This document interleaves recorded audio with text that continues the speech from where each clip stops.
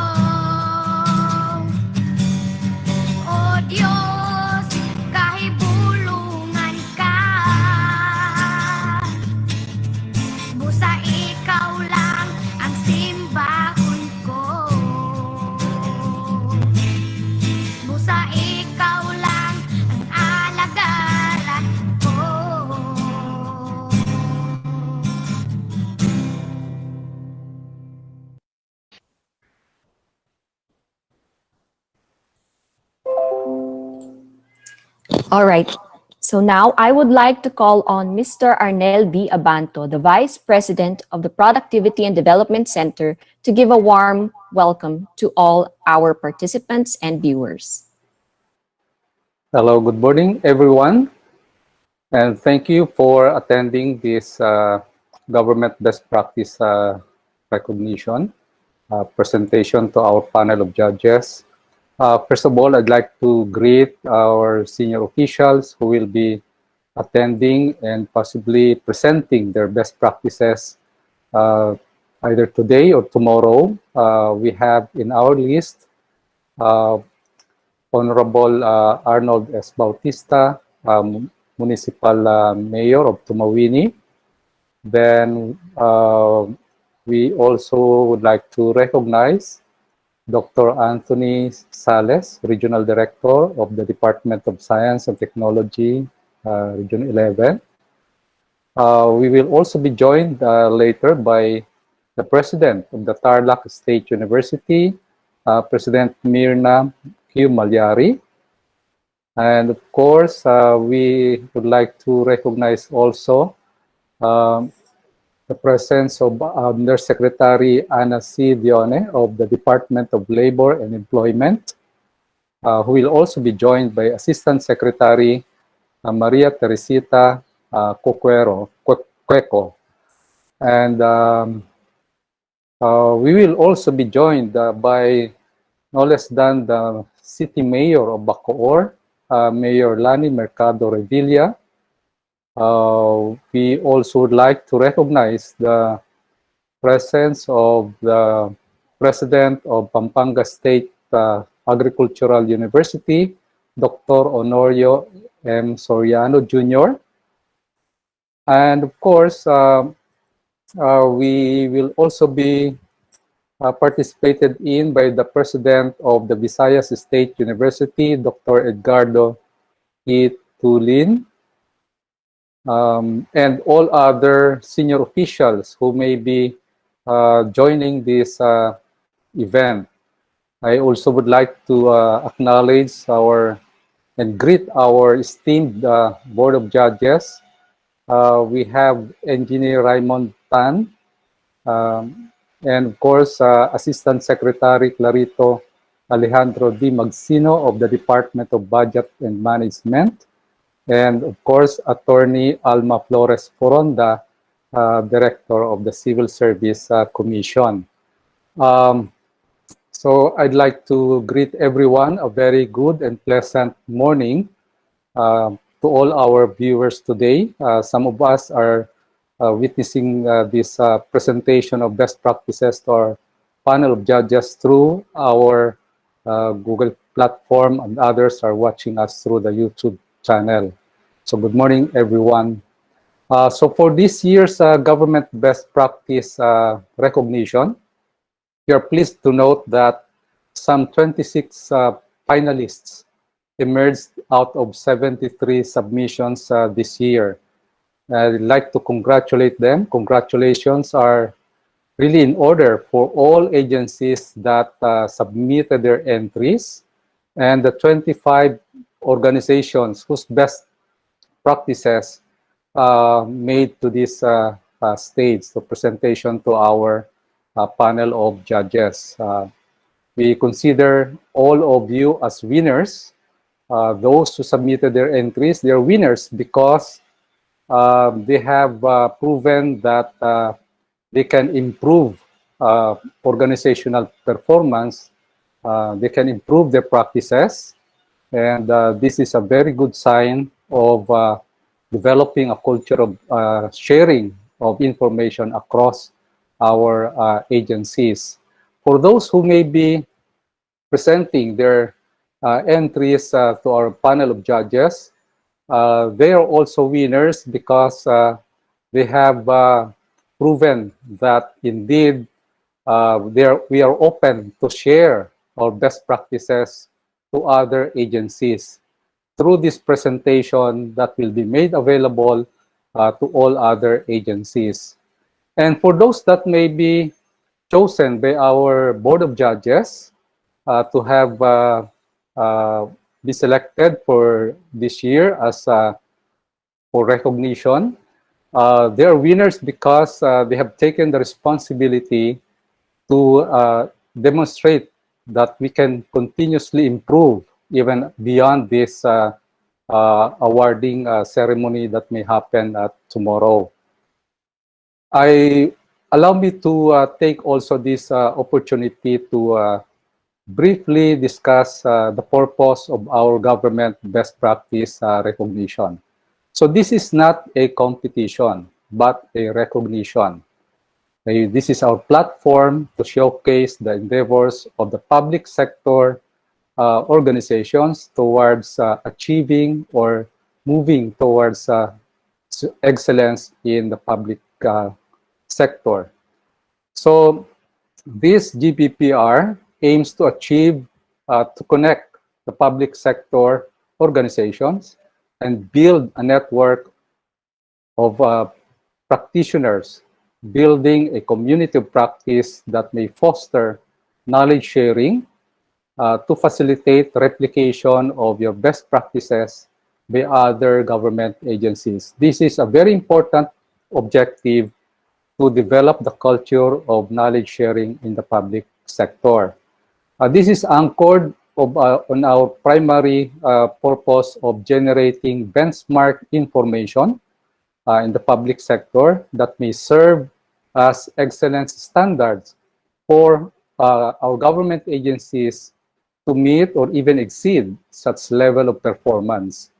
So we are looking forward to see more benchmark information, say, in delivering regulatory services, delivering programs-related services, public goods, or even best practices in improving our internal support processes like HR, managing logistics, even improving the procurement processes, and other internal processes. So by this, we should be able to come up with those benchmark information arising from the entries of our government agencies. The second and most important objective of this program is to accelerate performance improvements to help bring our government closer to the people. This is the most important objective. By doing this, we contribute in sustaining better performance results, meaningful results in the entire bureaucracy. We must now view other finalists or participants not as rivals or competitors, but rather as contemporaries in promoting and accelerating innovations in the public sector, thereby contributing to national productivity and nation building. In fact, let me just share that recently we have witnessed partnerships and networks formed among agencies during the government best practice recognition presentations. In one such case, a local government unit approached a state university and college in the interest of developing a partnership to create the successful livelihood program that the SUC presented as their best practice. Through the GBPR, we hope to develop and share this community of practice among public sector organizations. So for our presenters and audience, we encourage you to pay close attention to the presentations that you may find best practices that are worth benchmarking or adopting. Or perhaps these best practices may inspire you to craft your own practices. Note that while we are looking for benchmark information, we don't have to be the best. The most important thing is to do better, do good, so that by that motivation, we continuously improve and excel in many areas to bring better services, meaningful services to our citizens. So for those who wish to find those best practices to emulate and adopt in your own organizations, I will encourage you to visit our Center of Excellence in Public Sector Productivity Knowledge Bank through our website. And you'll find there the best practices or entries before, all those submitted throughout the years. And even those entries this cycle will be uploaded there. And that should be a very rich knowledge bank for us to learn and connect with other agencies with the endeavor of really continuously improving our services, our processes, and our programs. Having said those, I wish everyone all the best in their presentations for the next 2 days. Incidentally, I would like to note also that we have some government agencies, to my surprise, at this point, they are also having their own internal best practice recognition. And unfortunately, I cannot join them. They were asking us to join them, but I said we have this program running on. So you can also do that, that kind of mechanism within your agency, come up with best practice recognition, and then encourage the sharing of these best practices. So muli po, magandang umaga po, mabuhay po tayong lahat, and we wish you all the best.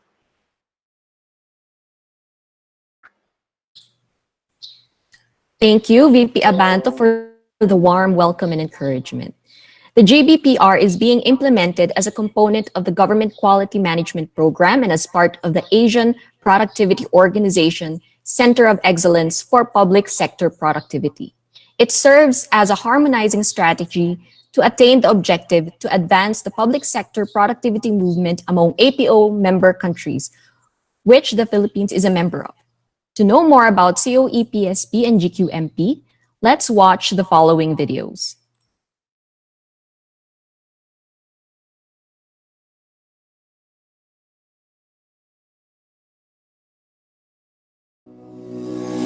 We share time to help others. We share efforts to lift a burden. We share our lives to see more smiles. It's our value for shared responsibility. It's our care and empathy for our fellow citizens. It's our loving and deep concern. In the Philippines, we simply call it malasakit. And we believe that malasakit is at the very core as we envision a people-centered and efficient governance through strengthening public sector productivity.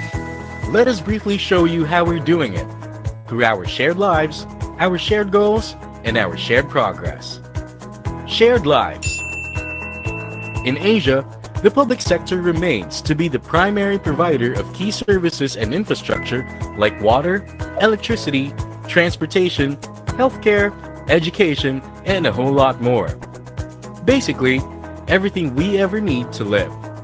Thus, when we improve public sector productivity, we make our shared lives better. In 2015, APO designated the Philippines as the Center of Excellence on Public Sector Productivity. However, this does not end with just a recognition.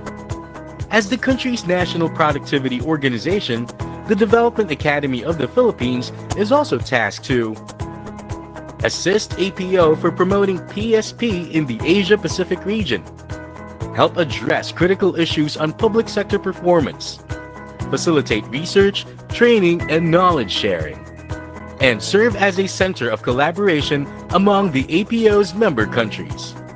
With DAP's experience and its numerous partners here and abroad, we're positive that a bright future lies ahead. Shared goals. But how exactly are we going to achieve our shared goals?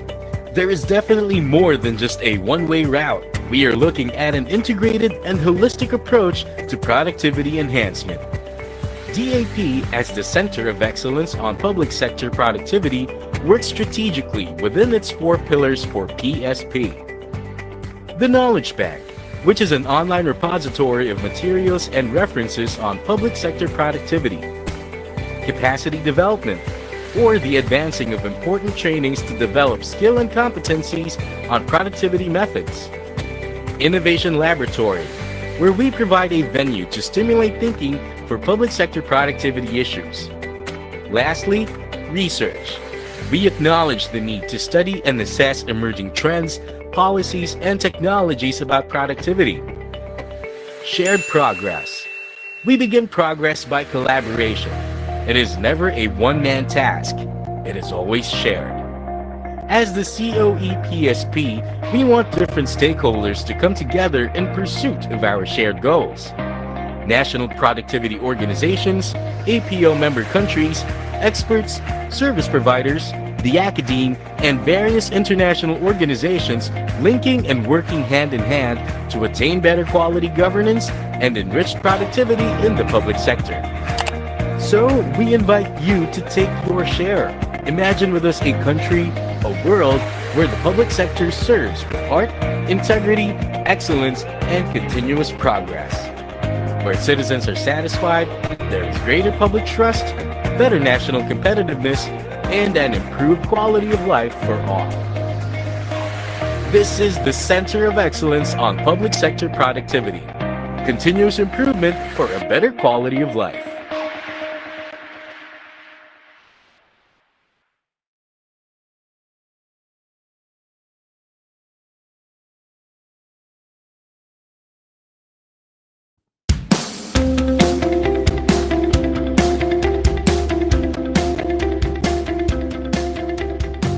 For me, an ideal government is the one that for the people, of the people, that is responsive to the actual and ever-changing needs of its people. A government that I could consider ideal is a government that listens to its people. It's all about lakas, talino at buhay. Sa healthcare, walang room for error. Kasi pag nagkamali ka, napakalaki ng impact. Ang quality ang pinaka-core ng lahat ng trabaho at operation sa ospital. Ako po si Estela Mabalot, mother ni Regina Mabalot. Na-diagnose siya na may cancer, lymphocytic leukemia dito sa PCMC noong 15 years ago. Salamat ako dito ko dinala yung anak ko kasi talagang mapipil mo na hindi ka lang pasyente para magiging second home mo na eh. Nagiging ingrained sa lahat ng empleyado namin. Pagpasok pala ng pasyente, paghiga niya sa kama, pag-deliver ng services at paglabas. Kalidad yun ng serbisyo. The mandate of DepEd Mandaluyong is to deliver quality basic education services to all of the 23 schools in the city. And true to its mandate, we have ensured that we will be certified to a quality management system such as ISO 9001:2015. SDO Mandaluyong has always been aware of the needs of the teachers. They conduct needs assessment. That's why they provide for us are really those that we need.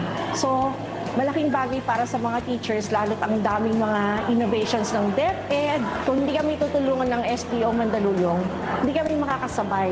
We conduct training for teachers for them to improve on the standards under the Philippine Professional Standards for Teachers. Before QMS, PSA kasi came from 4 different agencies. So you can just imagine anong culture ang dala-dala ng bawat isa. So with QMS actually, there's this sort of unifying effort kasi now we have one system, one process that everybody should follow. So it helps us be more productive and now be more conscious in customer service. Isang klaro sa amin is yung pagiging conscious about satisfying yung customer. Now we are looking also at KPIs na nagpo-promote ng comfort level ng mga customers namin. Kumusta ba yung cleanliness namin, timeliness, even yung temperature, we monitor it. Kasi nga, dapat maging comfortable yung customer. These are part of the good things coming from QMS. Yung PSA natin ngayon is napaka-comfortable ngayon kasi aircon na siya. Then second, swabe yung transaction, napaka-smooth lang. Waiting time mo, 30 minutes, 45 minutes, okay na. Then, napaka-hassle-free. I think it's very important to all government agencies, even in private organizations. Specifically for PSA, the products that we are producing are of integrity, honesty, that each and every one of us must conform with our corporate values. PSA must produce data beyond reproach. Actually, help us make sure that PSA perform better. We were able to navigate in reducing, if not streamlining of the different processing units, especially in the civil registration unit. I think that the testament to all of this is the number of awards that Muntinlupa has received through the years. Most noteworthy is the back-to-back win for most business-friendly LGU. That award speaks highly of the competence the city has manifested. People have come to appreciate that. Not only businessmen, but ordinary folks. They want to start a new business. Entrepreneurs engaged in a business. Ako si Luke Makababan. Ang produkto po namin ay honey wine at honey-based fruit wines. Marami silang mga programa na naibigay sa tulad namin mga small entrepreneurs. Mabilis na ang pagkuha. So in 15 minutes, makakuha mo na yung mga permit mo for business. Like before na marami kang pupuntahan, ngayon meron silang one-stop shop. Salamat sa QMS kasi PSA ay mas improve, mas magaling at mas magandang serbisyo ang naibibigay sa publiko. Everybody happy! The Quality Assurance Management System, we hope that the PSA will be one of the best government agencies, and we assure you that we will serve you the best that we can. So we need stability. ISO gives us that. We will continue to innovate. We try to make it better for everybody because at the end of the day, the real winner here is the people. Na ang quality, hindi tumitingin kung mahirap yan o mayaman yan, babae, lalaki, pare-pareho sa lahat. Ibibigay pa rin natin ang serbisyo na magdudulot ng parehong resulta para sa lahat.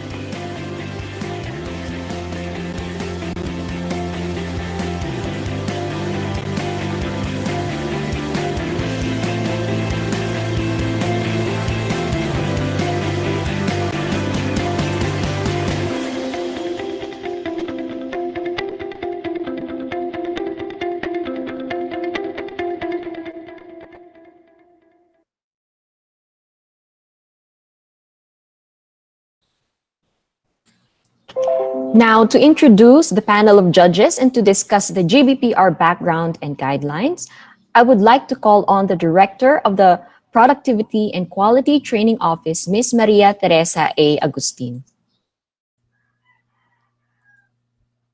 Okay.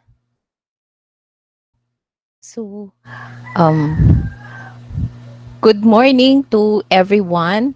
So it is a great honor and privilege for me to introduce to you our panel of judges for the GBPR 2020. So our panel of judges is composed of representatives from the Civil Service Commission, from the Department of Budget and Management, and from the private sector. He is also serving in the public sector in his special assignments. Okay, so let me introduce our distinguished panel of judges. Okay, so let me start with the lady first. Okay, so our panel of the member of the panel of judges, Attorney Alma Flores Foronda, is a lawyer, and she is serving as Director 4 of the Office for Legal Affairs of the Civil Service Commission. She also previously served as an Assistant Regional Director of the Civil Service National Capital Region. Okay. So that's Attorney Alma Flores Foronda.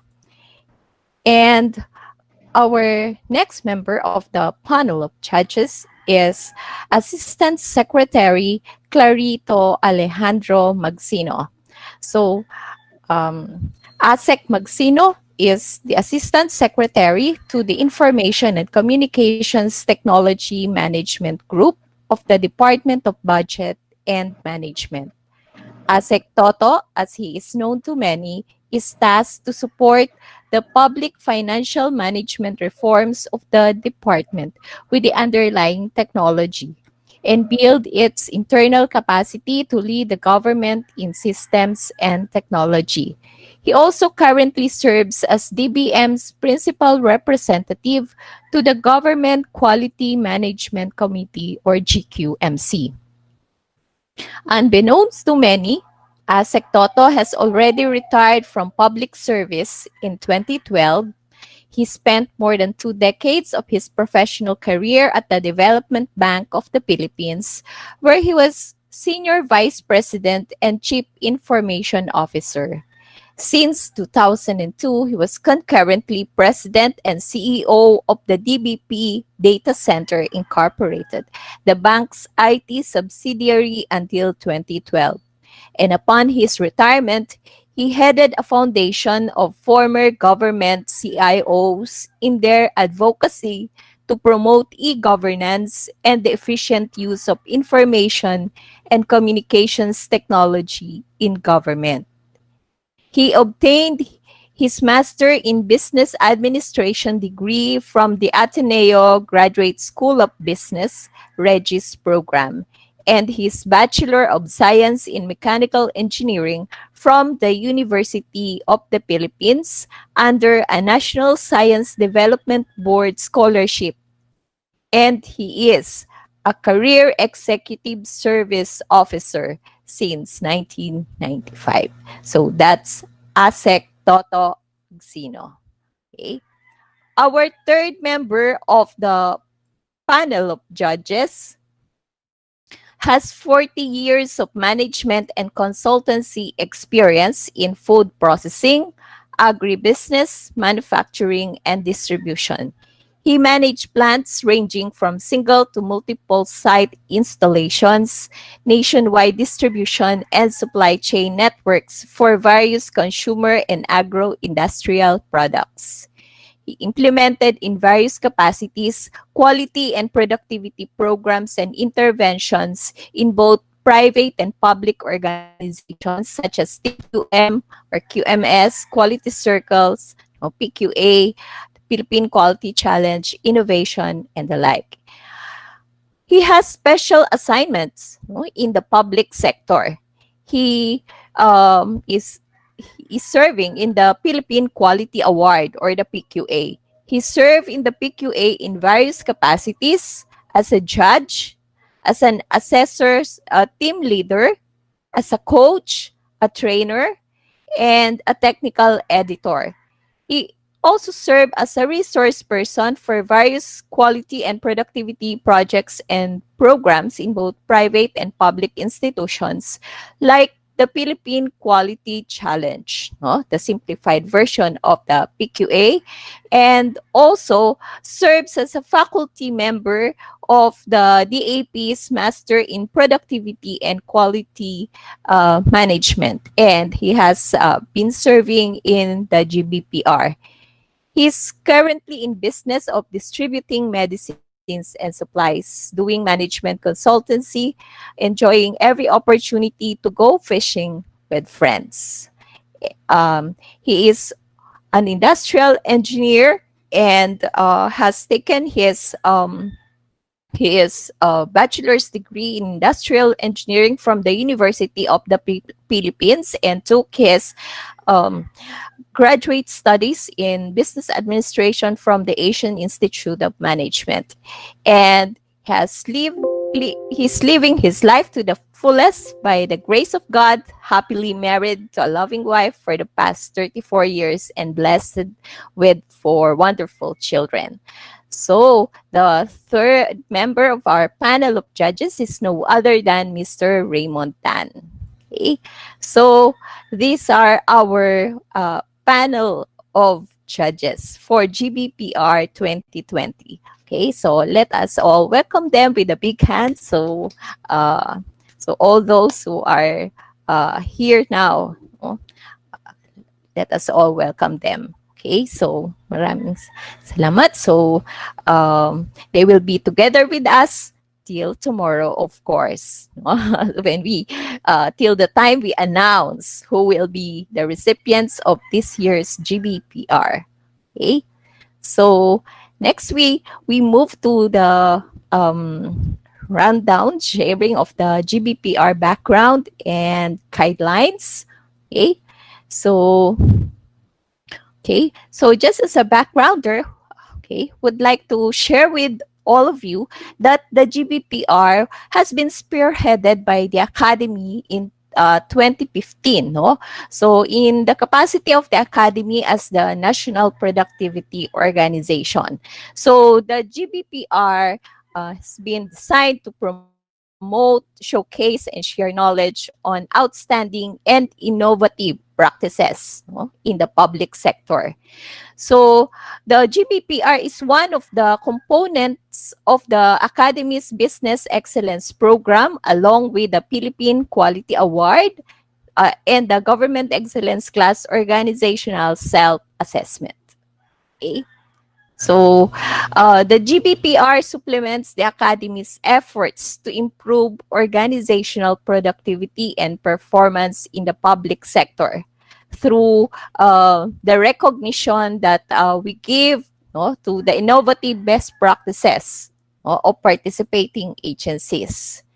And for your information, the GBPR is jointly supported, no, by the APO Center of Excellence for Public Sector Productivity, no? Because the DAP has been designated by the Asian Productivity Organization as the COE for Public Sector Productivity. And also, this is supported by the Government Quality Management Program, no, of the national government. Okay. So the GBPR complements, no, the Public Sector Innovation Laboratory component of the Government Quality Management Program. So through the component of the Public Sector Innovation Laboratory, so the GBPR is able to capture innovative and transformative ideas, approaches, and solutions of different government agencies that helps in improving the quality and impact, no, of these practices into the respective services to the public. Okay, next. And through the Center of Excellence for Public Sector Productivity, no, the GBPR fosters innovation and future thinking in the public sector, and it helps to widen the access of the public, no, to quality information, no, by integrating the COE's PSP knowledge management. So the best practices of the government agencies, no, are shared, no, in the COE PSP's knowledge bank, no, and so through the COE PSP, so the knowledge bank serves as a direct source of information, no, for the public, no, to access, no, the different best practices in the public sector. No? So this is being hosted and managed, no, by the Academy's COE PSP. Okay, next. And so this GBPR has been an offshoot of the Academy's project requests to the Asian Productivity Organization's Technical Expert Services in 2015. And this has been part of the professional inputs for setting up and implementation of the program through the APO's Technical Expert Services, no, through the deputation of Dr. Robin Mann. Also, this GBPR has been patterned after the International Best Practice competition, no, founded by the Center for Organizational Excellence Research. Okay, and next. Okay, so in 2015, so the Academy introduced the Government Best Practice Competition, no, or GBPC. So the launch of the first GBPC took center stage at the 4th International Best Practice Competition, which was held on November 26 to 27, 2015, during the first International Conference on Productivity and Innovation held here in Manila. So initially at that time, there were 28 best practice entries submitted from 16 organizations. And out of the 28 entries, 8 were selected as the winners for the year 2015. Okay, and in 2016, the Academy was able to conduct the GBPC. Instead, we have planned for a bigger comeback in 2017.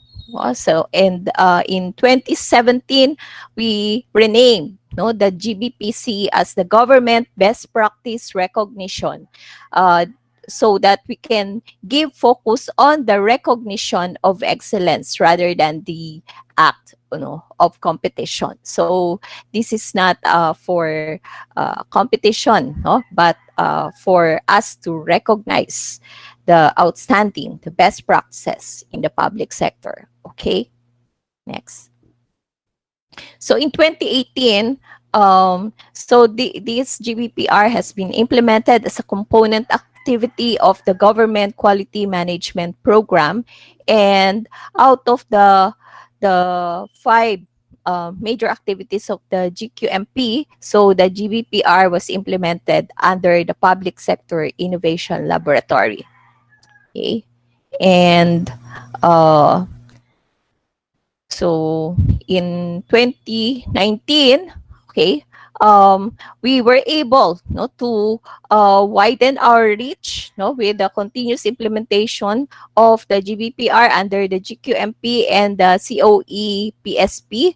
And we have, for 2019, we're able to gather a total of 146 GBPR best practice entries. So it's a historical feat for the GBPR, and 8 GBPR 2018 best practice entries have been so out of that 146 best practice entries, 7 have been selected as winners, and those best practice entries have been uploaded to the knowledge bank of the COE for public sector productivity. Okay, next. And for the first time also, we were able to have the promotion and replication of the recognized best practices through the conduct of the first GBPR Best Practice Forum. And we're able to share with other participating agencies the practices of recognized best practice entries. So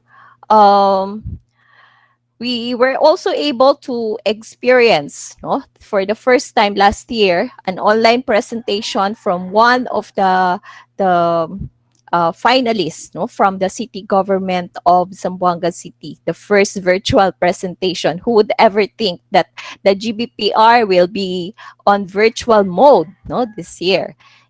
So we started with it last December. And there were 146 best practice entries submitted from 96 government agencies, and 7 entries have been selected as the winners. Okay. I think for this year, there's a total of about 76 entries submitted, and out of that, 26 have been selected as finalists for this final presentation to the judges. And we have a spin-off of this GBPR 2020 into the COVID-19 response track.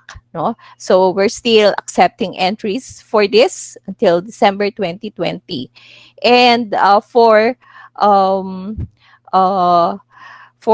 all those years, we have a total of 25 GBPR recipients from 2015 to 2019. Okay, that's just to share with you all the milestones that we have reached up to now, and you are all part of these milestones that we have achieved. Just to give you this food for thought from Dr. Robert Camp. So he is a leading author on benchmarking and best practice. So he said that there is no single best practice because best is not best for everyone. and every organization is different in some way, different missions, cultures, environments, and technologies. What is meant by best are those practices that have been shown to produce superior results, selected by a systematic process and judged as exemplary, good, or successfully demonstrated. Best practices are then adapted to fit a particular organization. Okay, so we move now. So we'll just share with you the other recipients or the recipients of the GBPR 2015 to 2019 later during the break. And we move to the guidelines. Okay, so these are the criteria for our GBPR 2020. So we have first, the level of deployment, which constitute 10%. So this refers to the extent by which the submitted practice is being applied or implemented to fulfill the mandate or achieve the goals or targets of the organizations. So it involves the regularity by which the practice is being applied or implemented and the consistency by which it is being used by the target users or stakeholders. So another criteria is on innovation. So this constitutes 20%, and this refers to the meaningful change done to improve the products, processes, or organizational effectiveness, and so that it creates new value for the stakeholders. And another criteria is the best practice performance. So this refers to the results. So this constitutes 30%. So this refers to the improvement in the organization's achievement of its target and improvement in all key areas, such as product, process, customer focus, workforce, leadership, and governance, and so on. So those are the three. So we still have another part of the guideline, the criteria, Jill. Okay, so the best practice evidence. So this constitutes 20%. So this refers to the tangible and intangible proofs that validate the practice good or best practice status, including awards, recognitions, and honorable citations received for that practice. So that also covers positive customer feedback, replication, and benchmarking with other organizations, including researches or studies done that will have to affirm, demonstrate the effectiveness of the practice. Then replicability is another criteria. So this constitutes 10%. So this refers to the potential for the practice to be replicated, to be done by another public sector agency. And the next criteria is the review or next steps plan. So this refers to the steps taken to ensure sustainability of the practice. So it also looks into the plans for the future of the program. Okay, so here each team for the presentation will be allotted a total of 20 minutes. And the time allocation is as follows. Okay, so you have 2 minutes for setting up your presentation, 8 minutes for your actual presentation, and 10 minutes for the question and answer portion by our panel of judges. Okay, so that's a total of 20 minutes. Then a warning bell will sound. So there will be a honk with 2 minutes left to go. And a final ring will sound precisely on the 8-minute mark to signify that you have to end your presentation. Okay? So the presenter must close the presentation at the 8-minute time. And so maximum of 15 seconds will be given after the honk for the wrap up of the presentation to move on to the question and answer portion. So in case the participating agency is able to deliver the presentation in less than 8 minutes, then the remaining time will be added for the Q&A portion. So the representatives, no, must keep their cameras on while making the presentation until the end of the question and answer. So when their presentation has ended, they must turn off their videos and keep their mics on mute. Okay?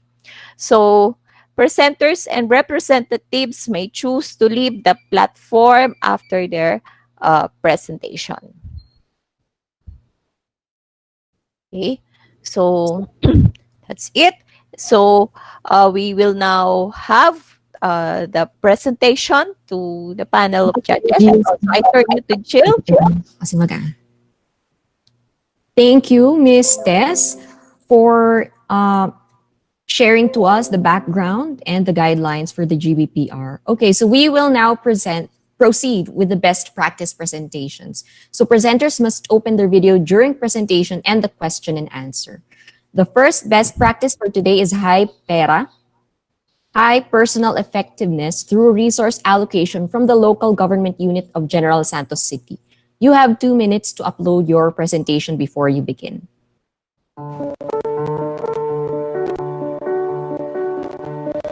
Managing the premier workforce of public servants in the city of General Santos entails implementing initiatives that primarily ensure satisfactory work performance, coupled with the intention to also uplift the living conditions of the city government employees.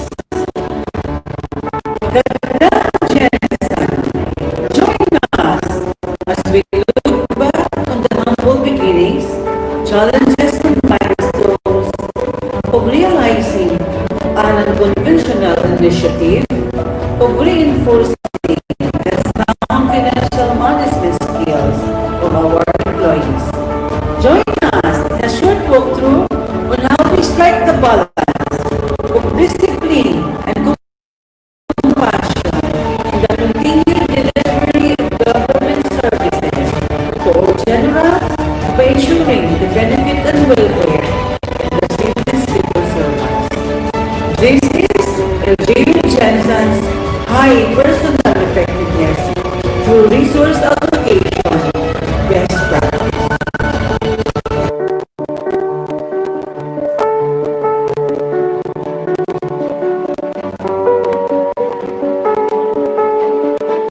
Founded on the philosophy that an employee's personal financial wellness directly affects one's enthusiasm and interest to work with efficiency and productivity, the Human Resource Management and Development Office has started the quest to formulate and implement a strategy that deals with the employee's lack of sound financial management skills by operating on a certain degree of discipline with a compassionate end in mind to implement policies and interventions helping employees to get through their financial struggles. High personal effectiveness through resource allocation, or High PERA, is an integrated, holistic, and inclusive intervention to instill discipline among financially struggling employees with compassionate gestures to help them cope with unending financial liabilities through loaning agencies and private lending individuals.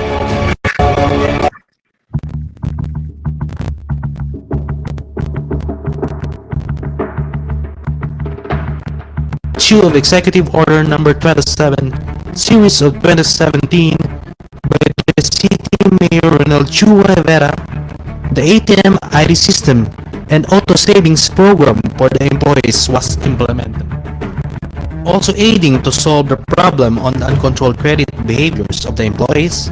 The local finance board of LGU General Santos filed and passed the local finance board resolution number 2018-17 for the establishment of the exclusive partnership with Land Bank of the Philippines. This is in the implementation of the One Bank policy consistent to the Executive Order number 36 series of 2017.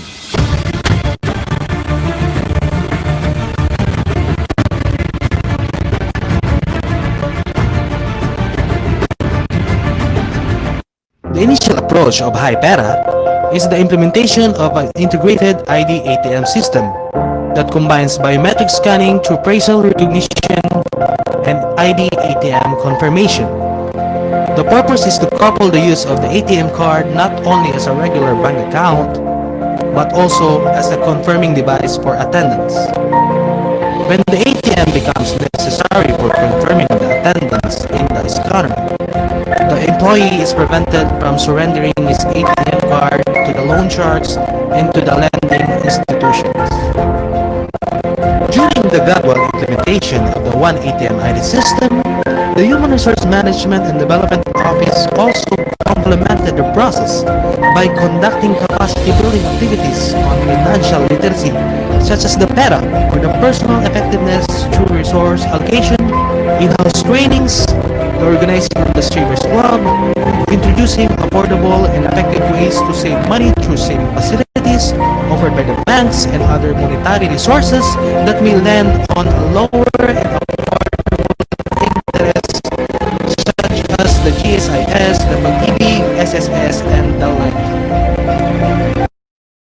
The Human Resource Management and Development Office has also been implementing other financial amelioration projects to uplift the employees' financial status. Employees have started enrolling to the Land Bank of the Philippines AutoSave program, a scheme that automatically sets aside a portion of the employee's salary to a savings account. Others have also joined cooperatives to expand their saving facilities. HIPERA has brought about a positive change on the number of employees who remain indebted to financial institutions. As you can see, the number of employees with 5,000 net take-home pay significantly reduced as the program implementation continued. To demonstrate the direct effect of the program to the employees whose net take-home pay is 5,000 when HIPERA was implemented, we can look into the recent individual ratings. Despite their financial struggles during the beginning of the implementation in 2018, majority of the employees are able to cope with the demands and standards of their work, as indicated by their positive IPCR ratings that are mostly satisfactory to outstanding. The ID ATM system has also improved strict timekeeping, kept the employees from pawning their ATM cards, and prevented the employees from loitering. Expeditious payroll preparation is also consistently sustained by the Human Resource Management and Development Office. This innovation has also paved way to the notable achievements that contributed to the winning of the People Manager of the Year Award for the Human Resource Management Development Office Department Head Ms. Lea White Tulimao, the Employer of the Year Award for the LGU of General Santos City, and the People Program of the Year Award regional level for the HR Talent Management Program. These awards were given by the People Management Association of the Philippines, or PMAP, during the 43rd PMAP Awards last July 2019.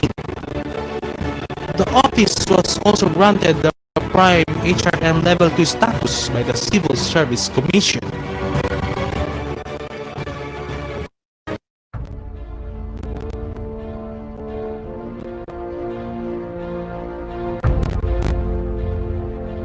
For the last 2 years of fully implementing the program, the focus group discussion organized by the Training and Evaluation Division, or TED, of the Human Resource Management and Development Office have provided positive indicators that the program is serving the purpose to which it was founded. Surveys, key informant interviews, and case studies were also conducted to affirm the positive feedback of the program and determine areas of improvement. Various government agencies, mostly LGUs, have conducted benchmarking activities in the Human Resource Management and Development Office of LGU Jensen that led them to discover that HIPERA is among the best practices of the city government, which directly benefits the employees and the city constituents. These have regarded the program as a brave attempt to implement financial discipline among employees, with a blend of compassion to help them cope up with the struggles of having too much debts. Interestingly, They have requested for specific details on how the program is being conceptualized, implemented, and innovated in order for them to adapt and apply the same in their respective agencies. Innovation never stops. The Human Resource Management and Development Office continues to find innovative ideas to further develop the program through benchmarking to other agencies, research and development activities, focus group discussions, consultative assemblies, and establishment of widened linkages and networks. In our continued quest for the welfare and development of our government employees, let us hear it from our dynamic city mayor, Honorable Ronald Chua Rivera. Consistent to the city's vision of becoming the green city of the South, HiPera aims to assist the employees in their personal quest to become financially stable, employing mechanisms of effective personal resource allocation. LGU Jensen believes that if employees are taken care of in terms of achieving financial freedom, their work performance is positively affected. Thus, they demonstrate a very satisfactory performance and services to the city government, and most importantly, to the city's constituents, our beloved generals.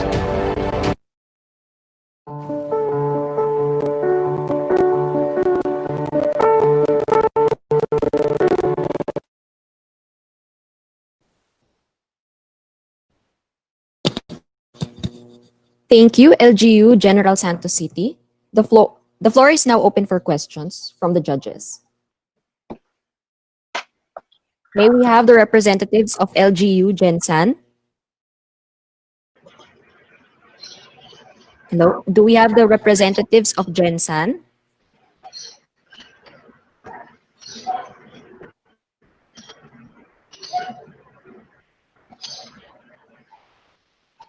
Hello? May we have the representatives of LGU Gensan?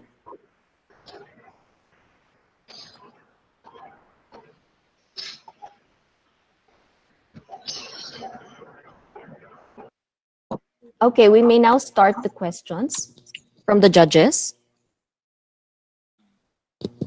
Okay, let me go first. Andyan na ba?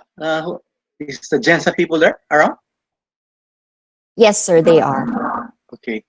Would you just kind of highlight your program? As I understand, you implemented an ATM system with ID, and your issue was the financial burden that your employees are having with all the loan sharks. Is that right?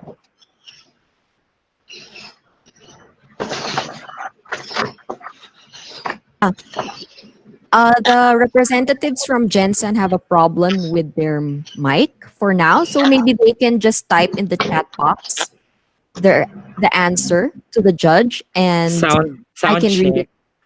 Ayan, Can there. you hear? We can hear you. Can you hear, ma'am? Yes po. Yes po. So you may now answer Engineer Tan's question. Our apologies for technical concerns we are trying to address here in our office, but nonetheless, for the video we have presented, that can be viewed over and over again with the link we shall be sending in the group chat.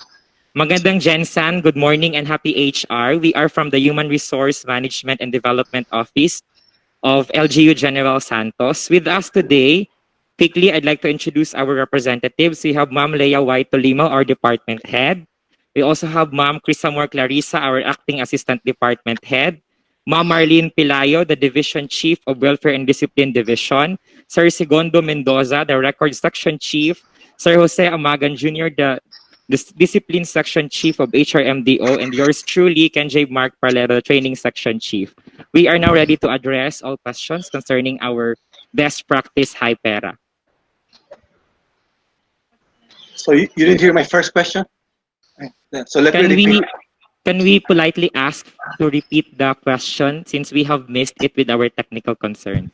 Okay. I just wanted to first clarify that your main concern in this best practice that is addressing it is you have some problems with your employees in terms of their financial literacy, and they are embroiled in a lot of loan sharks. Is that, am I correct? Good morning, sir, and happy HR. Yes, your question is correct. Actually, the idea of having this high PERA, the personal effectiveness to resource allocation, actually started with that idea that LGU is already, the employees of LGU are all indebted. The idea came when we received numerous complaints of our employees having debts outside.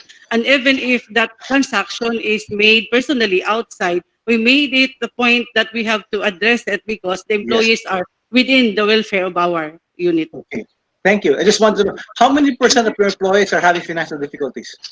Because you showed the target. If you can see in the graph, we started graphing or mapping the employees under, we call it the 3,000 Club.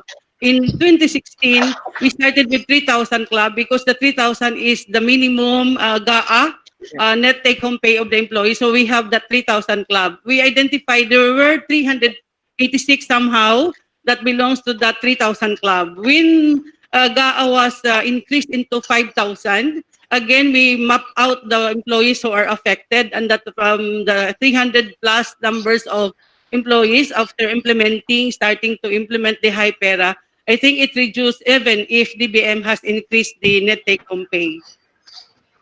So how many percent? The percentage out of 1,400? You have 1,400. Am I right? You have around 1,400 employees. Am I right? 1,400 employees and you have 300. Yeah, 383, 386 somehow. And your benchmark is less than 3,000 pesos. Yes, sir. Yes, take sir. on nila. But in your presentation, you made a new number which is 5,000 as the threshold point. 2016, it's still 3,000. Then it was eventually increased by the DBM into 5,000 in 2018, 2017. Na-increase ulit. So we have in 2016, 27% of the employees.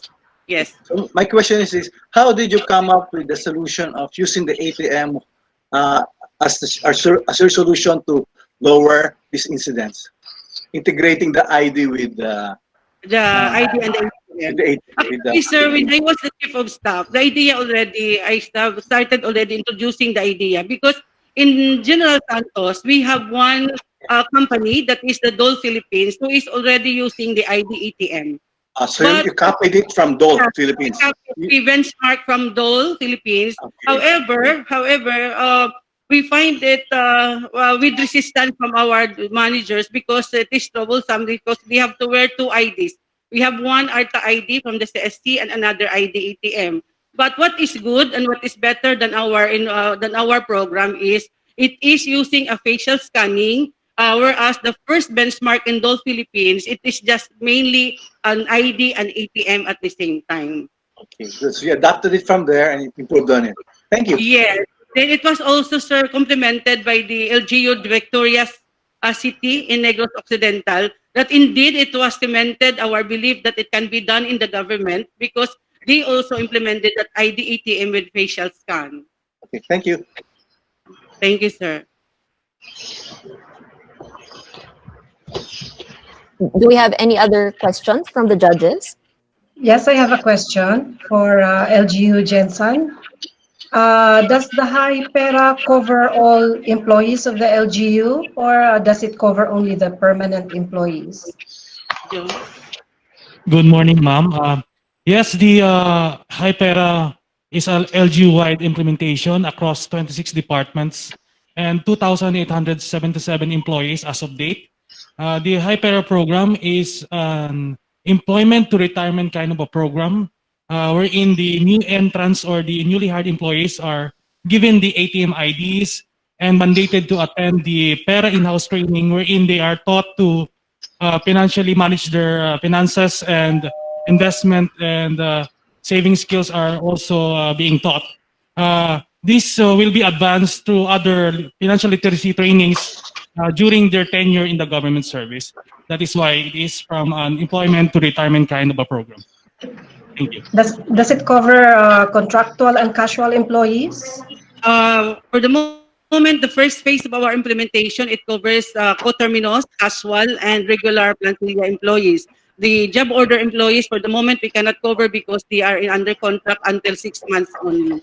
renewable if possible. So we cannot cover them for the meantime, but as our room for improvement in phase 3, we will try to cover them also, ma'am. Okay, thank you. Just very briefly, you did mention that you adopted the practice from the LGU Victoria City.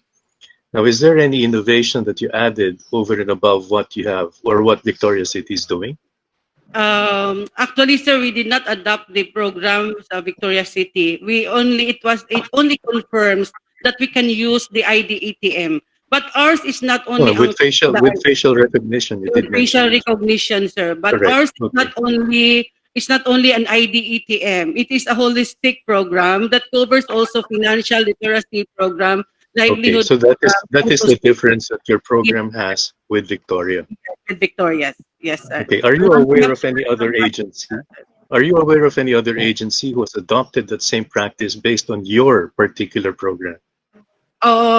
If it would be safe to mention that there are so many LGUs who also came to our office asking specifically for us to talk and to speak in behalf of them. How did we come up with this? Because in the government, it is very difficult to have our regulatory agencies like CSC and the COA and the BIR. So we, at the moment, we have no idea if they really have adopted already the program, but they have benchmarked a lot of LGUs also.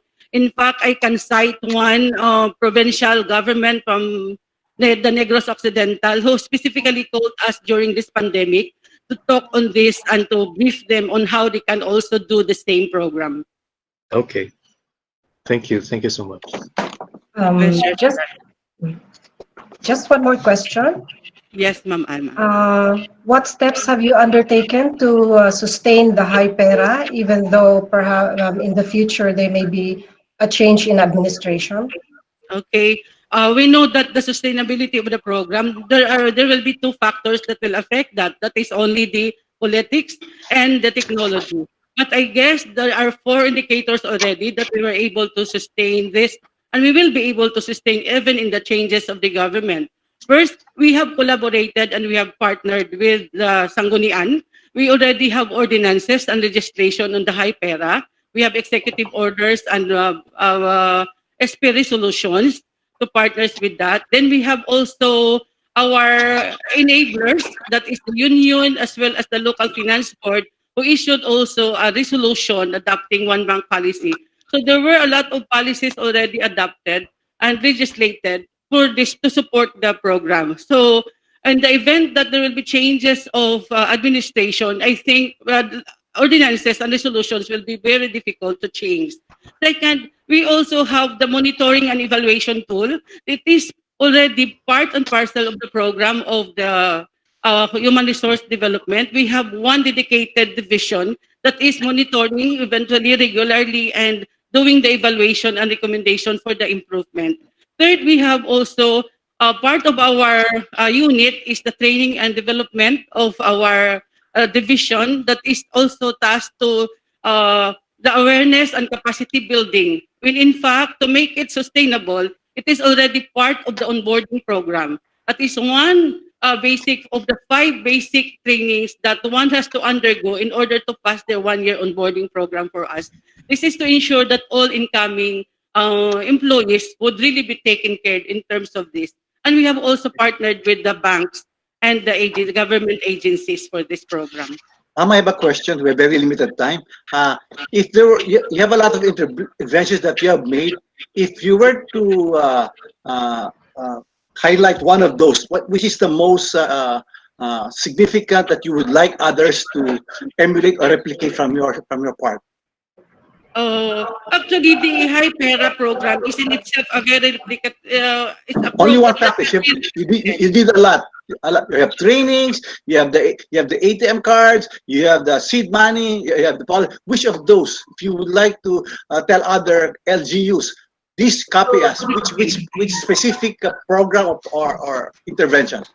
Actually, sir, this is an integrated and holistic program. So we cannot say that we have to replicate the training only, to replicate, because this is one network. We cannot do with one without the others, because this is a program that is civil service is trying to emphasize to us that the output of one unit should be the input of another unit. So it is a program that is started by one division and So you're has saying it's an integrated program.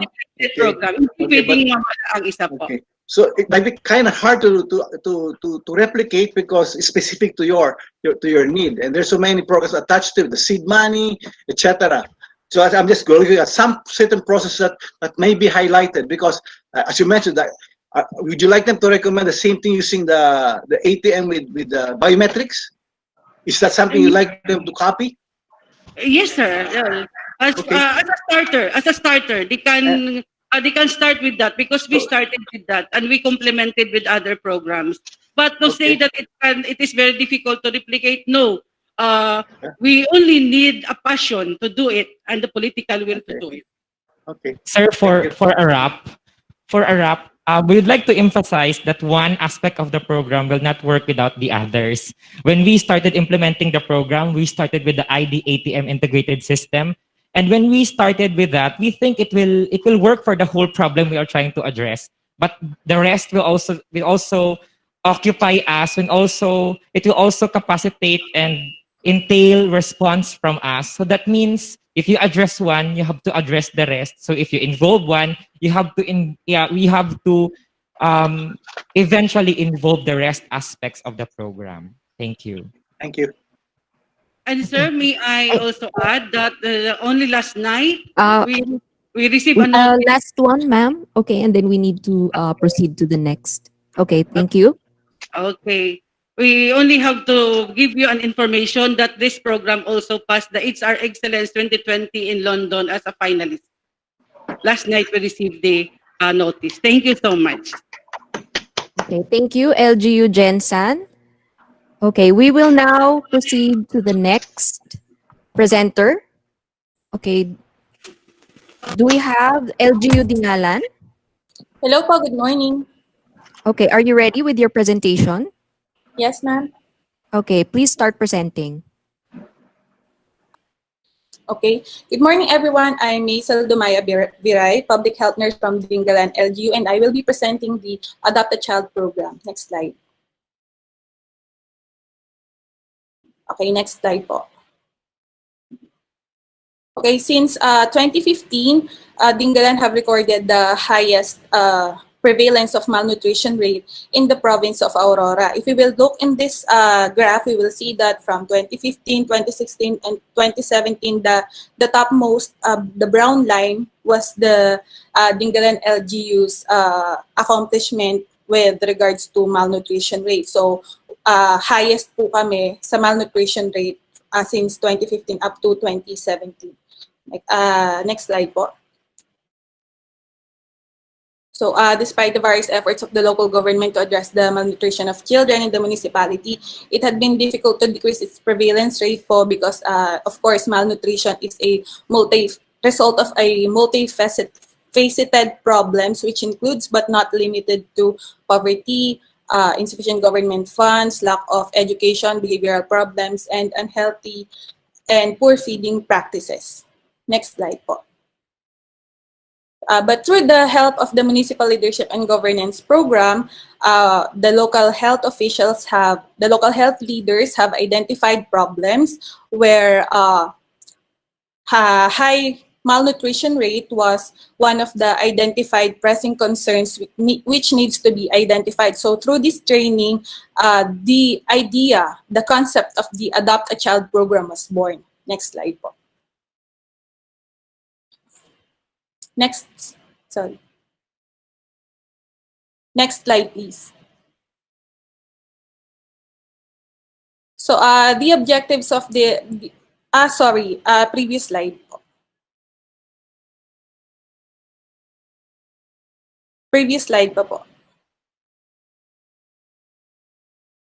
So, the Adopt a Child program was inspired by the Padugo or Padigo system, where the community helps a family or a friend in need by sharing a small part of their income, harvest, or meal. So, it is a form of bayanihan. So, in every Filipino household, it is common to have food leftovers, so regardless of their social status. So, this food were usually just given to pets or just thrown away. While it is also usual that some Filipino families doesn't have enough food in their table to be shared. So through the Adopt a Child program, it seeks to solicit a small portion of family meal to be given to an severely underweight child. So this help will be immaterial or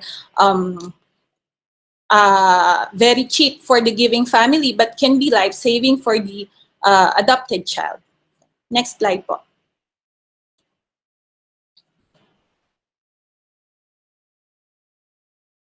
Sorry, next slide po.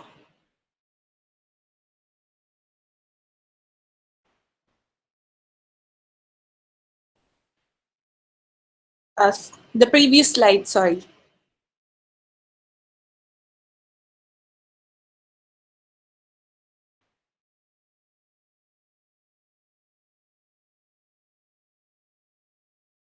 Okay, can we go to the previous slide, please? The one with the Adopt a Child program and picture on it.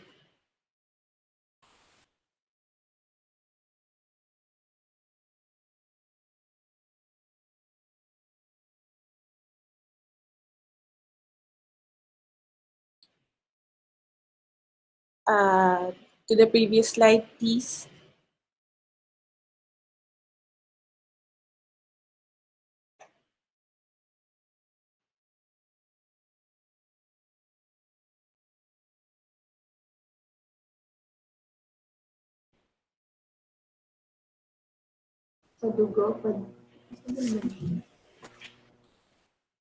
Ma'am, can you see the slide?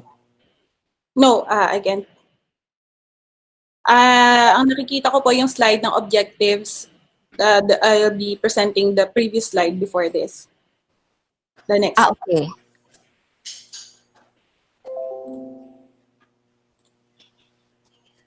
Sorry, haba presentation ko. This one. Okay, thank you. It's okay, ma'am. Nandun na po yung slide. Nandun na po yung Ito na slide. po. So, the Adopt a Child program was launched during the celebration of the 2017 Nutrition Month celebration. So, where the LGU offices personnel adopted severely malnourished children by setting aside a portion of their family meal per day to feed their adopted child for 6 months or until they regained normal nutritional status, so whichever comes first. This project started on July 15, 2017 and ended on January 15, 2018. But because of the high yield result of this program on the decrease of malnutrition rate, the barangay LGUs have also adopted this to be implemented up to the grassroots levels up to now. Next slide po.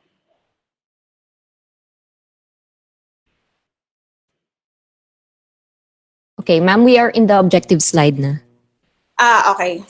So the objectives of this program, sorry, I'll just open my slide.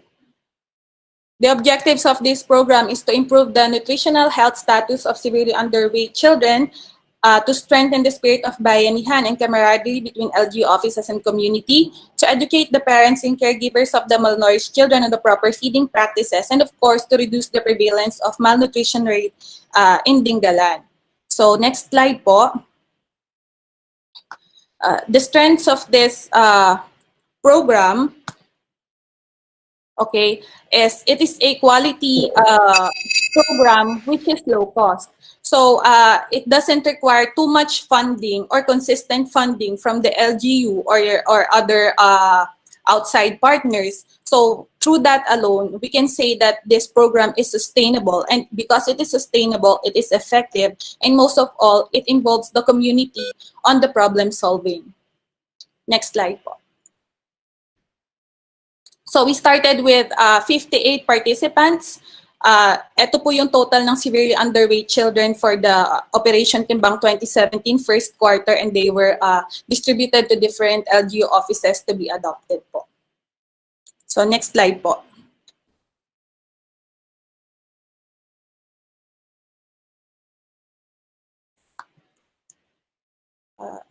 So on the following slides, here are some pictures of the launching of the Adopt a Child program, where we will see the adoptive LGU offices together with their adopted children and their parents. So let's just pass through slides na may pictures po para makita. Okay. Next po, until makita natin yung pie chart.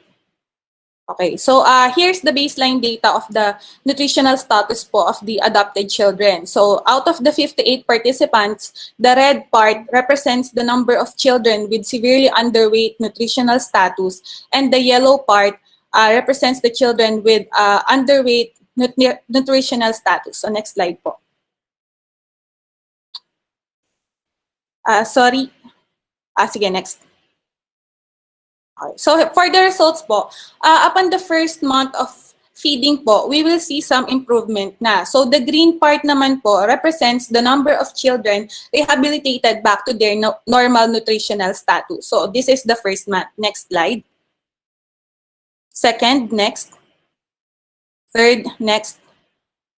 Fourth, next. 5, next. And here is the final accomplishment report of the Adopt a Child program. So upon the 6th month of feeding, we have rehabilitated 96% of those children having severely underweight nutritional status. So meron lang po tayong natirang 2 bata na isang severely underweight at isang underweight. So these children have medical conditions po, that's why they can't be rehabilitated. Pero we have proceed on treating these children po for their own good. Next slide po. Ma'am, your 8 minutes is up. So if you would like to wrap up or... Hindi ko pa. Sorry, hindi ko pa po kasi na-present yung yung AVP, the total presentation if I'm the one presenting is just 8 minutes. I think we can skip the AVP naman. So if that's okay, so if you can say a few words to wrap up your presentation, so you can proceed with the question and answer. Thank you. Okay po. So I'll just wrap up po with the with my presentation that the Adopt a Child program have dramatically decreased the malnutrition rate of Dingalan LGU from 11.48% way back 2016, and now we are only have almost 3.4% for year 2020. So mula po kami ay nangunguna bilang isang sa pinakamaraming malnourished children in the province of Aurora because of the Adopt a Child program. Now nangungulelat na po kami. We are on the 7th rank na po sa malnutrition rate. So that's all. Thank you. So the floor is now open for questions from the judges.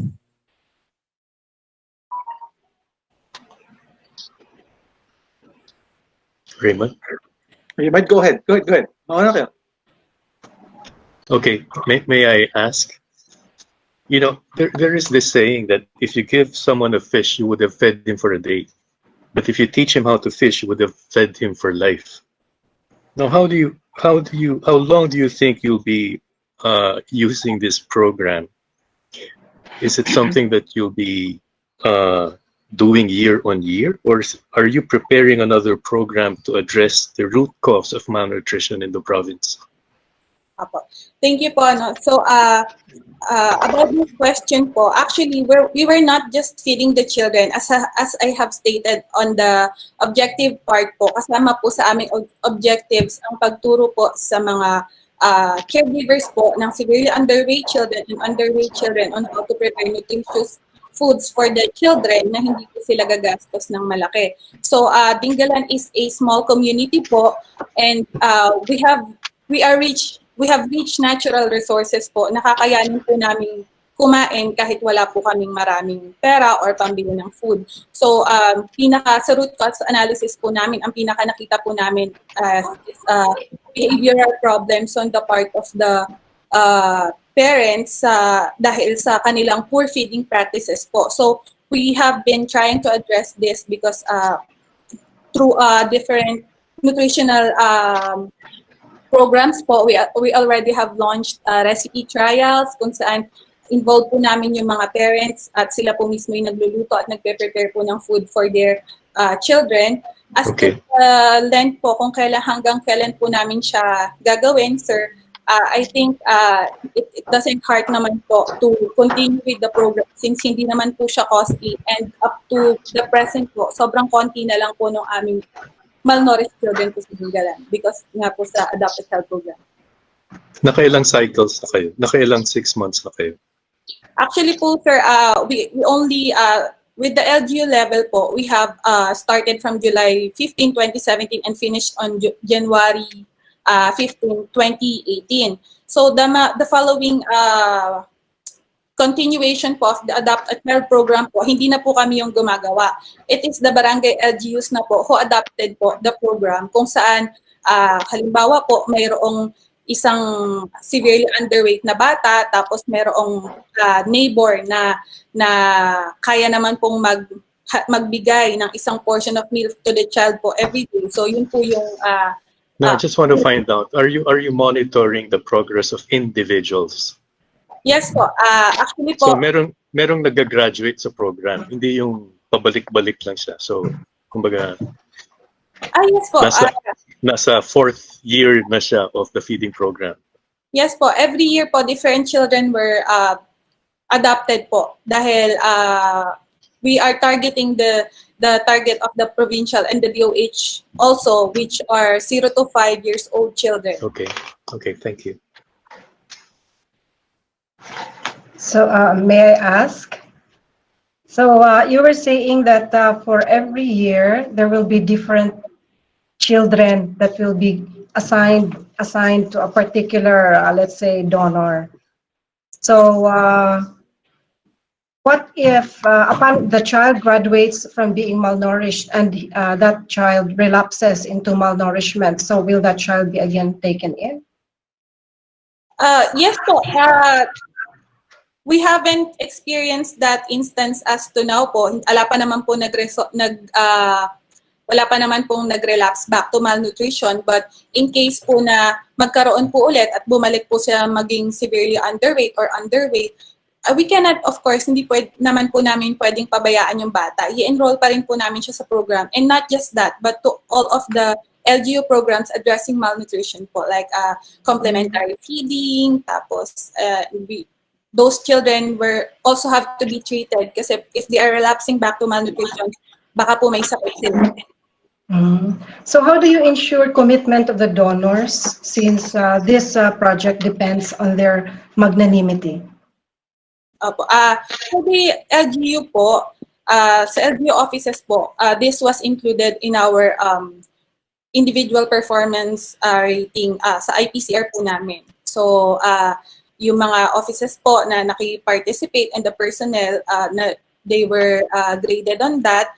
Tapos, pagdating naman po sa community, sa barangay level na po, ensuring the commitment of the adoptive families po is easy through coordination po with the barangay officials, monitoring po ng aming mga barangay nutrition scholars, and we also, sa Dingalan po, we have 1:20 household po na ratio sa aming barangay health workers. So it's not hard to monitor. And of course, we make it a point na hindi po siya magiging hassle dun sa adopting family at kailangan maging immaterial lang po sa kanila yung help na maibibigay dun sa adopted children para hindi naman po sila ma-burn out helping.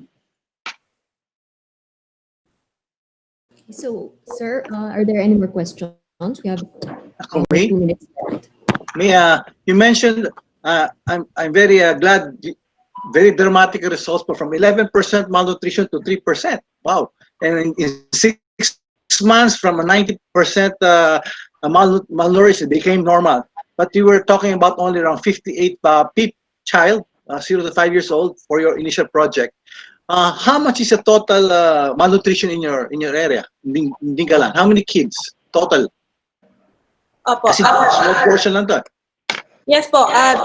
Yung rate na po na sir na yun, yung way back 2016 na 11.48%, if you will look at my slide po, then naging 6 point something% ng... Ilan yung 11? How many, in terms of numbers, ilan kids yun? 11%, ilan yun? Roughly? 1,000? 5,000? No, around 350s, ganun po. So 350 and you addressed 58. Tama, no? So Opo. parang, Yes po. kasi out of 350, 58 ang pinahilot ninyo. So parang 1/6 lang yon. So may another 5/6 na hindi pa na-address. And yun, in-address over time. Di ba? I was just, tama ba? 58 out of 3. Sir, actually po, the 58 po is the total number of the severely underweight children po in the whole municipality. So, hindi lang po namin naisama yung underweight lang po yung kanilang nutritional status. Pero lahat po ng severely underweight, sila po ay aming isinama. So sa total din ilan yon? Yung 58 na yon out of 360, sila yung severely? 100% na yon? 100% yun, bale? Yes, You address- 100%. Yes po. So you bet on 100% intervention on the highly malnourished. Yes. Tama, no? Very Yes. good. Okay. So I was just looking at, tanong ko lang, because ito, you tap the donors, and the donors gave food to specific children. But usually in a family, pag isang gutom, I'm sure there are 2 to 3 kids per family at least, a family of 5. Paano yung iba? Yes In that po. family? Yun po yung isa naming naging a problem then during the implementation kasi usually nga po these children doesn't have enough family food sa kanila. So yung mga adoptive officers po, mga adoptive employees po na nagbigay ng food dito sa mga bata, nakakita po kami ng concern at malasakit on their part kasi yung iba po nakita nila yung sitwasyon ng family, hindi lang sila nagbigay ng isang food. Kung maraming magkakapatid yung mga bata, binigyan na rin po nila. Hindi pwede isa lang kakain, di ba? Kung 3 sila magkapatid, isa lang papakainin nyo. Parang gano'n. So it's really more than 1. And you mentioned kanina that maraming pagkain sa Dingalan. No? Sabi mo, it's just a matter of knowledge. So was it the intervention of these people or was it the education and the training of it that really mattered? I think it's a combination of both po. At kasi tawag dito, yung pong aming mga mothers, minsan yung mga mothers po ng mga severely underweight children, minsan po marami silang magkakapatid, marami silang ginagawa, wala silang masyadong time para tutukan isa-isang pakainin yung mga bata. So they just So often lang, short me. Sa tingin mo sa malnourished, what is caused by education, what is caused by talaga walang pagkain, kulang? Because talagang kulang sa resort. Sorry, sir. Last question na po to before we head to our morning break. So, ma'am, please wrap up with this last question. Thank you. Po. Ano po yung question? Sorry.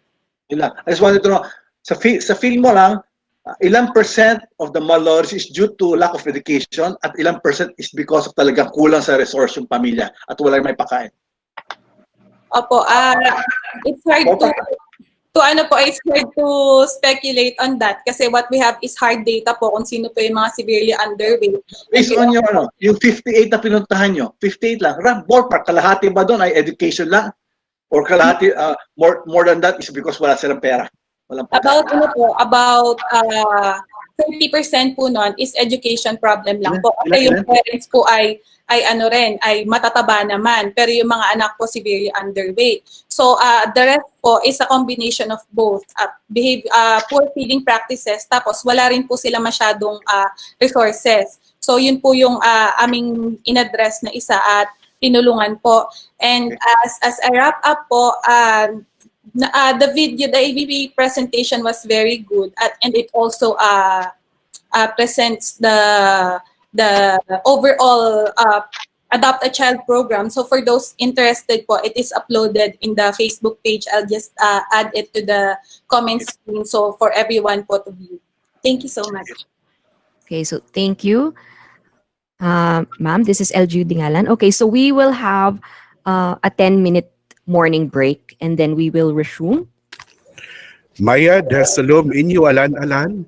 Greetings from the 7 tribes of Bukidnon, where Bukidnon State University is happily serving.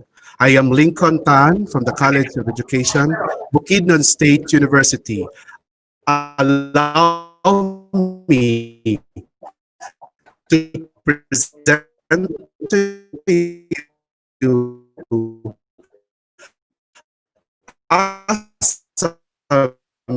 initiative of the College of education.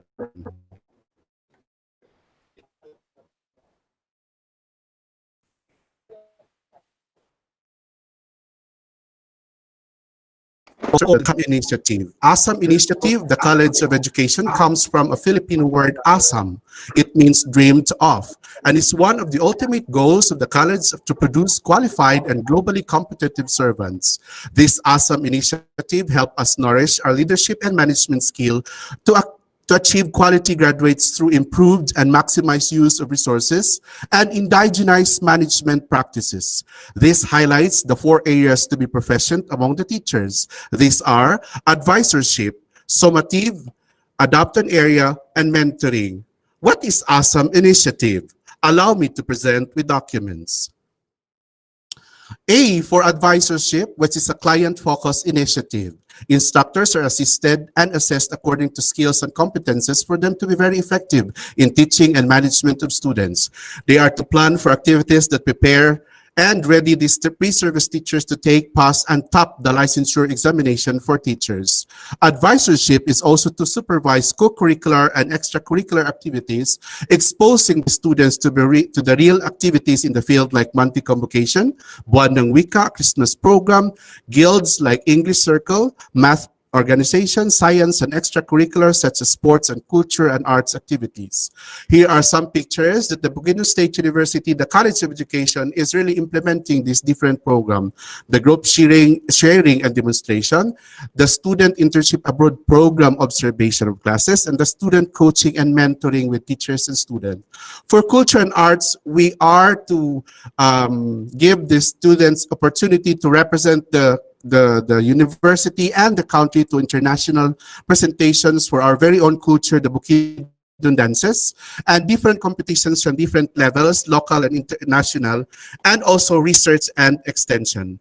Elementary and secondary school laboratories, same as the tertiary, teachers in the elementary and high school facilitate in organizing student, either academic or co-curricular and extracurricular, employing ASAM Initiative.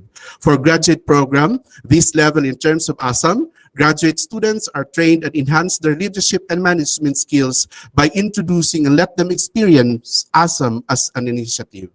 S for summative, which is performance-focused initiative. Instructors are required to conduct a summative test for baseline for promotion to the next level. If student failed to meet the requirements, the advisor is going to implement some intervention for a chance to stay and not be out from the college. For elementary and secondary school laboratories, principals and teachers must enhance their mode of assessing performance of students, honing them, become more responsible citizens, and ready to enhance skills in the professional world. Here are some pictures that would attest that we are doing oral exams and final defense. And this is an example of pictures, the third-year students in action with their personalized teaching methodology, presentation, and defense as their final performance. I'm sorry for that. I have here also some documents that would attest that we are doing written exams for preparation. We have here summative for the fourth-year student, the mock test. Then we have the preparation enhancement for the licensure examination. And of course, A for adopt an area, administrative focused initiative. Instructors are to identify area in the physical plant and facility to maintain and sustain its cleanliness and beautification, but with adherence to the standards implemented by the Office of Physical Plant and Facility. Instructors are required to participate in all activities other than instruction and projects aligned to the fourfold functions of the university, such as research, extension, and production. In here, instructors are to document, have some outputs, and submit a support documents for NBC and IPCR for performance. At the same time, the baseline for annual report of the college. I have here some pictures that would attest that students and instructors are exposed to different programs aligned to ASAM. Web for instruction, the COPT officers, organization, extension, research, and production. The school or the elementary and secondary school laboratories, teachers are required to identify some programs and activities where they can play or apply their leadership and management skills, and further helping these learners become aware of their limitations and responsibility as good citizens with good manners and right conduct. For graduate programs, coordinators and instructors are challenged to enhance and strengthen the learnings and applications of professionalism among the graduates and PhD students, expose the students to practice the competencies they need to develop as future school heads, district supervisors, and even to higher office and upskilling. 4M is for mentoring, personal focus initiative. Mentoring is honing attitude and values by sharing of knowledge skills from life experiences. Teachers are to select somebody to work with in making teaching learning activities become more effective, and sharing experiences may be done formal or informal. A mentor should take care and assure their mentee that they are not alone in dealing with the day-to-day challenges. Elementary and secondary school laboratories, the principals and teachers are required to improve the teaching performance of pre-service teachers by making them as supervising instructors. They are to give positive feedback on the teaching performance and attitude of SIP enrollees and give time for personal coaching. Teacher-to-teacher mentoring and coaching is the best culture to sustain. I have here some pictures to attest that these activities are done, like school visitations, class demonstrations, seminars, and mentoring. Level of deployment. This is a 3-year-old program serving more than 3,000 students, involving more or less 130 teaching and non-teaching employees from basic education to graduate program. We already had an advanced talk with the College of Social Development and Technology and the College of Business for the use of ASAM initiative. Evaluation, we have feedbacking, and research is best based on project. Here are the success and results. We have here the top 10, the top notchers from 2017 to 2019. And of course, we have the graphic presentation of the left performance, city and province recognition resolution, and best service unit college for 2019. And future plans, because of COVID protocols, coordination and meeting with HEIs within the region was deferred. If pursued, this can be replicated, effective, and maybe good flavor they could marry to their practices to be very effective, increasing and improving performance for licensure examination for teachers, other than board exam and much to functions of the college. Upgrade and enhance more the management strategy and able to come up with the write-ups for publication and introduction to other HEI. Ladies and gentlemen, madakol salamat. Thank you very much. Thank you. So the floor is now open for questions from the judges. I am requesting my college dean to be with me. Yeah, Mr. Tan, may I start? Do you have a particular key performance indicator that would measure? I mean, what key performance indicator or KPI are you using to measure the success of this program? Because our main objective, sir, is for the licensure examination, I guess the passers, percentage of passing for our teachers, and another is the top notchers, of course. Well, the top notchers is a consequence of the other people taking it, no? Pero yung percentage of passers is something that's within your control. What is your target? Because your last figure of 69% for BEE and 55% for BSE is a little low.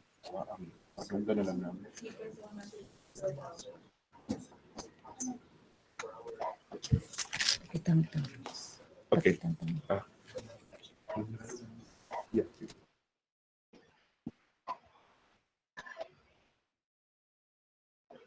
Yeah, were you able to get the question? You're on mute.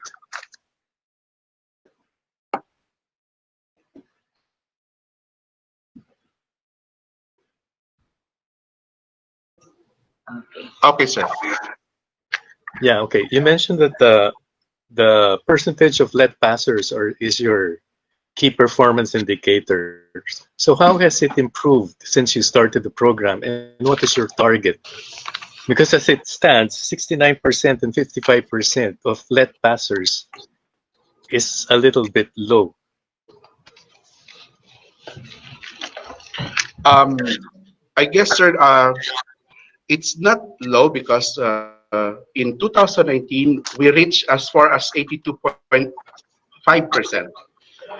I guess it's a big leap from 2017 to 2018. So this is a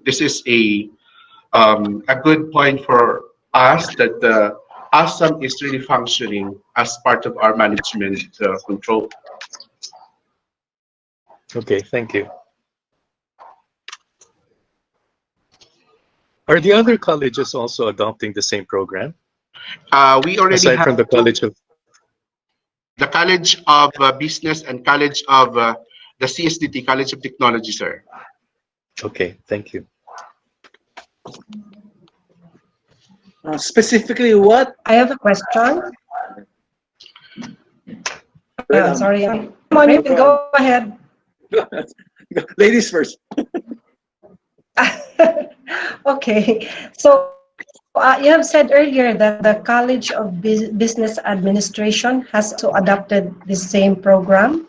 I can see that stands for advisorship. What's letter S?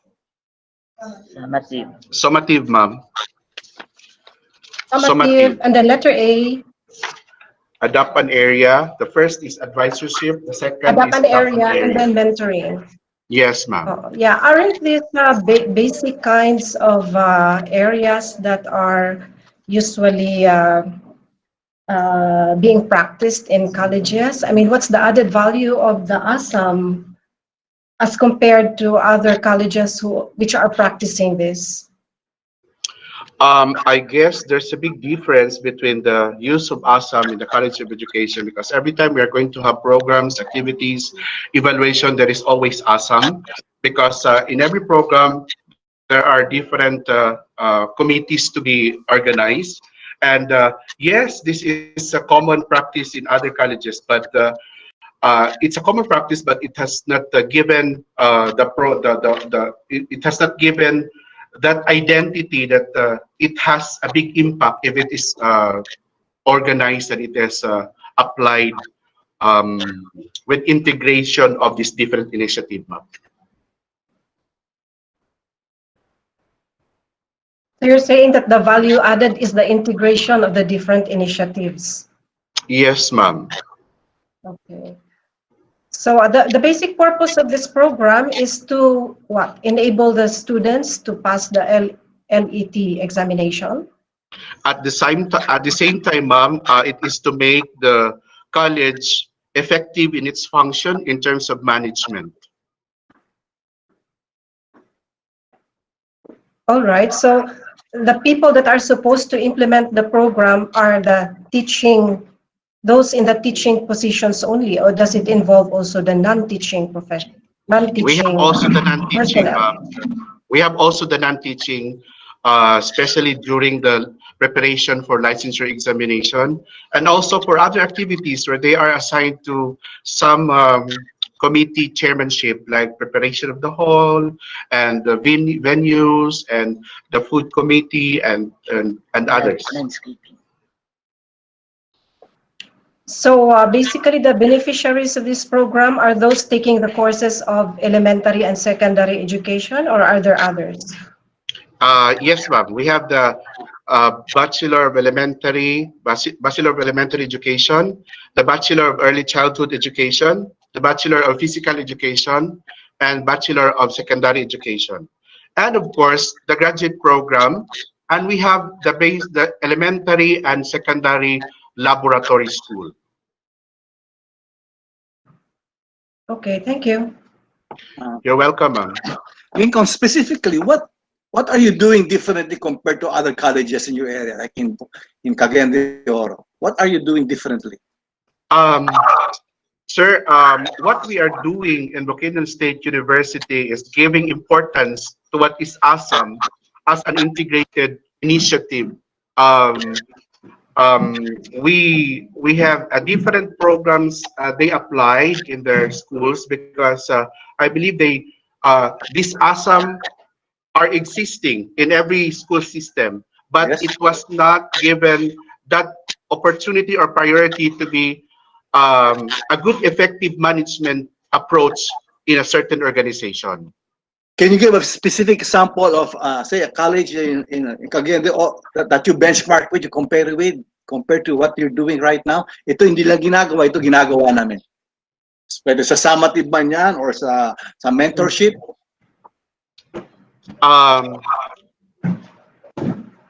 I cannot mention of the school, sir, because for ethical considerations, but based on the performance with the public schools or HEIs, I can say that Bukidnon State University is functioning differently from them because the development of our learners is holistically an approach where we don't develop these learners only to theories and theories and principles, but we let them expose what is best in the field, what is best in the community. And another thing, sir, is it is a college program, and we organize the Parents Teacher Association, which is common to basic education. But are others also doing a PTA or those things? Same thing with the exposing their students to the field out there on actual implementation of what they've learned? For us, sir, all we know is only Bukidnon State University organized the PTCA for college, tertiary level. Because the PTCA is common to basic education for elementary and secondary. So you have a PTA for college students? Yes, sir. Yes, sir. Definitely. Okay. Sir, my college dean wants to talk. Wants to add some ideas. Good morning, everyone. Actually, we also did benchmarking with other universities, not just in Region 10, but even in Cotabato and Davao. And then this PTA is an initiative based from the suggestions of the faculty and chairpersons of the college. So could you mention who did you benchmark with? Okay, we have representatives from our college who went to USM, University of Southern Mindanao, and also to USEP in Davao. And from their best practices also, we were able to gather some ideas from them. And based on suggestions from faculty and chairpersons and administrators of the university, we organized our PTA in the college level on the advisorship, based on the advisorship. With that, the teachers of our college have close contact with the parents that are assigned to them. Even the cell phone numbers and the Facebook account or messenger of the parents are being held by the teachers, and that's advisorship. So, Bali, we work together with the parents. And as to the question of Sir Magsino, sir, about the goal for our increase in the licensure exam, we are our college is a center of development, and we want to maintain or even increase or level up to a center of excellence. So we're trying our best to really increase the percentage of passing. And based on our data from 2017, we have the average across programs of 43.47% for the first timer. 2018 is 50.27%, and 2019 62.74%. And there is a rate of increase from 2017 to 2018, only 15.64%, while for 2018 to 2019, it's at 24.81%. Yes, sir, we agree to you that the accomplishment that we have is still low, and we are aiming for more an increased percentage of passing. Thank you very much. Okay, thank you. Thank you. That was Bukidnon State University. And now we will proceed with the next from the LGU of San Mateo Rizal. Are you here? Okay, so I will now present their AVP for their presentation.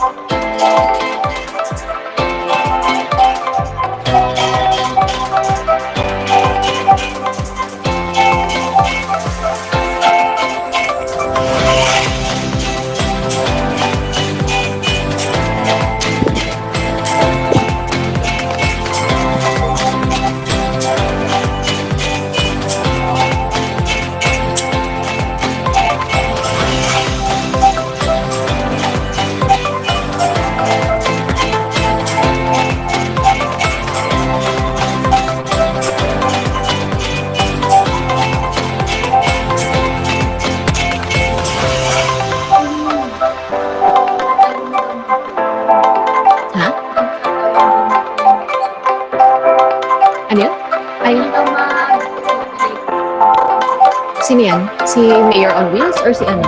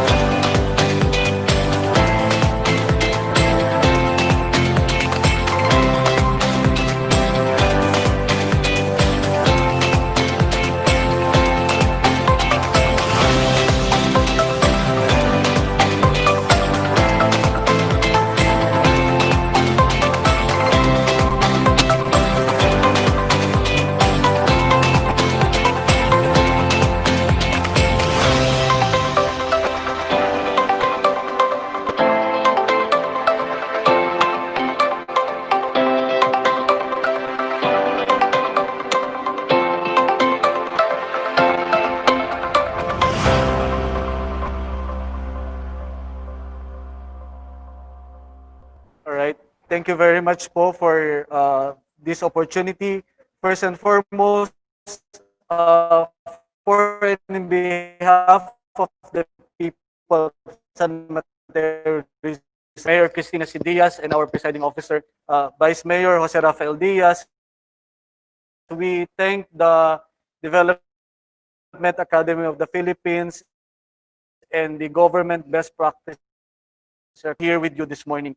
While it is both a privilege and honor for our LGU to be selected among the many entries submitted for this year, we also would like to express our gratitude that despite the pandemic, we are given the opportunity to present this morning. Allow us to begin our presentation now by having our PowerPoint slides. By the way, I am Brian Ian Montances. I am the Chief of Staff of the LGU of San Mateo. The Mayor on Wheels program, or Tina Cares Expanded Program, is a mobile one-stop shop for local government effective social services, reaching the multifaceted sectors of our community, giving significant importance to the indigents and the most vulnerable sectors. The program and the heart and soul of the program is to bring the local government closer to the hearts of our people and making social services available right at the very doorsteps of our people's household. In 2015, the Philippine Statistics Authority Census of Population indicated that we have 252,527 individuals residing in San Mateo, Rizal. But to date, as per PSA projection, our population is now more than 300,000. The Mayor on Wheels Tina Cares Expanded Program, as a historical brief, started in 2013 and originated from the visionary leadership of the then Mayor and now Vice Mayor Jose Rafael E. Diaz to exemplify public service, and of course, our passionate and indefatigable Vice Mayor then and now Mayor Cristina Diaz. In 2013, the program began only with 3 separated field activities targeting the Poor Neighborhood Association by conducting CBDRM or community-based disaster risk reduction and management seminars and the anti-rabies vaccination for pet dogs and cats and medical mission. However, from only 3 components in response to the changing times, to date, the Mayor on Wheels Tina Cares Expanded Program now delivers 23 basic social services for our people, literally bringing down the walls of the municipal hall and bringing public service at the doorstep of our people. In all programs, the local chief executive believes that it is paramount and it is essential to include the interconnectivity of functions of all government or local government offices and other offices that might have specific participation in the program. As you can see in our slide, we have enumerated the different offices and departments of the local government, as well as the devolved national agencies who participate in the program. In particular, we are working hand in hand with the Bureau of Fire Protection, the PNP, and other stakeholders. Also, Pursuant to the Local Government Code of 1991, the local chief executive, Mayor Tina Diaz, and the vice mayor believe that it is imperative to realize our programs in partnership with other stakeholders. This, we believe, is very significant in realizing the Mayor on Wheels program by integrating the participation of all our barangay chairpersons. We have 15 component barangays, as well as the People's Organization, the Office of the Senior Citizens Affairs, the PWD Federation, and other NGOs such as the Movement for the Moral Transformation of San Mateo, which is composed of spiritual leaders. These are pastors, religious leaders who help us through providing psychosocial counseling to our constituents. We also have tapped the cooperation and the assistance and support of other foundations such as Chuchi Foundation, Mabuhay Deseret Foundation, Latter-day Saints, as well as private sectors such as Fatima University and Medical Center, and of course, our leaders from the grassroots, the homeowners and neighborhood association leaders. Also, significantly, it is important to note this morning that our program now delivers these social services. We now have the rapid medical checkup, mobile pharmacy, basic social welfare services, financial assistance, and very important for people to be given their identity as Filipino, we provide local civil registry assistance desk for late birth registration and other civil registry concerns for us to access more and more government social services. We also provide, especially now amidst the pandemic, the on-the-spot job interview and recruitment. As you also saw in our video earlier, we provide hot meals provision, not only for kids, but also for everyone who will be attending the Mayor on Wheels program. We also give consideration to the animal welfares, and so we provide anti-rabies vaccination for pets and dogs. We provide mobile dental baths, especially for the benefit of our children and those who cannot afford to visit their dentist. It is also significant to note that we provide free legal consultation for those who need access for social justice and legal services. We have mobile payment of real property taxes and other concerns with our BPLO or the Business Permit and Licensing Office, as well as the Assessor's Office. We also provide free haircut and massage, fogging for dengue prevention, declogging for dengue prevention and flood mitigation, and we also conduct beautification, trimming, and pruning of trees to promote child-friendly spaces in neighborhood and also as part and parcel of our environmental protection. We also, Sir? yes, ma'am. Your time is up for your presentation. So may we proceed with the question and answer? Surely, ma'am. Opo. Okay, thank you. So the floor is now open for questions.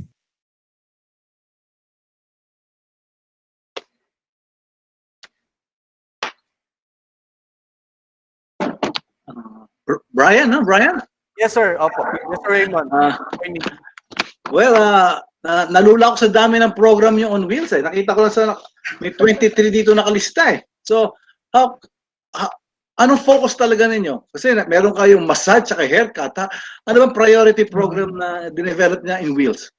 Opo. Would you like to emulate? Gayahin nyo kami dito sa LGU namin. Ito maganda.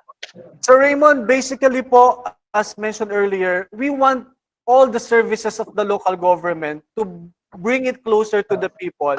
In a nutshell, all kinds of social services, we want them to be closer to our people and bring them these services every week in different barangays so that our people may not need to go literally to our municipal hall. I know. So, medyo mahal ito. Expensive ito. May gastos to. Magpapamasahe, libre gupit. So, how do you prioritize? Ano yung unahin mo? If you tell somebody coming from another city, hey, this is our best practice. You should copy this because this is very effective in meeting whatever. Anong target sa program nyo? Ano gusto nyo highlight sa dami ng program ito? Opo. Basically po, Sir Raymond, it's social welfare program. Social welfare. Any specific one from those? Opo. So, dami ng social... Opo. Specifically po, we dental, want... Yeah, Dami. social, mental, emotional, and the welfare of every single individual who may not have the luxury of having access to these social services.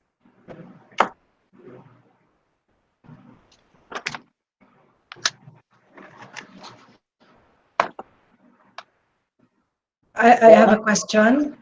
Yes, Ma'am Alma.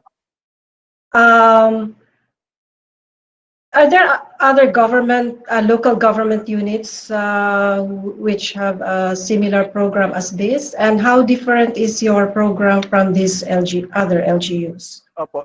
So far, Doc Alma, if I may be honest, none that we know that there are other LGUs who have been conducting this activity. But what we are thankful, Doc Alma, is that we have over the past years, we have seen how each department participate in the program by actually making this as part of their mandate already. That once a week, even our employees would now have the realization on how to be at the forefront of essential services in every barangay.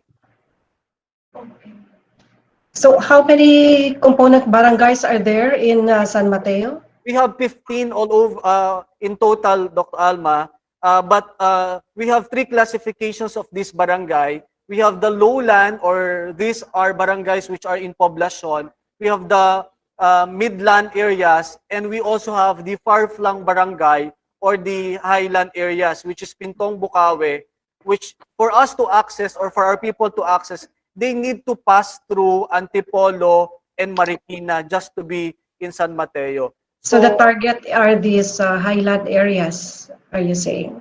Yes, ma'am. In fact, Doc Alma, the barangay has around 7,000 people population. Unfortunately, they do not have access to vehicle for now. Some of them live in the protected area. If you are familiar, Doc Alma, in the Marikina watershed and protected landscape, this is the barangay. So some of them are members of the Dubagat community. So we need to pass through different rivers and mountains. Okay. How do you ensure the sustainability of this program beyond the administration of Mayor Tina? Apo. Thank you, Sir Magsino, for the question. First and foremost, in order to sustain, what we did is to institutionalize the program. We have made an ordinance. It's an ordinance to establish this particular program, which was enacted in 2015. And also, since then, we have included the program in our local development and investment plan. Also, in our 3-long executive legislative agenda for the past 3 years, and also in the coming 3 years, we also have included this in our annual investment program. And we also entered into memorandum of undertaking and agreements with our different stakeholders, so that whenever the opportunity comes that our local chief executive bid goodbye as the leader of the LGU, the program will be sustained by those who would replace her or those who would lead into the next generation of public service. Are you aware of any other LGU who has approached you for purposes of copying or benchmarking your program? What we know, Doc Maxino, is that we also have entered into sisterhood agreement with other LGUs, like, for example, the city of Valenzuela, the city of Zamboanga, also the city of Davao, and we have already initiated some tabletop discussion, benchmarking, since some of them are asking on how we conduct this weekly Mayor on Wheels program. Okay. So there is a Sarah Cares program as well. Sorry, sir? It's okay. Davao sabi mo eh. So Sarah Cares also. Yeah, of course, yes, Doc Magsino. In fact, in 2017, we met with the city administrator of Davao, and the comment of attorney who is the city administrator is that they might not be able to replicate the entire program, but some of the programs they might adopt in their weekly activity as well. Okay, thank you. Thank you. Ryan, how would you know that your program is improving or resulting to what your initial objective for this Mayor's on Wheel program was? designed for? Thank you, Sir Raymond. Over the past year, Sir Raymond, one of the KPIs or the key performance indicator is the number of individuals we have served. And in fact, over the 3 years, we have around 191,000 or 31,000 served. That's already half of our 2015 population. And every week, when we conduct this Mayor on Wheels program, our people, I think I forgot to mention, we also have created People's Initiative Program Office, the PPI office, and the Chief Resilience Office and Officer as part of our institutionalizing the program. As part of our KPI, we also provide them survey or comment sheet every week so that we know how, because it's important for us to know the happiness index of our people. So tumaas ang happiness index mo over the years? So over the years, we're thankful na medyo satisfied naman po ang ating mga constituents. Do you have the numbers in mind, 2018 versus 2019? In fact po, we have discussed this over the years. In 2015, Sir Raymond, yung doon pagdating po doon sa isang aspect of the service, for example, doon po sa vaccination, for example. Okay, 1 minute left for the wrapping up of the question and answer. Thank you. Make it quick. Apo, in 2017, we have vaccinated more than 3,000 children, and parents were very thankful that they have avoided some illness or sickness over the years. So even po doon sa aming malnutrition rate, Sir Raymond, we have a decline of the children who were considered malnourished, and we have 0 casualty in all our disaster or typhoons that have been encountered over the past years because of the program. Okay, thank you. Okay, thank you very much for the LGU of San Mateo Rizal. Our next presenter is Binyan. Are you here? Yes, ma'am. Yes, thank you, ma'am. So you may start your presentation. Thank you.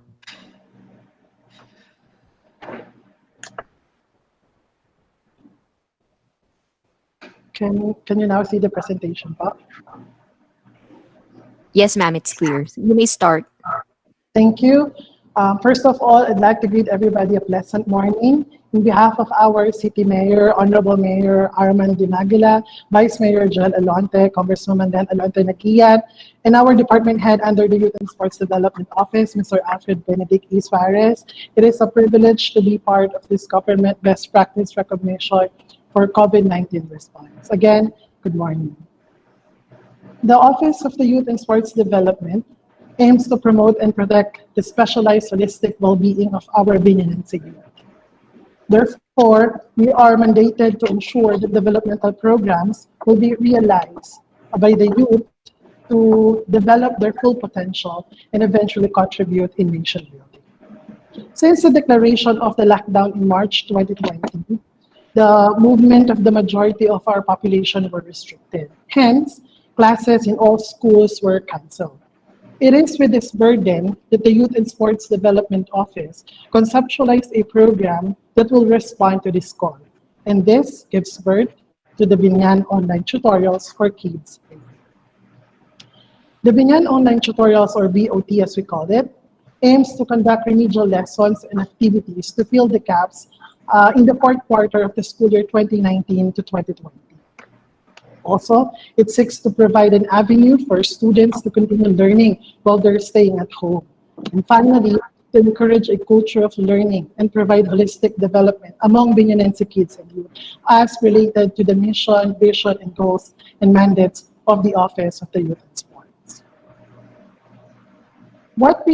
If we will define what Binyanense kids and youth in the program is, these are learners from grades 4 to 12. And tutorial classes were conducted weekly for 1 month, and twice a week they have synchronous classes. Please understand that the lockdown was mandated in March 2020. And in 2 weeks' time after that lockdown, the Youth and Sports Development Office, or we call it YASDO, crafted a program which launched in April, and then in May, and then in June. So for 1 month, the students are meeting together with their online tutorial volunteer teacher, and twice a week they are conducting synchronous classes. Again, mahalaga pong ma-highlight namin sa presentation na ito na habang wala pa pong plano at nagagawa ang anumang ahensya o anuman pong paaralan sa aming lungsod sa mga oras na ito, nasimulan na pong mag-conduct at mag-conceptualize ng YASDO ng ganitong pong programa. And eventually, we saw that the Department of Education has also the same concept that we have conceptualized in this program. And that made us happy that it affirmed our effort in producing this kind of program. There were 3 batches of the Binyan Online Tutorial because each batch or each batch runs for 1 month. So the first batch is in April, the second batch is in May, and the third batch is in June. We opt to end the program in June because, as we all know, DepEd had mandated the resume of classes in July, so we had to stop the program. However, it was moved in October.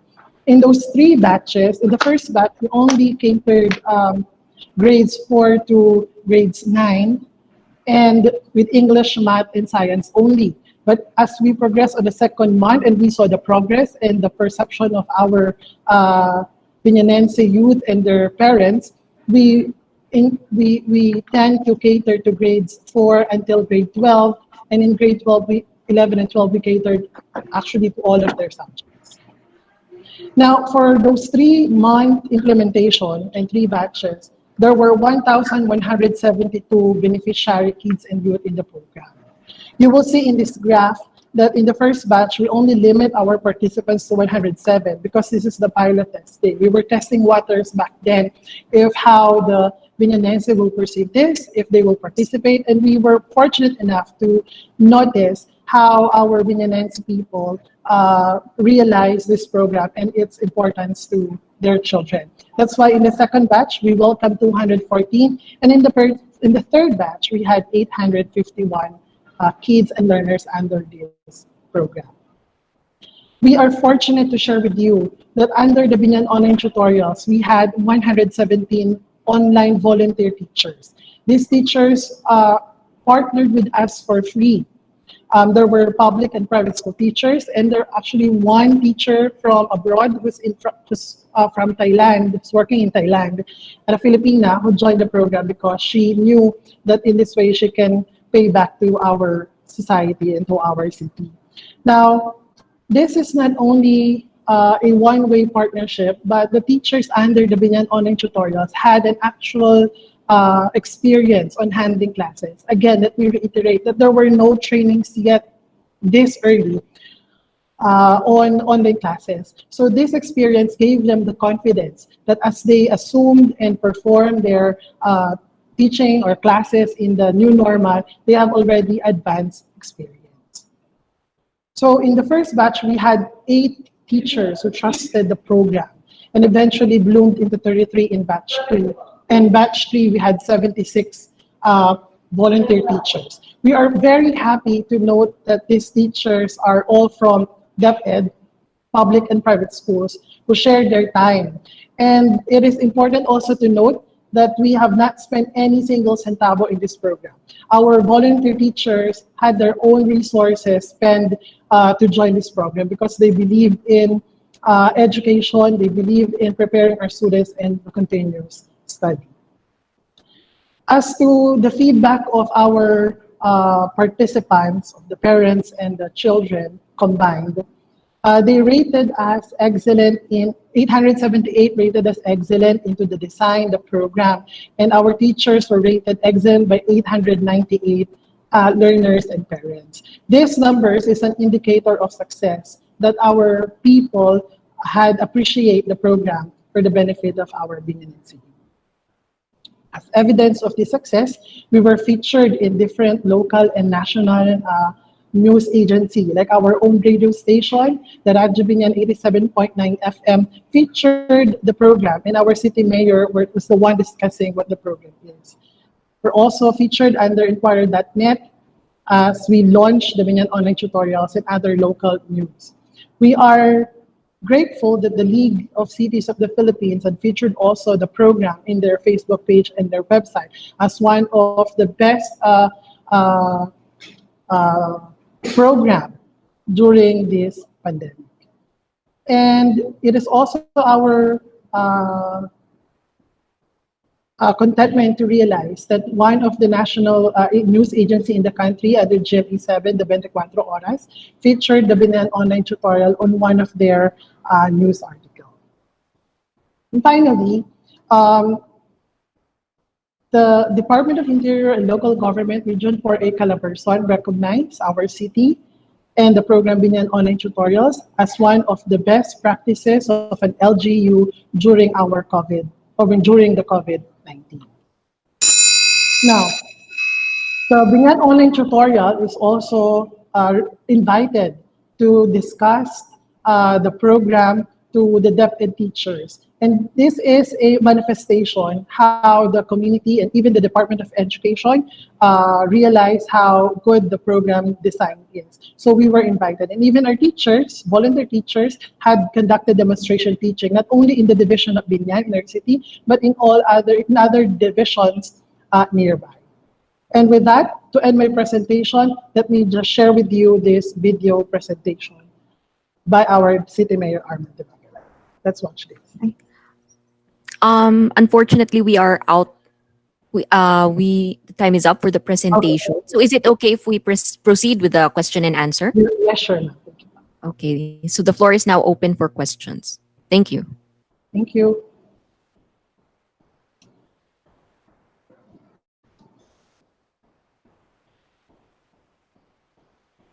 I have a question. Yes, ma'am, Alma. Yeah. How do you plan to transition this program to the situation that we are now in when there are online classes already? How do you plan to transition to the future? Thank you for the question, ma'am. Actually, ma'am, the plan and the process and the strategy that we use in this Binyan online tutorials, even if we ended the program in June, the next programs in the month of July, August, September, October, were all patterned in the program. That's why on August, we had the Binyan Digital Youth Week, a celebration online. On September, we had the Binyan Online Talent Workshop. And this coming October, we will be having a Binyan Youth Journalism Virtual Summit. So we patterned all the programs in the Binyan Online tutorial in the future projects of the Youth and Sports Development. All right. When your program is featured in the news and all these other media, are you aware of any other LGU or any other entity that actually copied what you did? Actually, Sir Clarito, we're not aware of any LGU who had copied us, but there are LGUs or Department of Education and schools who have invited our teachers to demonstrate teaching in, using the Binyan online tutorials. Okay, that's good. I mean, what subjects did you actually teach during these 3 months of the lockdown? We're actually And were they credited or were they recognized by DepEd as yes, sir. additional credits? We had English, Math, and Science for 3 months because we wanted to focus on those subject areas. And yes, sir, one of our teachers used her experience in the program, and she actually created a study out of the program. And she used that as a credit in her promotion, I think, at the moment. So we believe that her experience in the program allowed her to improve her career. And for the students? And for the students, actually, sir, the students were invited in DepEd's forum to share their experiences in the Binyan online tutorials. And they So were it's actually an interim program. It's just to fill in their time or just to keep up with, the boredom at home or something. So it wasn't really a formal course that will be credited in their schooling, in their formal Yes. schooling. Okay. that's why it's called a tutorial session. Yes, yes. So it's more advanced teaching than remedial. Yeah, it depends, sir, because the teachers are conducting their own diagnostic tests to evaluate whether they have to do a remedial class or a reinforcement class. Okay, okay, thank you. Mac, I'd just like to know, again, to be clarified, because alam ko ang dami nangyari sa COVID na to. Apparently, you're one of those LGUs who took taking the initiative to start doing these online things. But what would differentiate what you're doing compared to what other LGUs and other institutions have been doing? What can we highlight as a best practice that you're doing differently and more effectively than others? Thank you, sir. Actually, that's part of the AVP that I am about to present because of time restriction. I believe that the Binyan Online Tutorial is a complete online process from registration to classroom teaching to even distribution of certificates. There's no human intervention or meeting during the implementation of the program. And how many students were you able to enroll during this program? I believe I mentioned that we had 1,172 kids and youth. And how much of the total population in Binyan is that share of that? As of the moment, sir, we have we don't have a current number of the students or the children and the youth in the city. But 1,000, I would assume you should have at least 100,000 in your area. So we have to also consider, sir, the resources of the children and the youth. That's why we will not be able to get a higher number of participants because of the restrictions in resources and internet connection. However, sir, to answer that, the city mayor had made the city a Wi-Fi zone in the next 2 weeks to come. Okay. So considering limited resources ninyo, how did you select those who would have the intervention? Assuming 5% lang yun. Sir, what we did is we do an online registration where parents will have to register their children. So first come, first serve? First come, first serve ba yan? Parang gano'n? On the first month, sir, of the implementation, yes, first come, first serve. But you see on the second and the third, we cater all those who registered. So you mentioned you were trying to target those with remedial concerns, online remedial lessons. So I would assume these are parang those who are lagging in their performance. If we will define what remedial is, we're not actually catering only to those who are lagging behind. But because of the pandemic, much of our students have gaps in their competency, especially in the fourth quarter. So what we did is to help and assist in remediating the last quarter. How did you determine that they were lagging, those ones? Sabi mo. Because we have a lockdown and a restriction po on the last quarter. But among all the population of students, how did you determine 11,000, 1,000 na ito yun? We're not actually, sir, saying that the 1,000 are those who are behind. These are students who are volunteered by their parents to spend their time and teaching them the last quarter. Okay, thank you. Thank you. So we reach out to students who have no laptops. I'm sorry. And of which I think there is quite a number of them. Yes, ma'am. That's why if there's one restriction of the program, that is those who doesn't have their resources. That's why in the rerun of the program, what we are planning to do under the YASDO as our further action is to do a donation drive of used or new gadgets for these students. And the city has been providing free Wi-Fi so that we could cater to all those glitches that we saw on the run of the program. So you plan to rerun this program? What are your future plans? We're planning to restructure for the program, and in this way we would want to partner with the education sector on how we could be part of the new normal in education, especially now focusing on remediation. Okay. Okay, so how much did the program cost entail for the whole period so far? So to tell you honestly, sir, I am a volunteer teacher and a youth volunteer of YASDO, and we've not spent any single centavo on the run of this program because what we did was we asked our volunteer teachers. Yes, you and mentioned therefore not using the 117 resources. volunteer teachers. I noted that. But you have cost for this internet, the laptops, in the supplies, logistics. So what was the total budget for Binyan for the? For the how much did it cost the program, sir? Are you asking?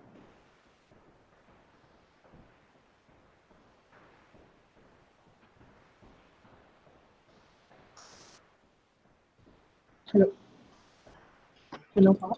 Hello, Sir Raymond. Can you hear us? Sir Raymond? Okay, I think Sir Raymond Tan is experiencing technical difficulties. Hello, But to sir. answer that, Sir ma'am, we Raymond. have no budget for this program. That's why this is unique in all terms because we have not spent any single centavo for this program. Po. To answer the question. Thank you, po. Okay, so time is up. Okay, so thank you. Thank you. Our next presenters, the Pampanga State Agricultural University. Okay, good afternoon. Our best practice is entitled Coffee-Based Agroforestry, Pampanga State Agricultural University's model to promote sustainable co-management of forest land with informal settlers. The Pampanga State Agricultural University, or PSAU, is a state-owned university nestled at the foothills of Mount Arayat, and it is headed by Dr. Honorio M. Soriano Jr., a Presidential Lingkod Bayan Awardee of the Civil Service Commission, SUC President 4, and a licensed forester. Our university has a total titled land area of 508.8534 hectares, which is rich in biodiversity and agroforest ecosystem. This is the overview of Mount Arayat and our project. Makikita nyo dyan mga coffee.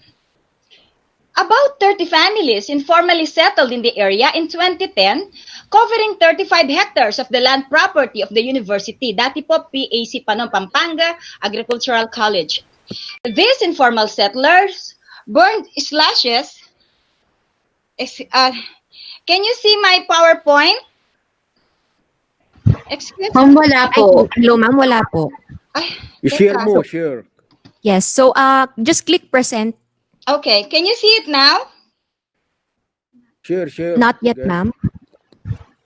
Oh, Ayan yan na, po. yan na, okay. Yes. Okay. Thank Okay. you.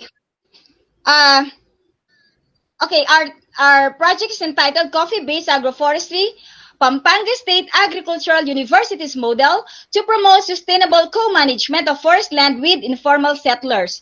So the university is headed by Dr. Honorio M. Soriano, a Presidential Lingkod Bayan Awardee of the Civil Service Commission, SUC President 4, and a licensed forester.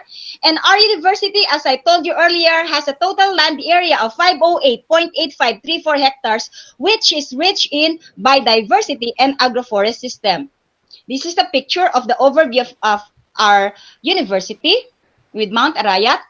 About 30 families informally settled in the area in 2010, covering 35 hectares of the land property of the university. These informal settlers burned slashes to clear the area to plant crops such as vegetables and bananas. They also cut and burned the trees and engage in illegal charcoal business. They sell charcoal at 150 per sack with an average of 20 sacks per month, earning illegally at 3,000 per informal settler per month. The illegal kaingin resulted to the population of the biodiversity of Mount Arayat, and this resulted to tension between informal settlers and administration of the college. This picture shows confiscated logs. Ayan, bare yung lugar. In order to solve the issue of these informal settlers in an orderly manner, a management strategy was done by the administration. Our president notified the 13 formal settlers for a peaceful meeting to inform them that the land they occupied is titled and owned by the college. He explained to them that it is illegal to invade and cultivate the land not their own. At first, the illegal settlers were very afraid because they know what they did was not right. After explaining to them that what they did was illegal, President Soriano, out of compassion to these informal settlers, told them that he will organize them into a farmer association so that they can be farmer partners of the university and co-managers of the 30 hectares of land. In 2011, they were organized to form the ASAFA, Ayala San Agustin Farmers Association, because the informal settlers come from barangays Ayala and San Agustin of Magalang. Composed of 30 members, election of officers was done and they were registered to the Securities and Exchange Commission and approved by the Board of Trustees of the school. This was the first strategy of engaging them to our academic institution. This picture shows election of ASAFA officers. The second management approach done was forging of MOA between PAC and the farmer cooperators or ASAFA. The MOA is about establishment of a joint project on coffee plantation. And this includes PAC, now PSAU, and the farmer cooperators to work together by sharing the resources to improve the productivity and profitability of the reservation area for their mutual benefits. So this picture, pinapakita dito, binabasa ni President yung MOA sa mga farmer cooperators sa Tagalog para maintindihan. After forging the MOA, the third approach was conduct of training and developing skills on coffee plantation or production, after which a total of 10,227 coffee seedlings were distributed at tinanim na ngayon ng mga ASAFA farmers doon sa agroforestry reserve site. Sharing of profit, ito, 70% ay napupunta sa mga farmers sa profit ng coffee and 30% pupunta sa university, but these are reserved as scholarship funds or cash incentives para sa mga anak ng mga ASAFA farmers taking up BSA and BS Agroforestry. Ito yung picture ng training. Ito yung coffee seedlings namin, nursery. The coffee plantation was intercropped by the farmers with banana plantation and vegetables as source of cash crops. Why? Kasi they have to wait for 4 to 5 years para magkaroon muna ng coffee berries. Kaya, while waiting, nagtanim sila ng mga banana plantation at saka yung mga cash crops. And this serve as their source of income. Ito yung picture ng ASAFA farmers showing coffee plantation intercropped with bananas. Ito naman, Prof. Gatan providing technical assistance to the farmer cooperator. Ito po yung mga obligations ng farmer cooperators. Member siya, in good standing. Siya ang responsible for land preparation, upkeep, and maintenance. They have to strictly implement the technology na inintroduce namin sa kanila, which is sloping agricultural land technology. Responsible for planting, replanting, maintenance, and harvesting. They need to attend regular meeting and adopt technologies na pinoprovide namin sa kanila. Sila ang magpo-provide ng manpower and care and maintenance ng project at kailangan nilang i-maintain ang records on all inputs and other activities of the project. Ito naman ang obligation ng university. Nag-designate kami ng 1 hectare bawat isa sa kanila. Nag-assist kami sa distribution of coffee seedlings. Nag-introduce kami ng technology, nag-provide kami ng technical support ng technology, isa lang yung salt, maraming technology, mamaya papakita ko mga pictures. And then of course, yung sharing of profit kanina. Ito yung picture ng coffee flowering stage. O yan, ang ganda, ripe coffee berries, ready for harvesting. Liberica variety po kami. Ito, farmers harvesting coffee berries.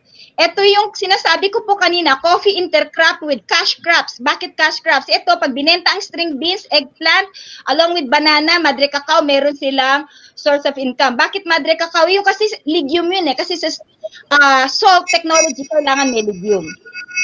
Ito na yung average income ng highest earner.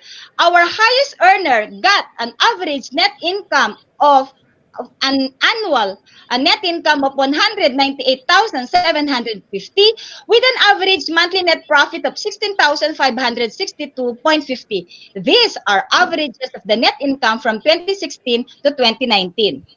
The fourth approach is plant now, pay later plan as part of sustainability strategy. Ang ginagawa po namin dito, we provide cacao, bignay, tamarin, tapos itinatanim nila ito.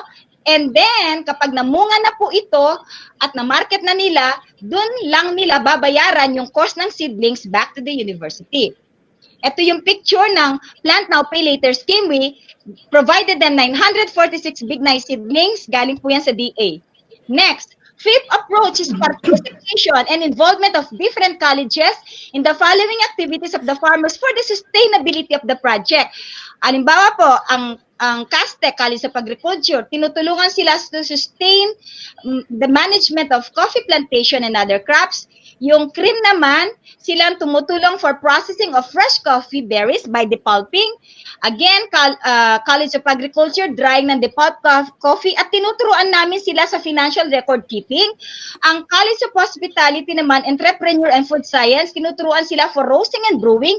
And do sa final processing and packaging naman into powder, ay resource engineering. Ito yung mga pictures, depulp processing machine, ayan, depulp.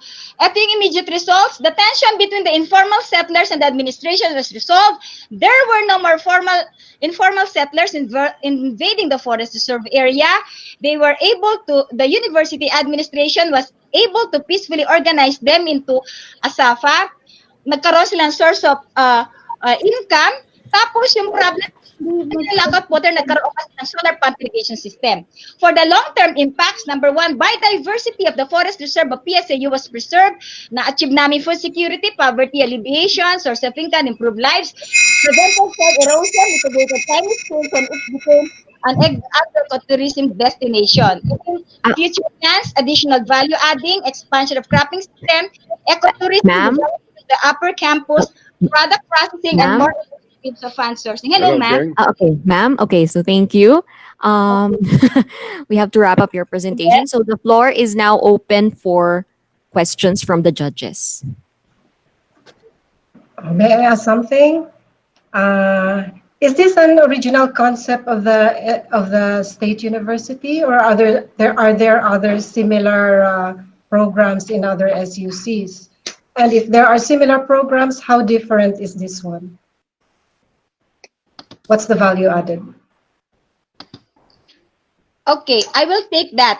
This is an original concept of the university.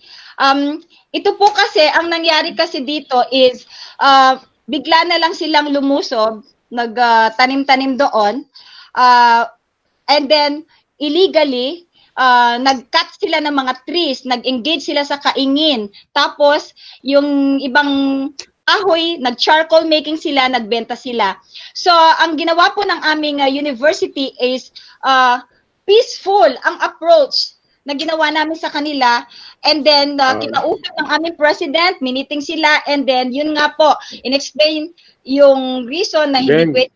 Pero, finorm niya into an ASAFA organization. I think the president will continue answering. If I may add, this is a unique model, and no other university is doing this kind of approach. Our university is advocating social entrepreneurship as one of its banner programs, and we recognize the need to empower our farmers, particularly itong mga informal settlers, because whether we like it or not, they are part of the system. We cannot drive them away because it's their livelihood. So we resorted to some kind of win-win solution, and the farmers, the settlers, instead of destroying our forest, they are now partners in conserving our forest area, because Mount Arayat is declared as the National Integrated Protected Area System by the Department of Environment and Natural Resources. So I know DNR has also recognized this program, and the UP College of Forestry has invited us. In fact, benchmark this project because they want to do this in Mount Makiling, because there are a lot of settlers also in Mount Makiling under the jurisdiction of the UP College of Forestry. Thank you. Clarification. You actually call them informal settlers. And Yes, then sir. at the end of your presentation, you mentioned that because of the program, you no longer have informal settlers. Yes. Well, so you mean to Yes, tell sir, me they that are- these people do not stay in your property? Yes, sir. They just go They there don't to stay. farm. Yeah. They don't stay. They are informal because they admit to the fact that they are not owners of the land. And instead of driving them away, may mga bahay kasi sila sa barangay, and they don't stay there. and we don't Okay, allow sige. them to construct a permanent structure in the area. Yeah. So they're not informal settlers in your property. They are Sir? they are not informal settlers in your property. Yes, sir. In fact, In a sense that they don't stay there. They just yes, they sir. Yes, just sir. farm. They just Yes, you know. sir. Okay, They don't sige. stay permanently because they have their own homes outside the university. Yeah. Okay. Would you know if this has been replicated, your same model of convincing informal settlers to become partners in former land that they were squatting on? Yes, sir. I am happy because the UP College of Forestry is also initiating, replicating this kind of model for the squatters of Mount Makiling, and also the Department of Environment and Natural Resources. They documented our model, and even Nestle, yung Nestle Philippines, is willing to collaborate with us to also introduce another variety of coffee that will be marketed later on to Nestle Philippines. So would you know, did UP implement this in one of their probably sites in Los Baños? Are you saying like that? Yes, sir. Kindly repeat. What was your model of converting informal settlers into partners replicated in other organizations? Like you said, UP? Yes, sir. UP College of Forestry, Agroforestry, Institute of Agroforestry. They replicated it. You mean they implemented it in one of their sites? Yes, sir. According to the director, they failed in implementing their program, so that's why they are looking at this modeling or replicating this at the UP College of Forestry. So they haven't done it yet. They're in the process of doing it.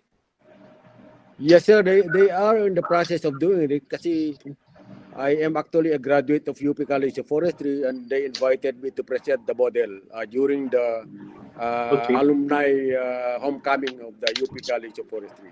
What was the biggest challenge in terms of trying to get the cooperation? Kasi you have 30 families. I'm sure some of those are hardliners. In Araya, there are a lot Yes, of... sir. Yes, sir. Actually, Mount Arayat is known as the training ground for rebels. And Yes. it's very challenging. It's very challenging indeed. And we have to implement this kind of project considering that we have to be very So what diplomatic intervention with did you our do approach. with this to convince them? A lot of our brothers na mga nasa bundok. Yes, sir. Anong ginawa nyo? I personally meet them, and I explained to them that the incident that happened in one of the areas in Mount Arayat, yung landslide, na nalibing ng buhay yung mga tao. So I explained to them, and I used my experience of 2 years in organizing rebels in Abra also as project manager of agroforestry in Abra during the time of President Ramos. So I was very successful then, and it's simply educating them and making them appreciate the benefits of forests and other resources in the ecosystem. Has this project received any citation or rewards? Not yet, sir. That's why we are submitting this, because we have not yet received, we have not yet submitted this for any competition. But this project was included as one of my noble accomplishment when I received the National Presidential Lincoln Bayan Award of the Civil Service Commission in 2018. This is one of the highlights of my accomplishment. Do you think your same model could be replicated in our Muslim areas?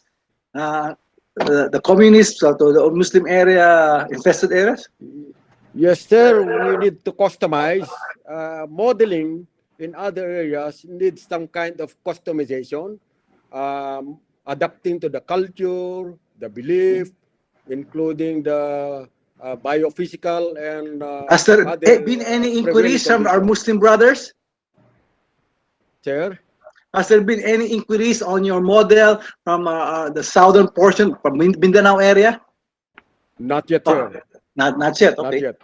Yes, sir. Not yet. Okay, so we just we are near the end. So thank you, PSAU, for your presentation. Now we would like to call on the next presenter, LGU Bacoor, Cavite. Salamat po, madam. Salamat. Thank you. Thank you, sir. Thank Good you. afternoon. Salamat. Okay. So, sir, you have 2 minutes to prepare your presentation. Thank you.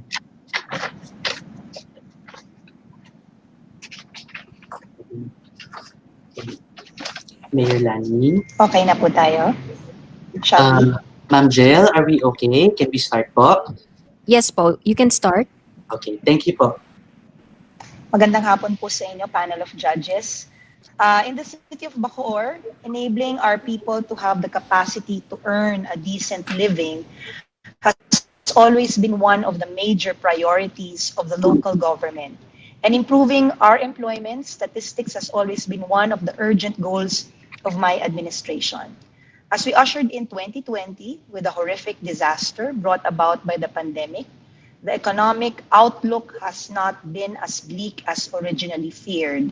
This is especially true in the labor and employment front as Peso Bacoor, headed by Dr. Bob De Castro, used innovative strategies and best practices to mitigate the impact of COVID-19 on our employment data.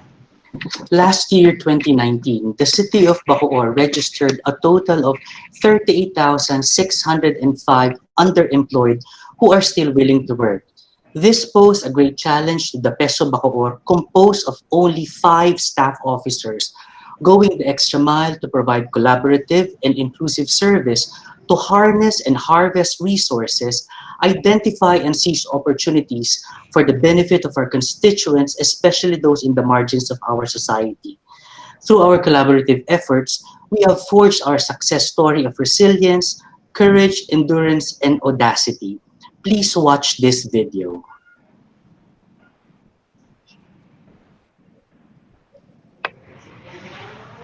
Best practices on jobs generation and facilitation of the Public Employment Service Office of the City Government of Bacoor. Partnerships with delivery service providers. Hundreds of workers were displaced when the City of Bacoor went under community quarantine.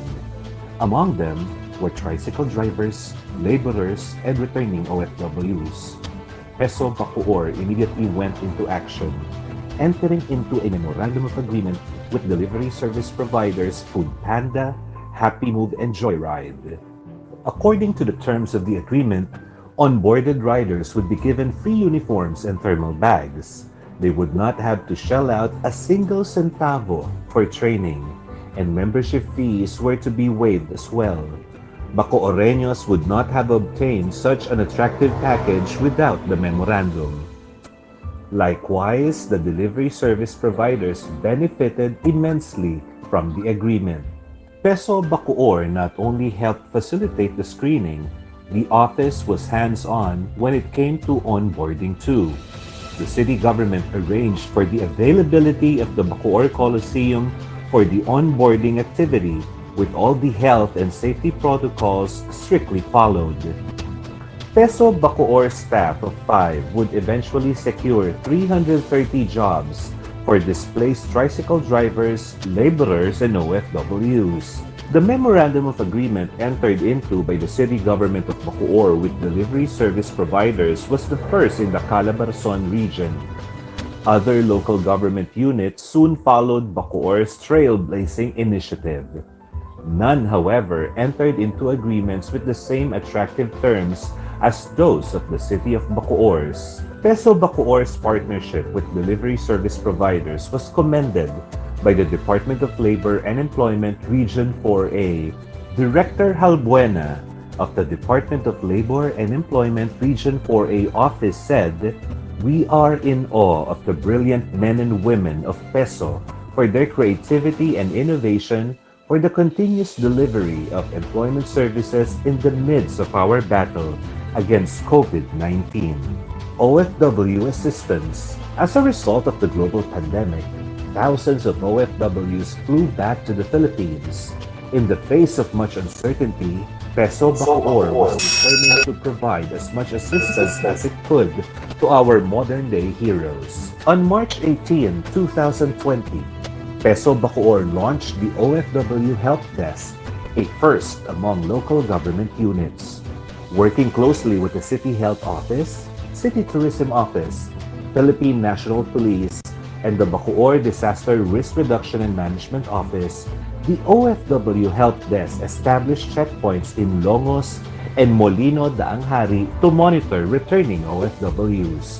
The city government then provided free accommodations in motels and lodgings converted into quarantine facilities for returning Bacoor OFWs who were clustered per barangay.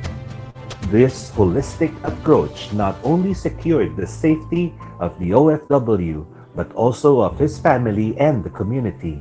From March 18, 2020 to June 2020, the OFW Help Desk was able to monitor and profile 631 returning Bacooreño OFWs. PESO Bacoor furnished the City Health Office and the BDRRMO copies of their reports for the BHERTS to continue monitoring in the barangays.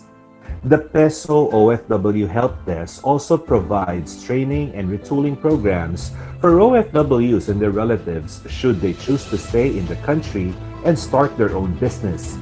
It also facilitates claims and other benefits that an OFW Bacooreño would need. Complementing the OFW Help Desk is the Helpline, which provides returning OFWs much-needed information about safety protocols and health guidelines. 2 members of the PESO Bacoor staff man the hotlines to help ensure the health and safety of OFWs by addressing their inquiry and documentary needs.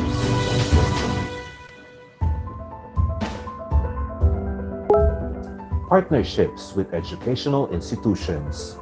In so many ways, the choice of a career has a profound impact on the future success of a person. This is why PESO Bacoor has made it one of its objectives to provide the kabataang Bacooreño with proper guidance and relevant information on career prospects. In this regard, PESO Bacoor entered into agreements with different private and public schools offering senior high school education, such as St. Michael's Institute, St. Francis of Assisi College, and DepEd schools. Among other things, students are given training on career information guidance and labor education for graduating students. They are also given opportunities to earn while preparing for enrollment in the tertiary level. PESO Bacoor entered into agreements with these schools last February. Because of the pandemic, however, they were not able to conduct job facilitation for senior high school graduates. Despite this bump on the road, PESO Bacoor intends to continue this program when circumstances permit, as it was positively received by the kabataang Bacooreño. The youth had many questions about jobs and careers, which could only be answered by subject specialists. Giving proper motivation to the youth also aligns with the vision of the city government for a progressive Bacoor. Students given training for career information guidance, labor education for graduating students. With the guidance of Mayor Lani Mercado Revilla, the Bacoor Public Employment Service Office will continue to serve our constituents to the best of our abilities and give glory to our city, our country, and God. Mabuhay at salamat po!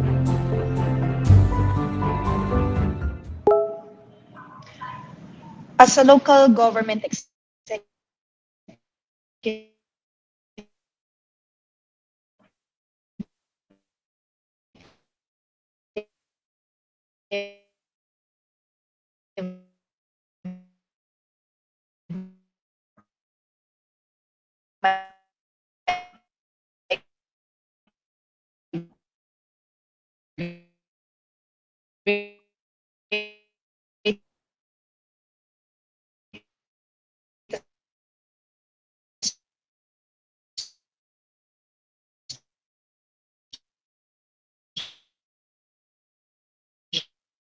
for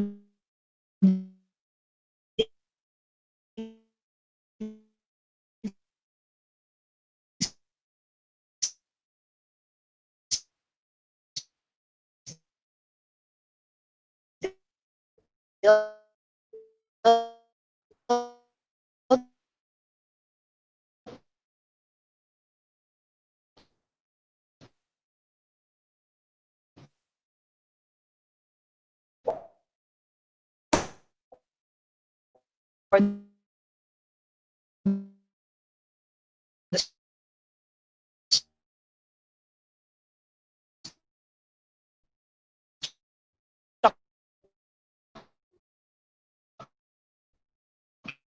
structure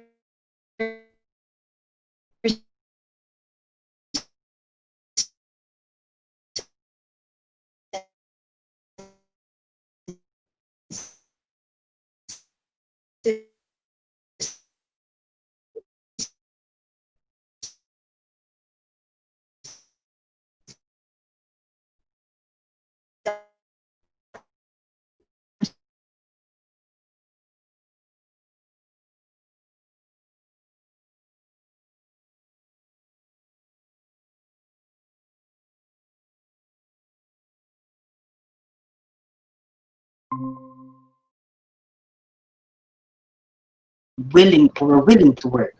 Binibigyan din po namin ng seminars po sila. A total of 3,960 students po. So do you have any record as to how many of these students are employed right now? Yes po. So far po, ma'am, with regard po to our students po, we are already in the process of entertaining them. But due to the pandemic po, the IATF have been very, very strict with regard to the age limit as to who are allowed to go out. But so far po, we have noted that for those who were placed po, we have for this year, for job placement po natin, so far po, doon po sa aming helpline po, we have 656 applicants po ang na-entertain po namin. And then we are able po to have, for this year lang po, we have solicited 9,384 and we were able to place and 760. We were able to give them jobs, 760 po. Okay, thank you. Thank you, Mr. Ronda. So this program is not only specific to the COVID response, okay? Yes, yes, sir. Okay. What are your, how will you ensure that these initiatives of PESO will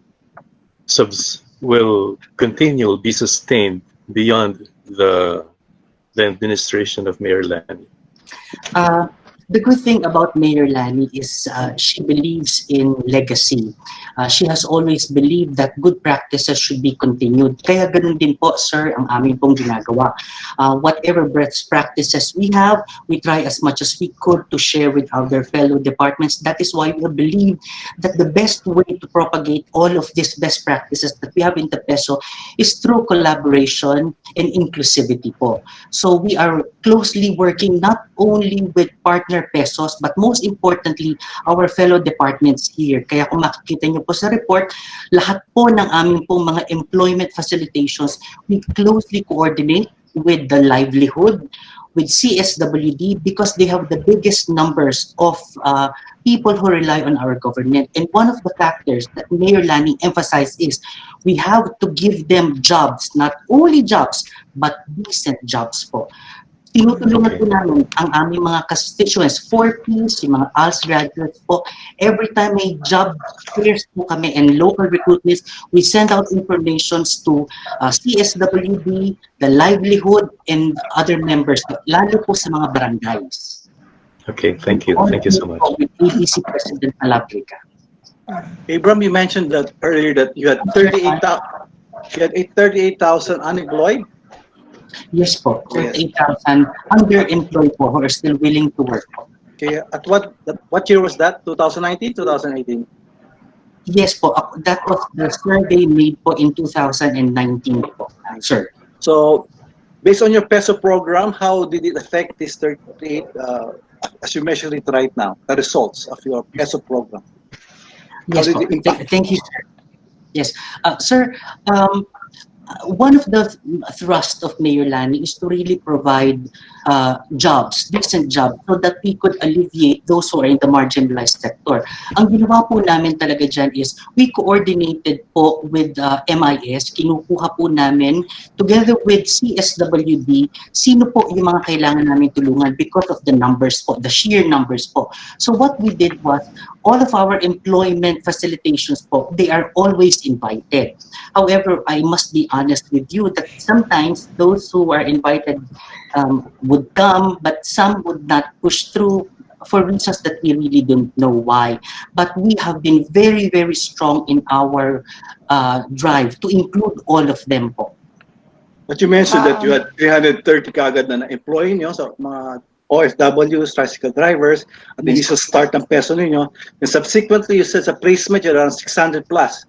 Was that during the period 2019 to now? No po, the 330 po is just for now po. Because when Mayor Lani po, at the start of the pandemic, si Mayor Lani po, ginather niya po agad kami, March 18. So sinabi niya po, we man those who would enter the city of Bacoor. After that po, nakita niya po that there was a need for us to also to address two major concerns. Number one is the delivery of essentials in food because of the limitation in transport. Abraham, I just wanted to know the impact of your program in terms of numbers to reduce unemployment. So you mentioned 300 plus, now 600 is 900. So is there more numbers than that to lessen the unemployment from the 38,000 you mentioned earlier? Yes po, sir. Are you tracking it? Are you tracking it? Yes, sir. Your success factors? Yes, we have that. May I include specifically information dissemination on job openings in our city? We have promoted in our Facebook account, through the city government Facebook account, job openings in certain industries and businesses within the city. And so far, with the power of information and the power of internet and social media, we have provided job openings for our constituents. Would you know how effective it is in terms of the numbers, the results? You're doing it, but how do you know that you're successful? It's very effective, getting the results you want? Yes, Doc Bob. I think our PESO has been continuously monitoring the employment among our businesses, most especially the big businesses that we have within the city. Doc Bob, baka you want to answer more? Yes po. Sir, because of the pandemic po, when we opened the hotline, so the job PESO online job application, slowly the numbers are coming in. Just yesterday, we were informed, and I already have the numbers, that we have already gathered 48 more placed Bacoreños po in the different department stores and supermarkets po. There was an additional 48. We are also coordinating with the different agencies that we have asked to be part of, and we are asking for the numbers. But due to the pandemic po, there is really a difficult time for us to really get the numbers, but slowly they're starting to come in. Yes, one thing amazing about the city of Bacoor, there are new businesses that registered in our city, around 1,816.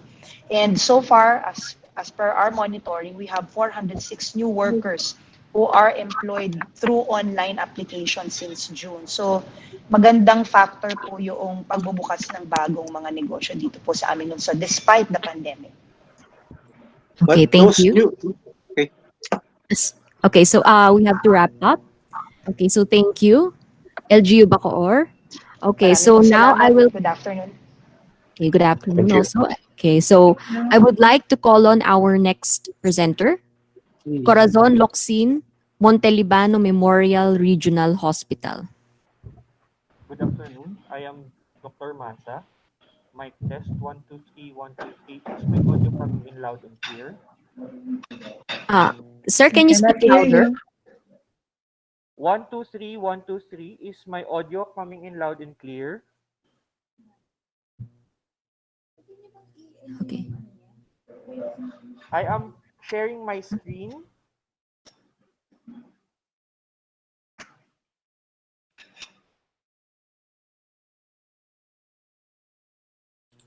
Okay, sir, we cannot see your presentation. Sir, if you can lower your mic under your shield so we can hear you better. Okay. Is my presentation visible? Yes, sir. Yes. Thank you. So you may start, sir.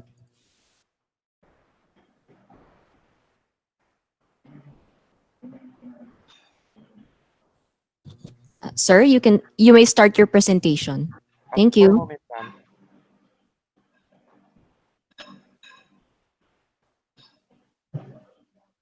Good afternoon, ladies and gentlemen, members of the Development Academy of the Philippines, and esteemed panel of judges.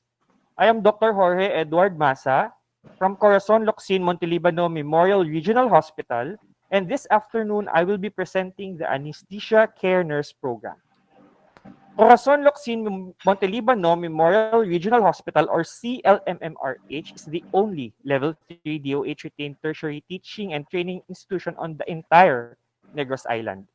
It caters to both Bacolod City with a population of 561,000 and Negros Occidental with approximately 2.5 million people and neighboring towns in both regions 6 and 7.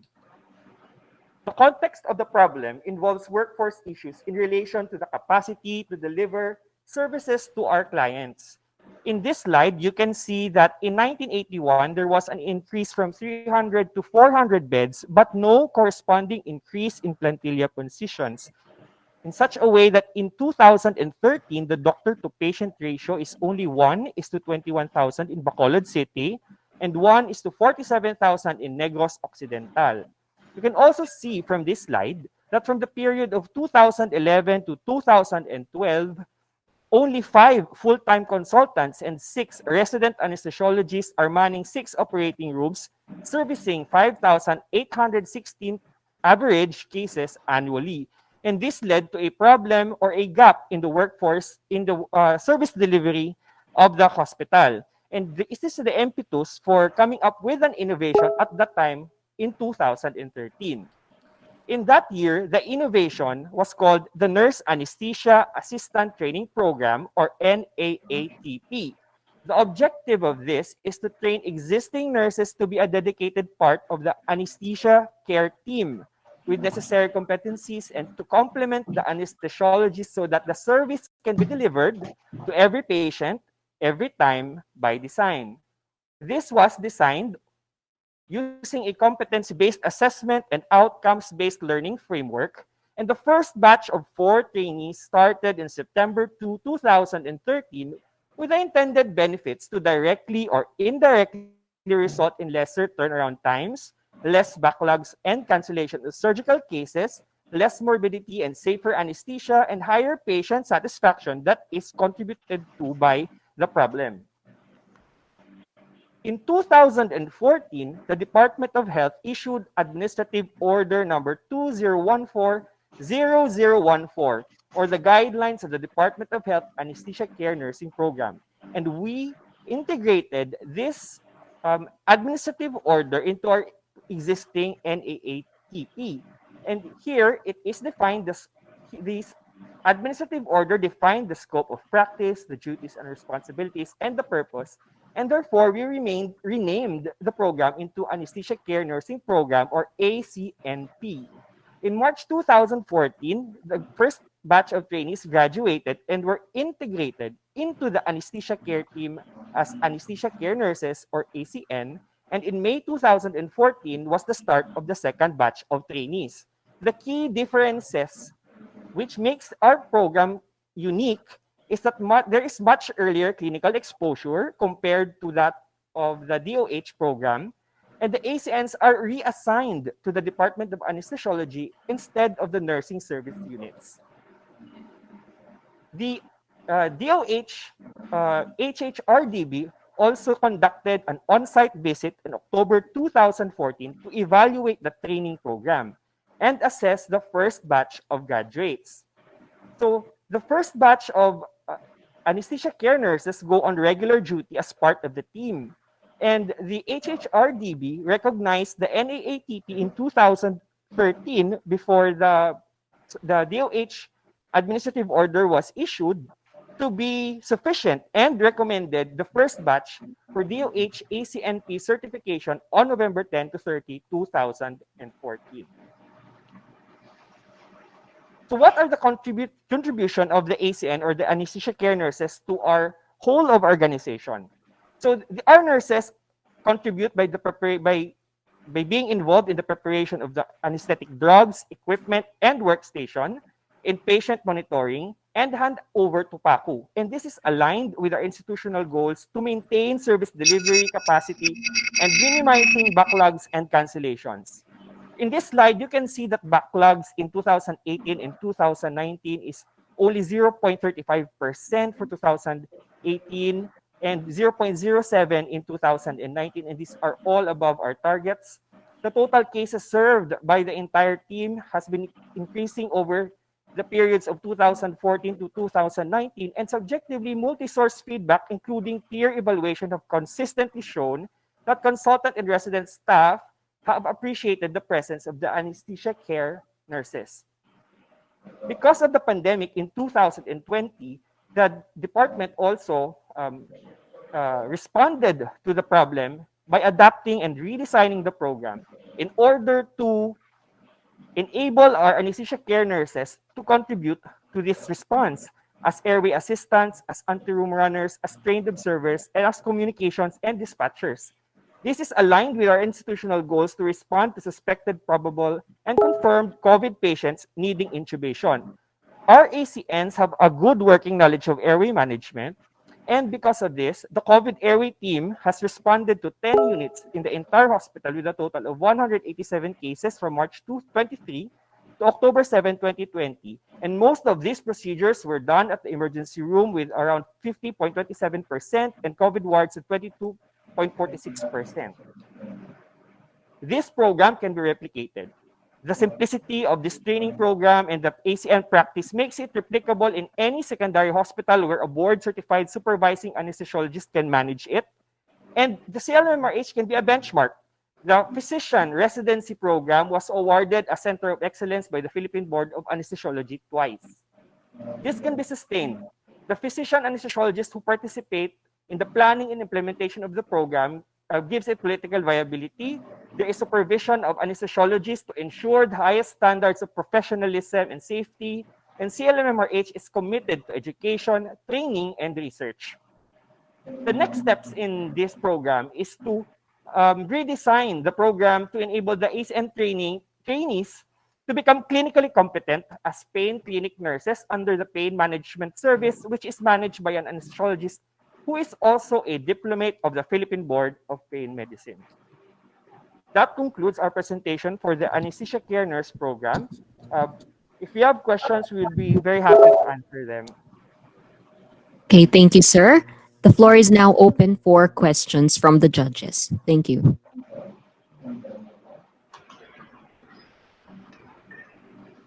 Some clarification. The anesthesia care nurses nurse program was created to address the backlog in workforce in the anesthesiology department, right? In the entire OR, ma'am. In the entire OR. Okay, so don't you have any problems with, because as far as I know, the practice of profession is regulated by the PRC. In this case, are the nurses practicing the profession of anesthesiologist? Will there not be a conflict No, ma'am. relating to that? No, the nurses are not practicing as anesthesiologists as provided in the administrative order, which defines that their scope is merely to assist the anesthesiologists.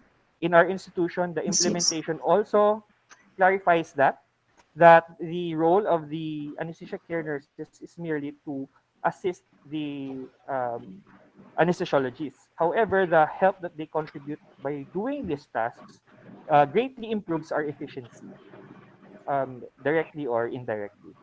And then you said earlier that there was a memorandum circular coming from the DOH pertaining to the creation of an anesthesia care nurse program. Is this pursuant? Is this project pursuant to that circular from the DOH, or did you conceptualize this even before that issuance from the DOH?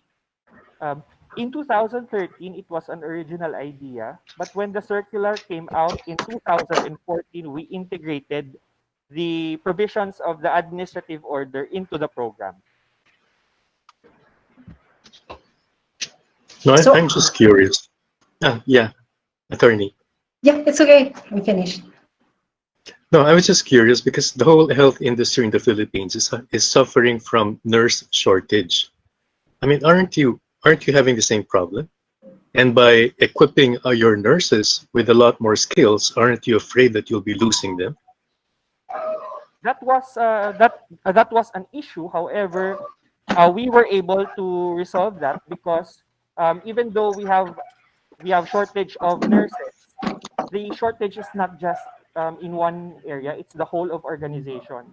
So by realigning the staffing or by redesigning the staffing pattern of nurses, the whole of organization still benefits from the role of the anesthesia care nurses inside the operating room because it is contributing to the efficiency of the operating room services. And the rest of the hospital is not suffering because you're redirecting the nurses to a very specific program. As of now, the compromise isn't that there's no damage or injury that was perceived because of that realignment. As of now, it's in our experience, it has been working smoothly. Okay, thank you. George, so far, how many have graduated from your ACN program since the start 2013-14? We have 12, but 5 batches and 12 have graduated. We have 3 in training. So is it increasing the number? Because you started with 4, right? Only 4 people? We have 4 slots per batch. 4 per batch. So Okay. we have been maintaining that, and for this last batch, we only had 3 because that is the number of nurses that we have who are interested in the program. Yes. And you showed that there was the ratio of yung practitioners to nurse very, very low in your province, but higher in Bacolod, right? Around 20,000, 1 to 20,000, 40,000 for the entire province. I noticed that the statistics you showed from 2016 to 2019 is from the procedures where they were involved increased and peaked in 2017 at 9,500, but it started dropping in 2018 and 2019. So it was a downtrend the past 2 years in terms of these nurses being used. Yes, sir, but that is multifactorial because we have been having renovations in the hospital in those years, even as early as 2016. So you say that the entire services were cut down by that much? Yes, because I guess people still get sick, they get their surgeries, whatever, ano man nangyayari. But so you're saying that the number of cases during that period dropped also the past 2 years? That's why proportionately na kulang din yung training ng mga ACN nurses nyo? The figure that you are referring to, sir, was the caseload of the entire operating room for those years. So that is also contributed to by the number of beds that we have. And whenever we have renovations, in some areas of the hospital, we have reductions in our capacity. And so that may translate to fewer cases. In those particular years, we have had memorandums of agreement with some other hospitals to absorb the overflow of some of the cases because we have been renovating 2 of our buildings. So those are multifactorial, but compared to earlier years that, for example, in 2014 and 15, where we only had like 4,000, 5,000, we were able to hit as much as 8,000, 9,000 cases. The service was able to maintain those. Okay. So were your nurses ever also used in other hospitals that you partnered with during the past 2 years na may renovation kayo? Were they also used? Wala. So internal lang talaga lahat. Yes po, sir. Okay. Because they are our employees, and we, even though we do have agreements with other institutions to absorb our overflow, we still get the most caseload. One more question. What's the need for these nurses? Do they get paid more? What benefit? They get paid their salary grade according to their positions. That's sir. That's still the Tumaas. If you're a graduate of this, your pay scale goes up? Something like that? No. Hindi po, sir.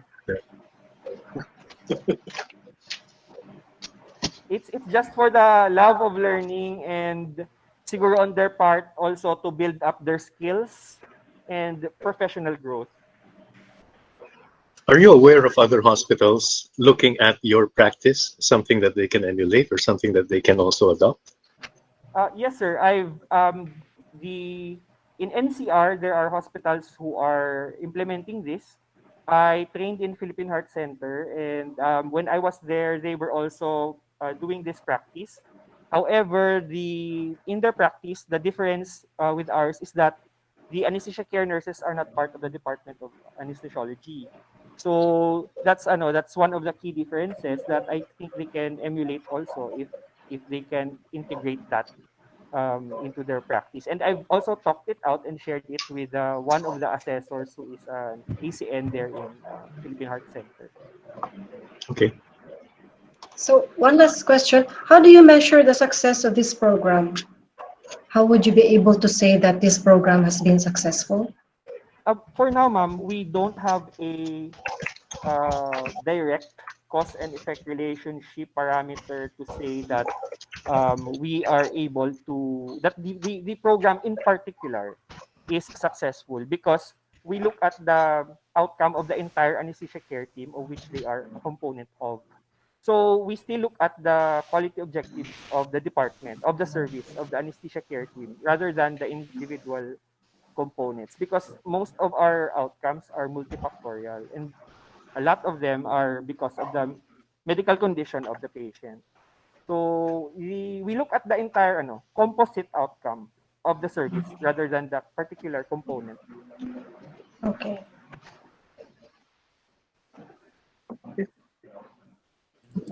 Are there any other questions? No? Okay, so thank very you. much. Thank you, CLMMRH. Okay, so we can now proceed with the next presenter. Okay, we have the Presidential Communications Operations Office. Are you here?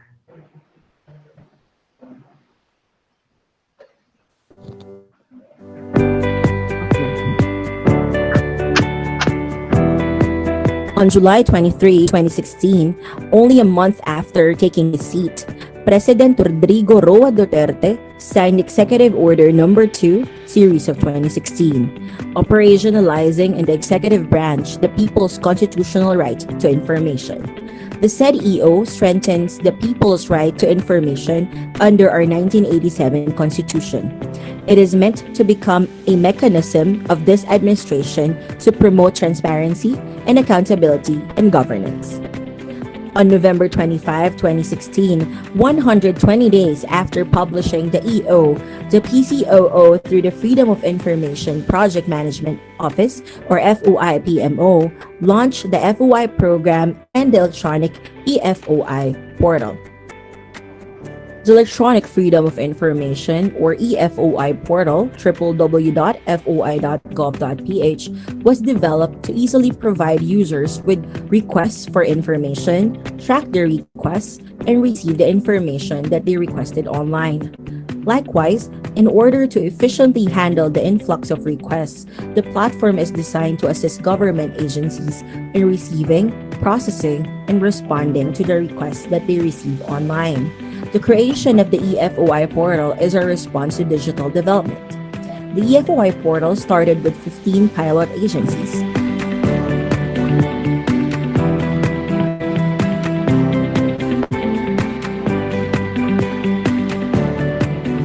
Before the creation of the eFOI portal, requests for information may be lodged in government offices by submitting a physical copy of an FOI request form. This hinders the public residing in different places from filing their FOI requests to government offices. Accessible to all users, visual presentation, well-planned information structure, well-formatted content that is easy to scan, browser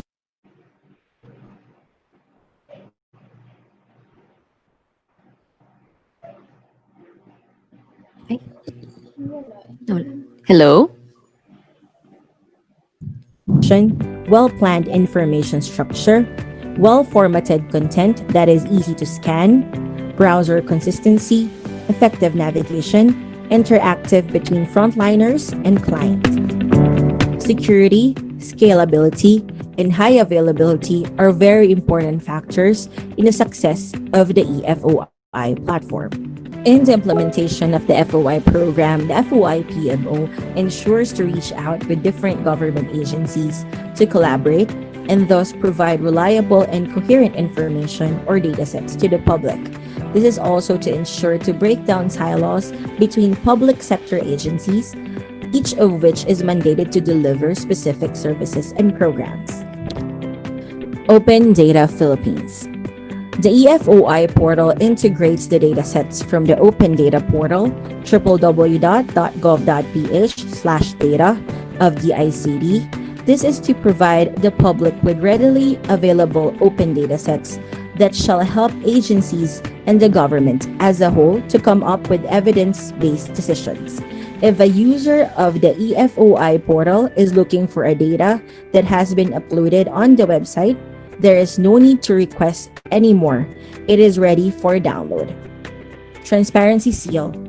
Another feature of the eFOI portal is a link to government websites that will direct the user to the agency's Transparency Seal, which provides a list of officials, charters, budgets, and financial statements, among others. Due to the success of the pilot run, from 15 pilot agencies in 4 years of implementation, the eFOI portal has more than 41,000 eFOI requests filed to 490 government agencies, onboarded from 21,360 FOI public users with a 46% success rate in processing requests in the eFOI portal.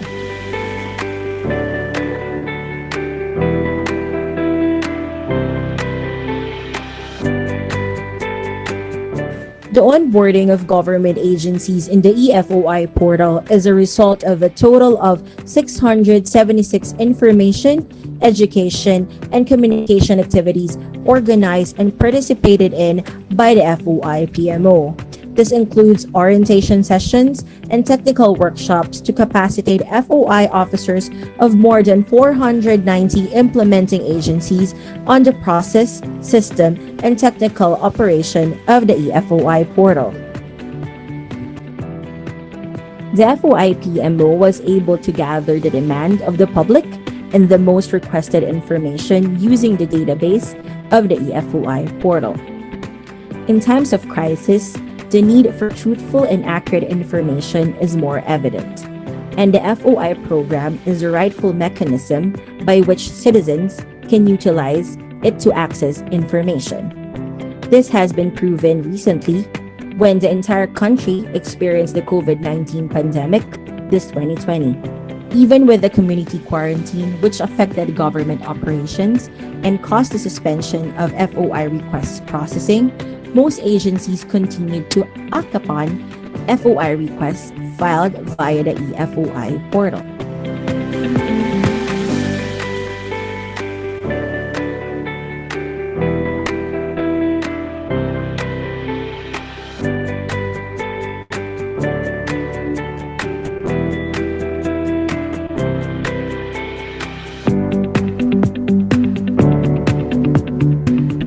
Based on the gathered feedback from the public users, the FOI PMO consolidates success stories where the eFOI users share their experience in the eFOI portal.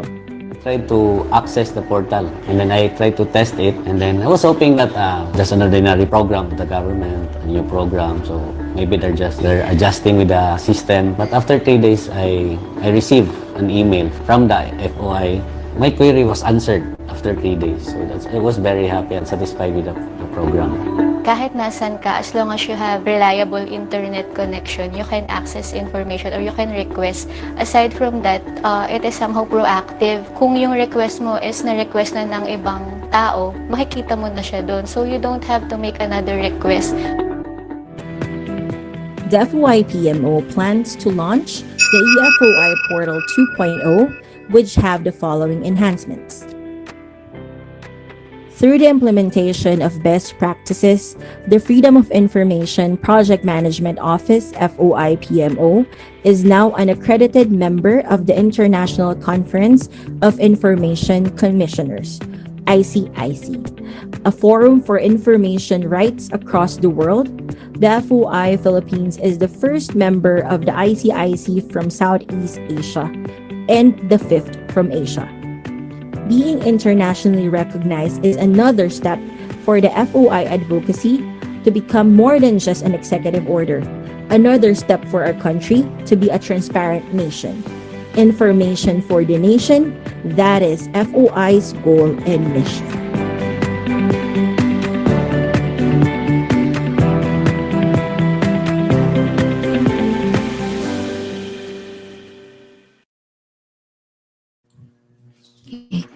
Thank you. So the floor is now open for questions.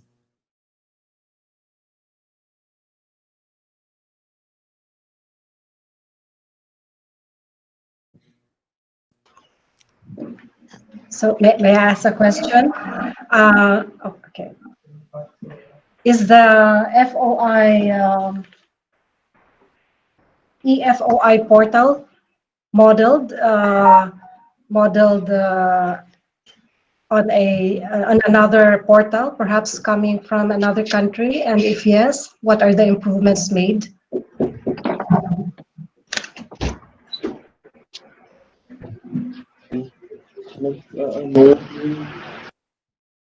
Hello? Representatives from PCOO, are you there? Hello. Hello. Yes. Yes. Chris is just reconnecting. Is having a technical issues. But for to answer, Chris. Yes, Danica, can you answer? I missed the question. Can you just answer? Okay, sir. Yes, Director Alma, we adopted the eFOI portal of from the UK. However, we navigate or we modify the features of the eFOI portal based on the demands and the how does the government agencies in the Philippines will respond to the FOI request.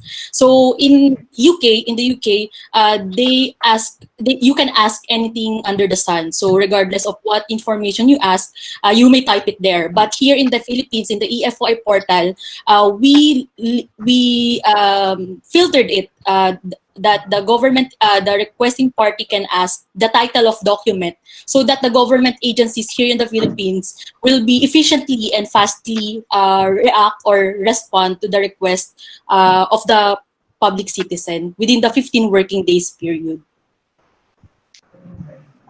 So do you also have plans of covering the local government units? I understand that FOI covers the offices under the executive department.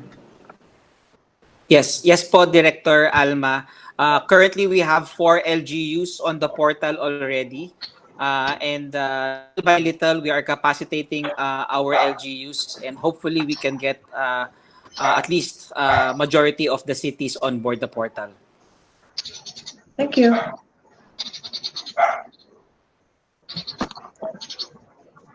Do you have a specific KPI for measuring the success or effectiveness of your portal? It's very difficult, engineer, to measure FOI based on the success rates because there are many issues surrounding it. Maybe they have a low success rate because they're the wrong agency to ask. That's a big chunk of our requests. Information is requested from the wrong agency, so we don't use that as a KPI, the success rate. Our success rate is awareness of the program. We have been able to include access to information as one of the questions in the 2019 Functional Literacy Education and Mass Media Survey of the PSA.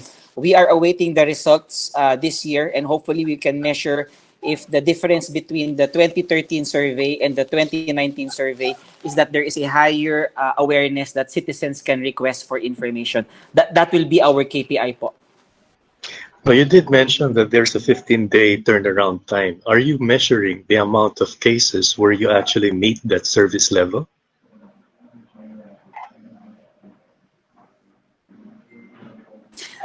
Yes, ASEC, we do measure. No, we are able to gather data from the different agencies. And we are pleased to share with everyone that the average processing time is 7 working days. So while the executive order says a 15 working day period, agencies are able to respond much earlier than that. In fact, some agencies are able to respond faster. Some example would be the Philippine Statistics Authority, DBM, and the DOF. They're able to respond on the same day. So yes, we do measure, and then we do inform the agencies. All right, your average processing time is 18 days. The ideal period is 15 working days, and so we try to help them improve on what they are weak on. Okay, thank you so much. Chris, how many inquiries do you get on a day on average?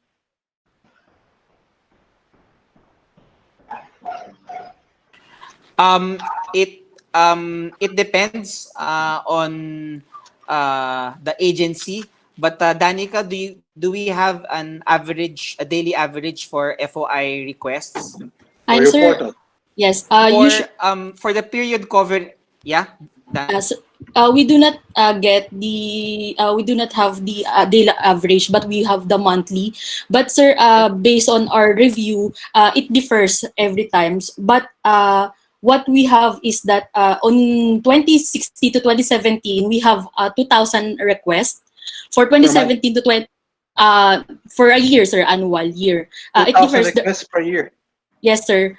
There are months that we get 100 requests. There are months we get 500 requests. There are months that we get 1,000 requests in a year.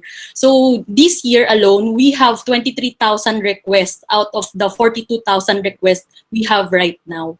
So the total number of requests we gathered this year alone is half of the number of requests we have consolidated from the past 3 years. Okay. Would you say that how many % of those accessing portal are from the private sector instead of internal needs of the government? Sir, we identify the requesting party based on their affiliation. So we have different requesting parties. We have from the academe, we have from the media sector, we have from the CSO or non-government organization. I'm just interested. Yes, sir. Service. Who are you serving? Who are you serving in this portal? The academe, sir. The academe and the Academe. researchers, yes, sir. They are 50% of the total number of public users in the EFOI portal. Okay. How about in terms of information? Because you're the information source, you're consolidating from all different agencies. Do you also supply the needs of information of the government sector? Sir, for us, we are just The information engineer originates from the government Agencies. agencies themselves. What we do is we try to capacitate them. We Okay. found out that a lot of them have very weak records management systems, and that's why we have tied up with the National Archives and the Department of Information and Communication Technology to revive the ARMIS and other document management and records management system, because that's where their weakness is. It doesn't matter if we have a fully functioning website. If the agencies aren't able to locate the information, then the FOI website is useless. So that's why we try to assist the agencies improve their records management system so that they can retrieve the information fast. So what would you like to highlight in terms of a best practice for your agency? What is it? The portal? Is it the integration? What is it? Our best practice is being able to encourage agencies to agree to have a portal wherein every question can be answered. We think that other agencies can learn from that. We would like to think that a strategy of incentive is better than imposing on them. We feel that if you impose on them some structure, there will be pushback. But if you encourage them, if you enrich them, if you capacitate them, and they understand why we're doing this, then you'll have this kind of cooperation. So our best practice is how to get 500 agencies to cooperate with one another and put their records management system, their information system into one portal, to agree on that. And So what did you do, Chris, specifically to encourage those? Was it a carrot or a stick? We used the carrot po. We were What able kind? to convince we were able to convince AO25 in the interagency task force on AO25 to include FOI as one of the metrics in the PBB or performance-based bonus. And at the same time, we were very aggressive in capacity building. We were also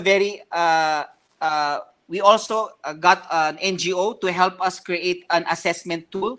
So the assessment tool is like a survey, and we gave them to all of the agency information officers so we can identify what the weak spots are. Does this agency have a very high turnover of information officers? And if that's the case, then how do we address it?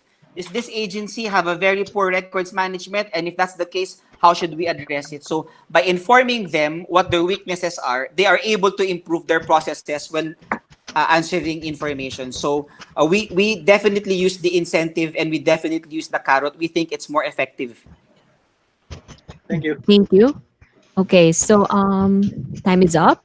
So thank you, PCOO, okay, for that presentation. Now we call on our next best practice presenter, the Eastern Visayas Regional Medical Center. And then after this, we will have our afternoon break, and then we will continue with our last batch.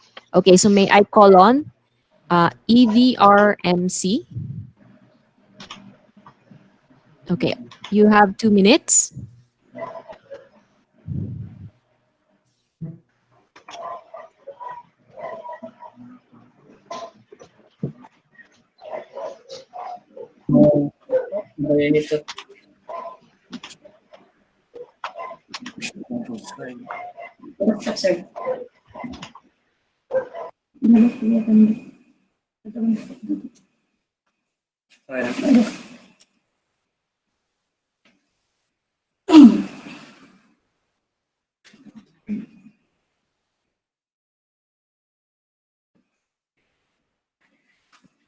Hello, good afternoon.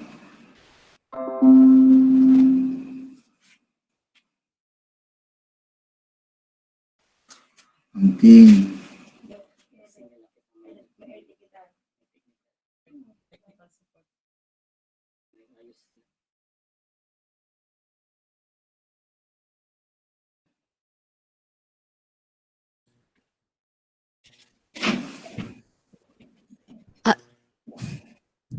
Sir, you may click on your PowerPoint. Yes, sir. Yes, there. We can see your presentation now.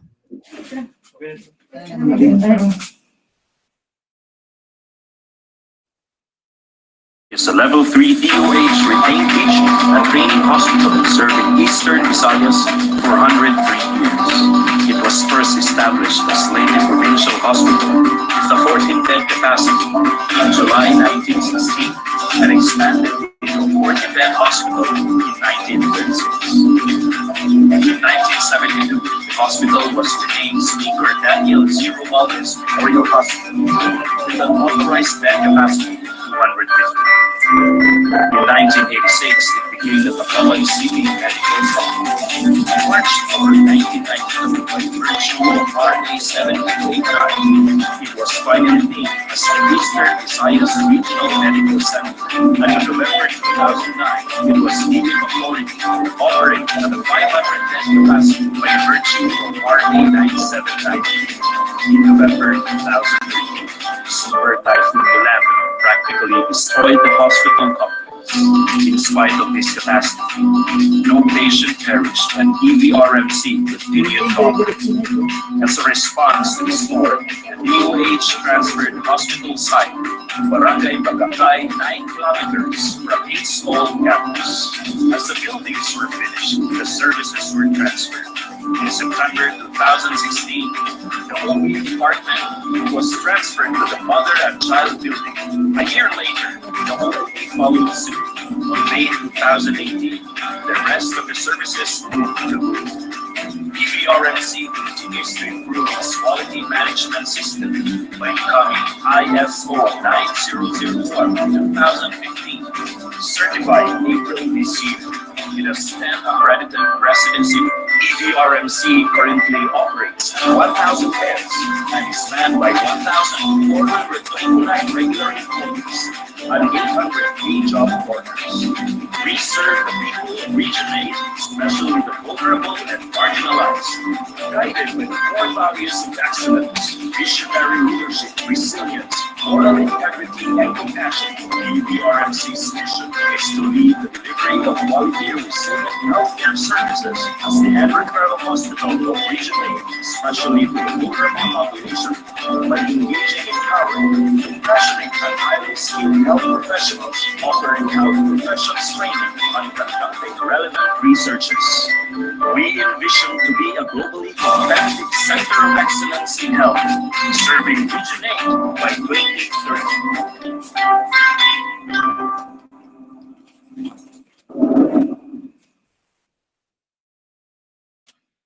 Overcrowding is one of the biggest problems identified at the Eastern Visayas Regional Medical Center Emergency Department and in many countries around the world. Emergency department overcrowding may cause problems for patients and staff. That includes increased waiting times, increased ambulance diversion, increased length of stay, increased medical errors, increased patient mortality, and increased harm to hospitals due to financial losses. What is emergency department overcrowding? Overcrowding exists when there is no space left to meet the timely needs of the next patient requiring emergency care. The care of urgent problems is delayed due to congestion brought about by overcrowding. The presumption for many years was that waits were driven by poor ED design and failure to optimize flow. In some circumstances, this is unquestionably true. A substantial volume of literature, however, concludes that ED overcrowding is largely driven by the boarding of admitted patients in the ED. Thus, ED overcrowding is really a result of hospital-wide overcrowding. Innovation. If EVRMC finds a way to address this challenge faced by all hospitals. The Department of Emergency Medicine created a potential solution through the opening of an emergency medicine observation ward, also known as EMAO. This innovation is aimed to improve the services and increase hospital income. The Department of Emergency Medicine has 15 beds on the EMAO, where patients triaged as level 3 and level 4 who need medical attention for at least 24 hours, but less than 48 hours can be admitted. After that period, they are discharged and advised for follow-up at their nearest rural health unit for continuity of care. Other clinical departments may refer patients for admission under the Emergency Medicine Observation Ward for acute management, provided that they meet the inclusion criteria. For patients admitted at the EMAO, in the event that their condition worsens or there would arise a need for them to be observed and managed for more than 48 hours, referral for transfer of service with corresponding clinical departments will be done. After all the planning, meetings, creation of policies and guidelines, staffing, and approval of the medical center chief, finally, the Eastern Visayas Regional Medical Center Emergency Medicine Observation Ward was inaugurated last October 15, 2018, with a 15-bed capacity ward, and it is being manned by the emergency medicine residents and staff.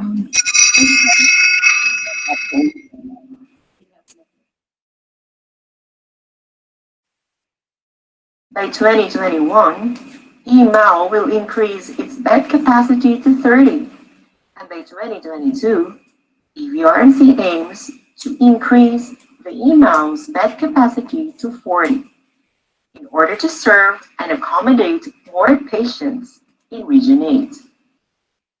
Results. The EMAO held precious bed space in the overcrowded emergency room so new patients can be properly accommodated. Patients who fit the criteria for admission at the EMAO do not have to depend for any laboratory results at the ER, thereby helping in decongesting the ER in the process. Patients who are discharged from the emergency department but cannot go home, especially at night, since they are far from the hospital, are admitted at the EMAO.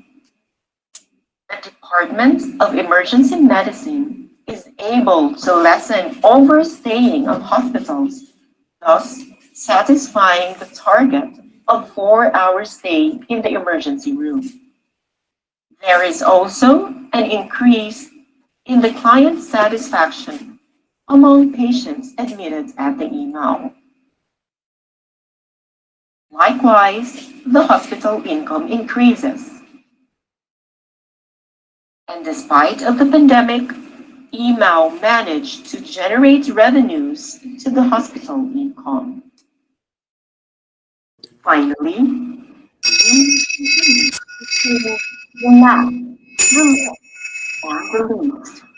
we innovate, and above all, EVRMC cares. We are compassionate, accessible, resilient, excellent, and sensitive. Okay, thank you for that presentation. The floor is now open for questions.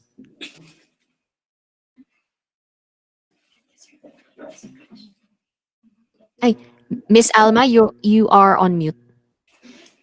Yes, hello, good afternoon. Good afternoon. Just a point of clarification, what is the criteria for a patient to be admitted to the EMAO? And what about when would a patient be admitted to the ER? Thank you. My name is Dr. Balais. I'm the department chair of the emergency medicine. Well, we have set guidelines and protocol for patients that need to be admitted at the EMAL. Actually, we set 7 criteria. As long as we meet the inclusions criteria, they can be admitted. We have certain cases. We study first the most common cases that causes congestion to the emergency department. One of them is the acute gastroenteritis, which is diarrhea, pain management, allergy, hypersensitivity reactions, and minor trauma, chest pain that are low-risk patients, and other patients that need further observations. Those were the criteria that was set onto the guidelines that will be meeting the guidelines for the admissions to the EMAL. So are there any similar programs in other hospitals, just like the EMAL? So How far, different is this? so far, we're the only first in the Philippines doing the emergency medicine observation ward. So is it an extension of the ER, or is it additional bed space? It's actually adjacent to the emergency department. It's more likely a clinic. It's where we can make a decision unit. It's really a ward that being managed by the ER doctors. Yes. So as far as your census is concerned, they're considered admission. Yes, they are considered admissions at least 24 hours so that they will be covered by the PhilHealth. Because rather than staying in the emergency department for more than 6 hours, 8 hours, 10 hours, and not being admitted, then we lost generating income with the hospital. And they can cause congestions and prolong our turnaround time with the patients. So practically you just added beds. I'm sorry? So you added 15 more beds in the hospital. Yes, we added 15 more beds for observation patients that can causes patients that needs monitoring. This away not inside the ER, but they are not being taken care of inside the emergency room, but adjacent to the emergency room.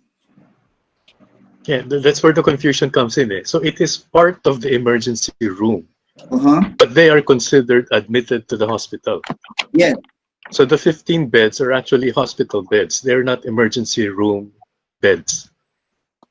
They are hospital beds that adjacent to the emergency room beds. I mean the staying of the patient, they're using the hospital beds. Yes. So because you're mentioning that it's unique to EVR, to Eastern Visayas, which means that DOH, the guidelines of DOH for hospitals do not specifically mention any EMAO. So yes. there's no such thing as an EMAO in DOH. Yes. So the way you're treating the EMAO is as if they are additional hospital beds. Because when you put somebody in EMAO, they're practically admitted to the hospital. They're not part of the emergency room. When we put patients on EMAO, there are certain criteria, and But in your census, they are admitted.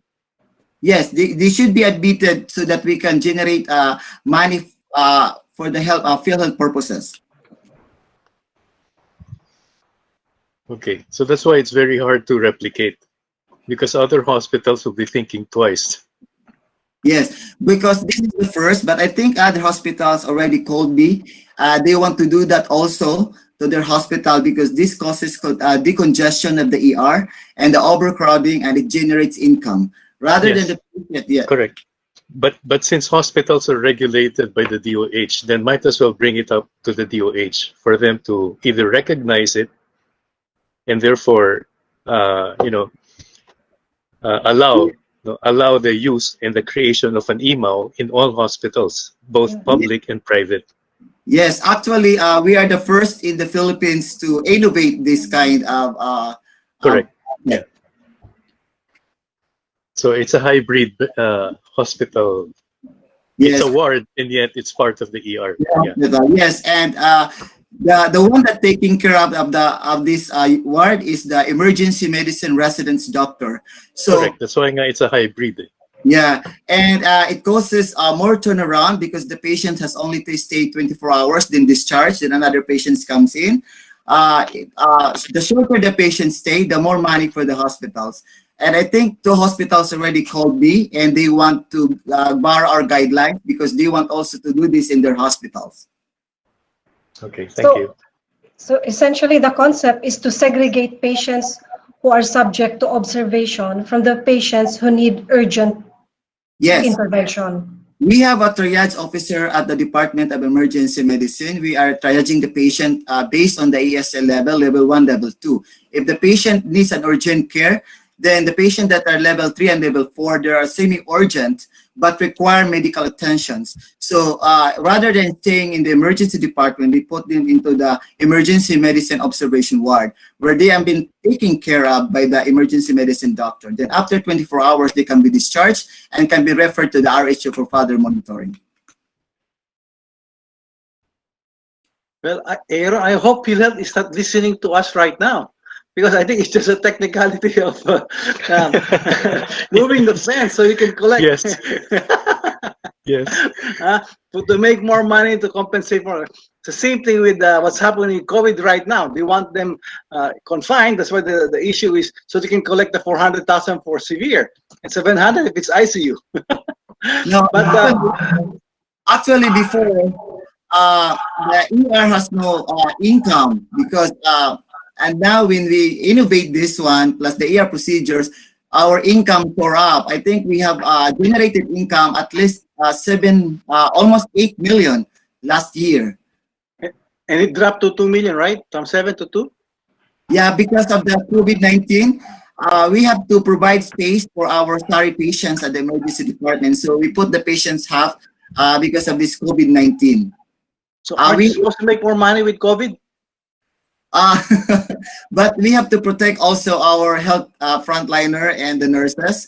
We have to implement very strict healthcare protocols in the hospital. So in terms of sustainability, are you going to ask DOH to ratify your practice and make it part of the hospital system? Actually, I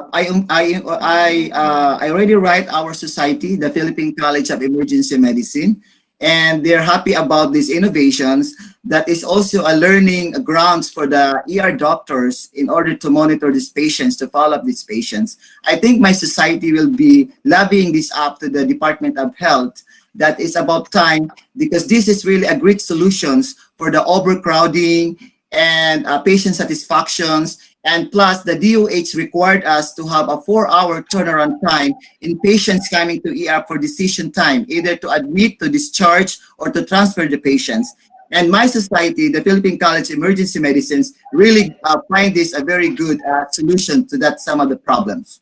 Okay, just to clarify, in the absence of an EMAW, what is stopping you from confining your emergency patients for observation to regular rooms or regular wards? In the absence of EMAW, the patient stays in the ER for 8 hours, 10 hours, 16 hours. No, why not admit them to a ward or to a regular room? Because we are already congested. Okay, that's the reason. You are congested, so you created an EMAW. Yes. But if you were not congested, you would have brought them to regular rooms. We are a tertiary hospital. We are the endpoint referral. All patients come to hospital. We never had any chance to have a vacancy of our bed because we have 500 bed implementing, 500 bed approved, but our implementation bed is 1,000. So overcrowding is always there in our hospital. It's present. Why not consider adding more rooms? Instead of 500, you make it 700. We don't have enough already space because of the building structure, because we are only allowed 500 beds, but our implementation is almost 1,000 beds. And we found a solution that we have another space. We use that empty space for this project. All your beds are now double deck. You know what? That could be probably the best solution, but we cannot do that. Okay. Thank you. Thank you so much. Thank you. All right. So time is up. Thank you for that presentation. Yes, good afternoon, ma'am. We are ready for this final phase of our best practice to be presented via video as well as the question and answer portion. Okay, so sir, I will be playing your video. Okay, so please wait a moment. Yes, sure. We will play the video now.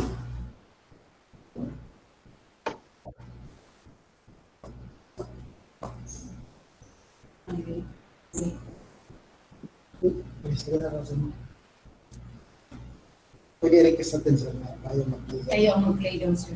Request natin na tayo lang mag-play. Ma'am, can we request that we will be the one to show or to play the video? Yes, okay. Yes, you can. Thank you so much. Okay.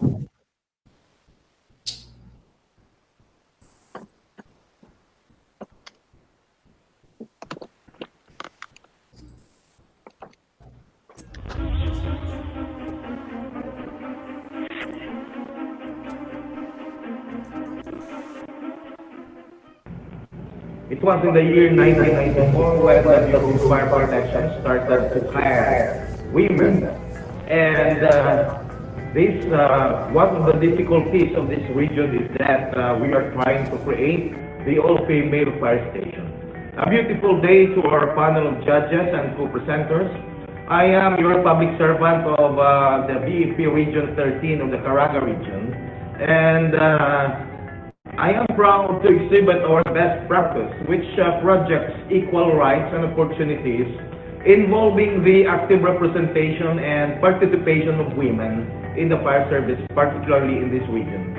Standing in congruence to the Gender and Development Program of the Civil Service Commission. So ladies and gentlemen, may we present to you in overview of the program establishing all-female fire stations in the provinces of Caraga region.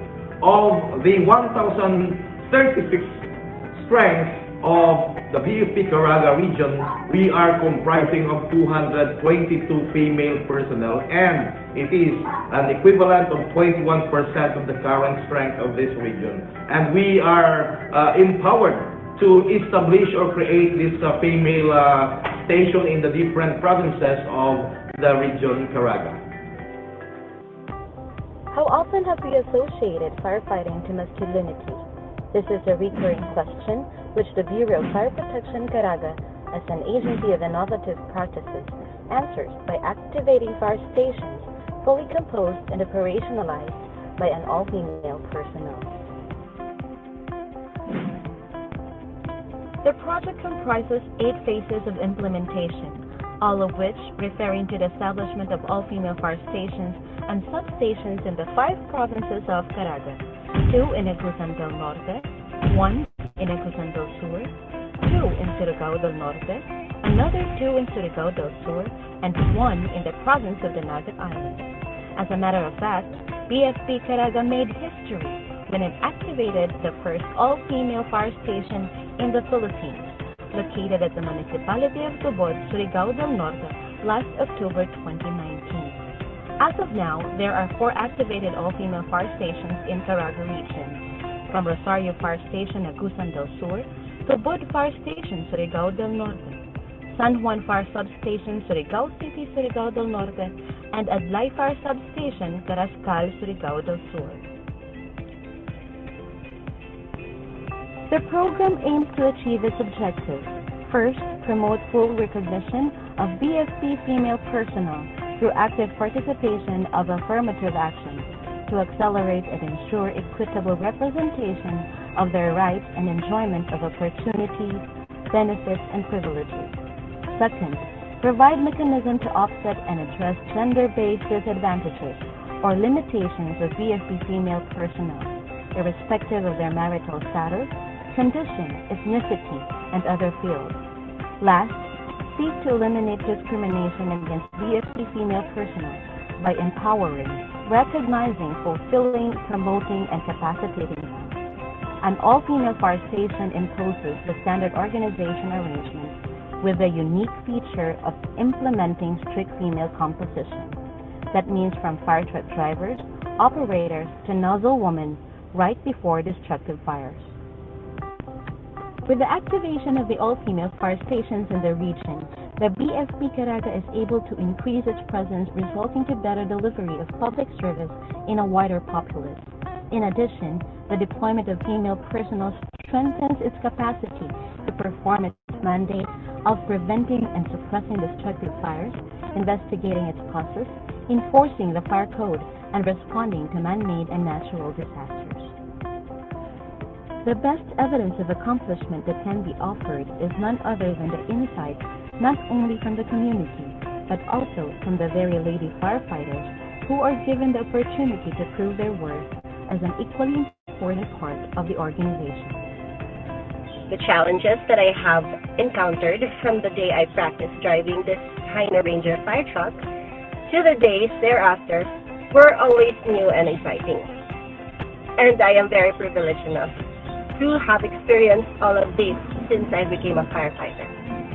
Doing a man's job was never easy, but we are committed to learn from all possible ways to get the job done, responsive to various challenges and other emergencies to save lives and belongings of the people that are in need, and willful enough to survive and triumph over adversities towards the fulfillment of our shared goals and mandates.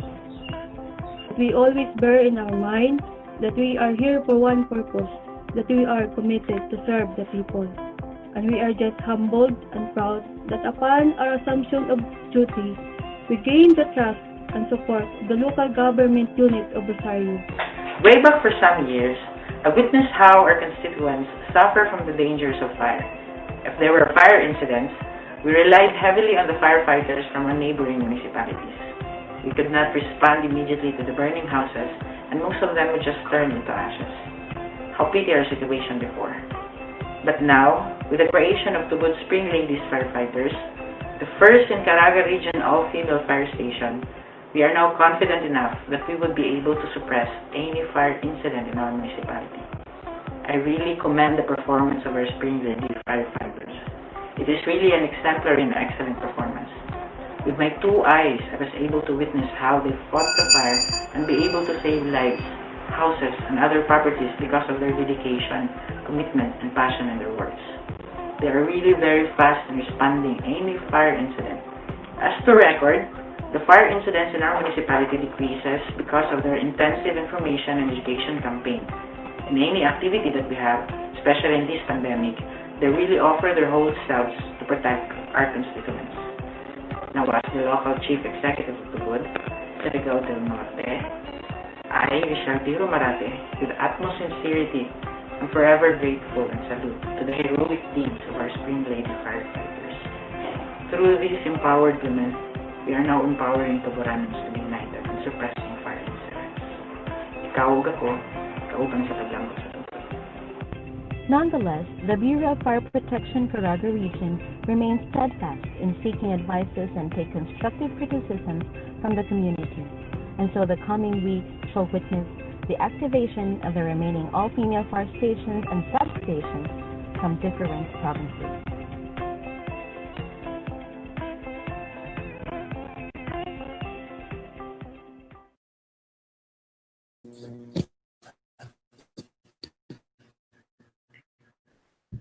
Thank you, BFP. And now we can proceed to the question and answer portion.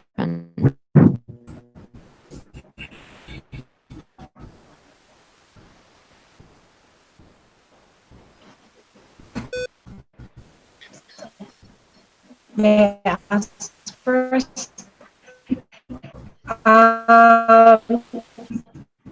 Any LGUs could aspire for? Yes, I think the number 220 or the 21% of the female will suffice for the strength of the BFP entire Caraga. Well, in fact, the 8 fire stations that we are aiming, all female fire stations, with the ideal number of firefighters in every station with 1 fire truck will be composing of only 7. Meaning if we are able to realize the 8 fire stations, it's just a matter of 56 or 1/4 of the strength of the said 222. So anyway, in terms of our recruitment, we do not have actually the actual percentage as to how many women we are going to hire. It does depends on the qualifications and the special skills that they possess, so that we can indeed be convinced and we are going to absorb them in the BFP. So since 1997, actually the original members are 1994, batch 1994. In Caraga, we have the original batch member of batch 1997. Of these 222, two of the activated female fire stations belong to the class 1999, meaning to say they are experienced and they possess qualifications to man the said fire station, all-female fire station. So is the figure 222 already a high number as compared to other provinces?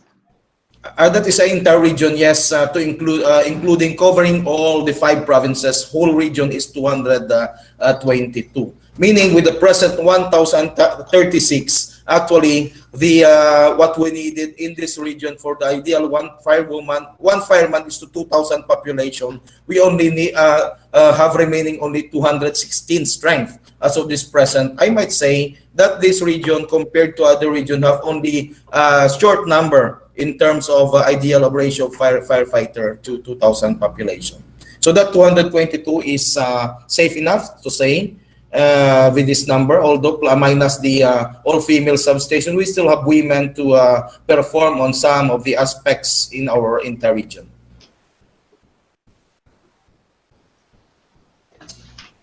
No, Yes, just ma'am. curious. Yeah, what is the basic rationale for coming up with such program? Okay, I mean, what motivated you to come up with a project called All Female Fire Station? Yes, we Is all there a know scientific that. study? Yeah, is there a scientific study that says that an all-female fire station will perform a lot better than an all-male or a mixed fire station? I mean, The current trend of our organization is that the equality of the gender awareness development, that equality of men to women. So we were able to conceptualize this since time immemorial. We were not able to see or hear that there is a fire station comprising of all females. So what men can do now, we give equal regularity to the female, that we are trying to prove that we what men can do, women can also perform. In fact, that it is an evident or the testimony on these four stations that we created. In the experiences in responding to fires, they were able to combat efficiently and effectively with the nod, of course, of our community. Even the beloved mayor of the municipality of Tubud is convinced of the creation of these female fire stations. so in terms of performance, efficiency, effectiveness, I mean, there's no difference between an all-male and an all-female workforce. With the experience as well as the training that they have incurred, the same. If male can jump the 40-feet tower building, women can also do, and with that experience that they have gained from their training, their FBRC and other specialized schoolings, they can perform what men can do, sir. That's good. Okay. Thank you. Because Yes, sir. because you went to the other extreme, you now discriminated against men. Even with this present pandemic, they still perform. We have the online Oplan Ligtas na Pilipinas program. They are doing the OLP on the road. The fire truck is doing the Recorreda, informing, giving reminders to the community using these all-female firefighters, and they're very effective and efficient, as I say. Okay, thank you. Thank you Yes, so sir. much. Thank you, sir. Yes. Yes, ma'am. I have another question. This all-female fire department, would this not prejudice the chances of the women to be promoted in the event that the vacancy is in a station that is not all women? Very good question. I believe it will not hamper at all in terms of their promotion. The better, because they were able to perform other extraordinary job like other women in the offices. They are not only purely officers, but they are also combatants in fire suppression, extinguishment, and doing some lectures, fire education, and others. And I believe they are under my care. They would be given more priority and a greater chance in terms of promotion. Yes, ma'am. So they can actually work together with men firefighters. Yes, of course, the stability under pressure that men are facing, women, the female firefighters can do also.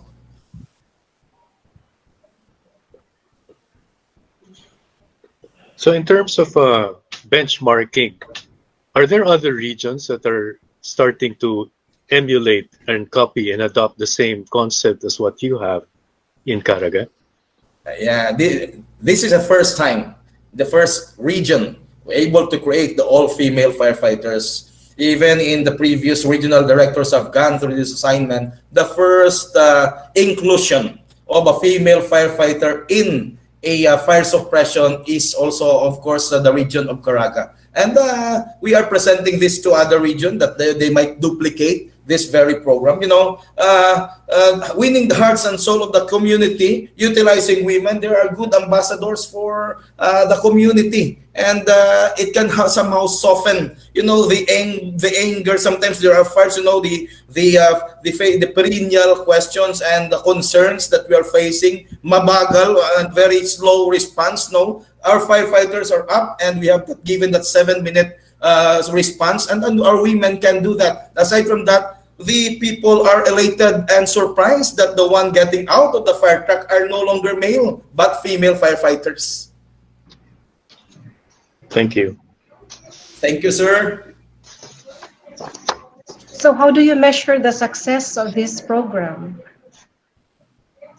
This present, I can guarantee 100% satisfaction and success. However, in our phases of creation, we are still only on the 50% of establishment or activation. On the phases of activation, we still have 4, and there are only factors that we are waiting that we can realize is that 8 female fire stations in the entire region of Caraga, because one factor is that in the municipality of Carmen, it's particularly in Agusan del Norte, we are still finishing the construction of the fire station. Once it is 100% completion, then we can activate again another one. And also we are waiting for the arrival of the 5 brand new fire trucks that was then recently given by the national government through the project of our own very President Rodrigo Roa Duterte. Once these fire trucks will arrive, then we can use some of these new fire trucks for the detailment of our female personnel here in region. Have you received citations or rewards for this project? Pardon, ma'am? Have you received citations or rewards for this program? It is indeed a labor of something that is worthwhile for us, and we believe being included in the 73 finalists of this best practices, we are one of the 27 that was been chosen by the Honorable Development Academy of the Philippines. This is a great indeed, pride and honor for all of us. How much more that we can be considered and convince the Honorable Board with this activation and creation, a unique fire station comprising the all-female firefighters, Madam.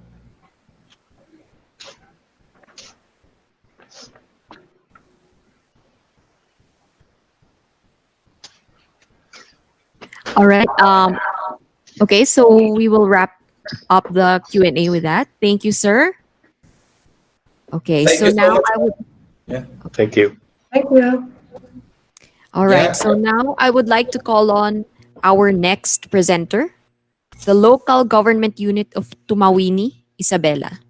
All right, so I will be playing their presentation.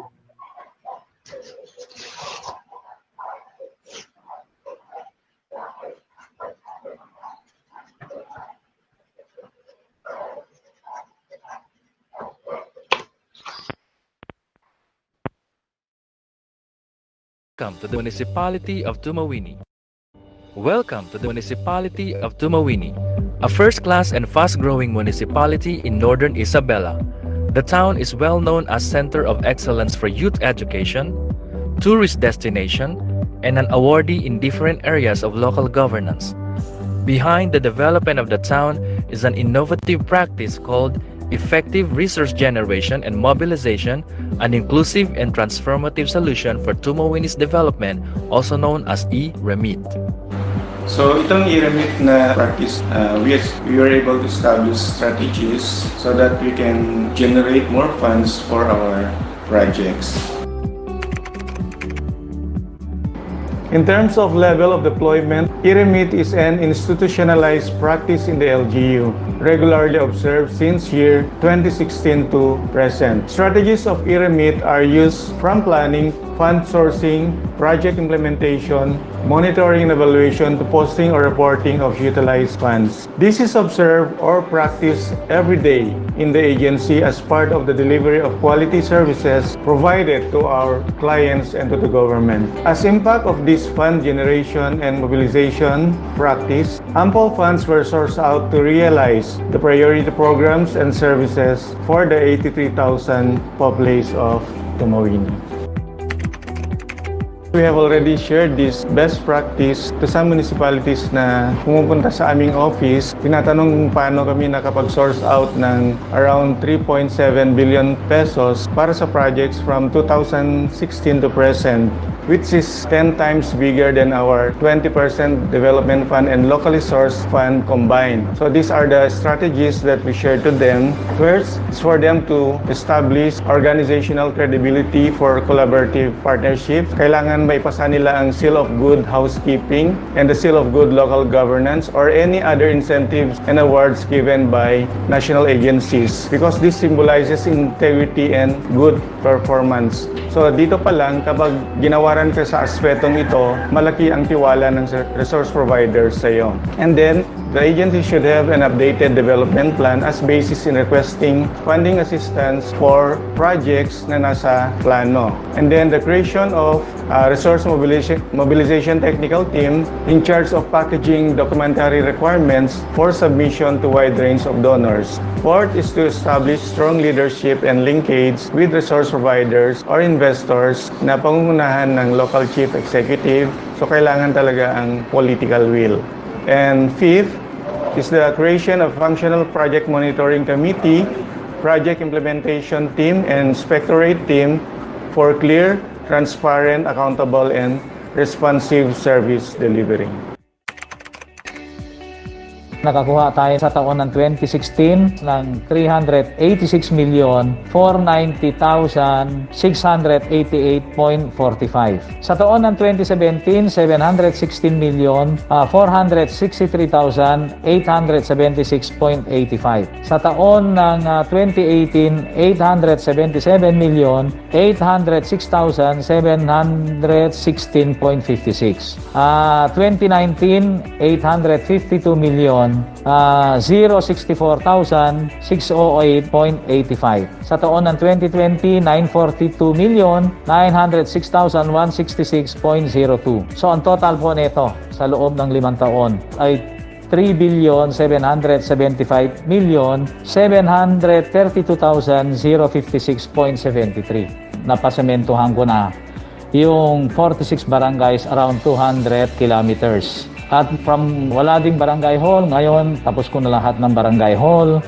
At sa community center naman natin, natapos na po natin yung 39 barangays. At yung construction po ng bagong gymnasium, nasa 80% na completion. At yung bagong munisipyo na nagkakahalaga ng 100 milyon. At yung construction ng Modern Evacuation Center, na isa lang po tayo sa bayan na nabiyayaan dito sa Region 2. Yung edukasyon, ngayon po nakapagpagawa tayo ng 291 classroom building.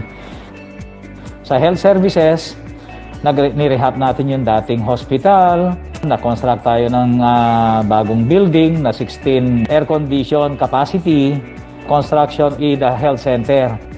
Yung agricultural development, construction of around 150 solar dryers, installation of mechanical dryers, concreting of irrigation canals, concreting of farm-to-market roads. Nakagawa din tayo ng mga maraming sweep project or patubig para dun sa mga farmers natin.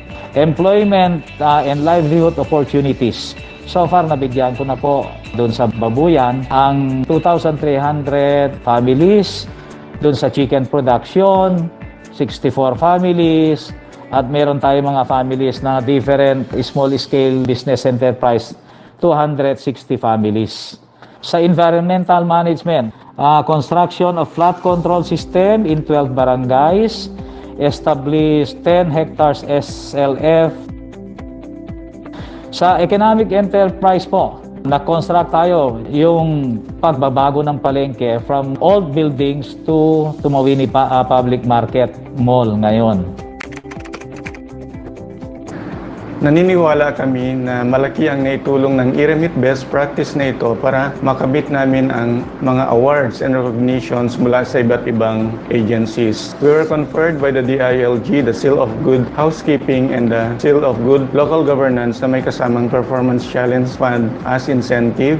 The Presidential Award for Child-Friendly Municipalities and Cities na ginawad sa amin ng DSWD and the Local Health System Award of Excellence conferred to us by the Department of Health. So far, the best evidence of this innovation that we can showcase are the testimonies and commendations of our constituents in the grassroots level. Dahil po sa IREMIT practice, natugunan po ang aming problema dito sa tulay namin. Napakalaking tulong ang IREMIT. Naging sementado na ang daan, na-improve din ang barangay hall.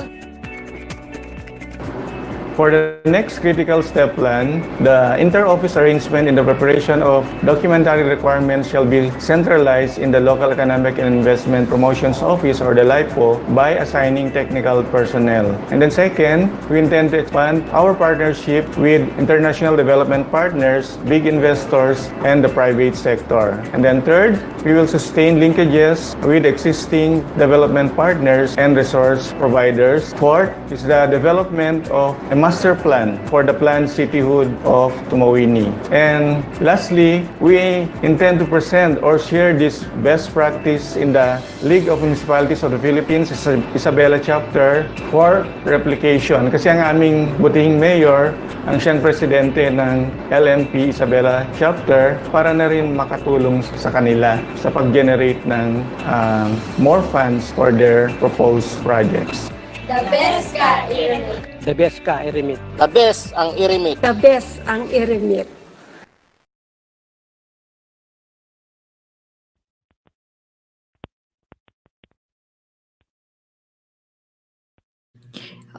Okay, so now the floor is now open for questions.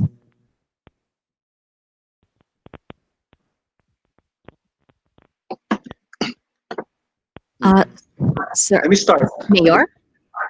I think we cannot hear you, sir. Sir, we cannot hear you, sir.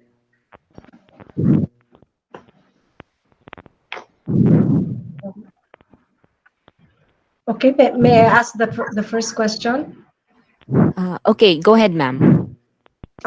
Is this concept of IREMIT an original concept by the LGU, or is it being adopted from another local government unit?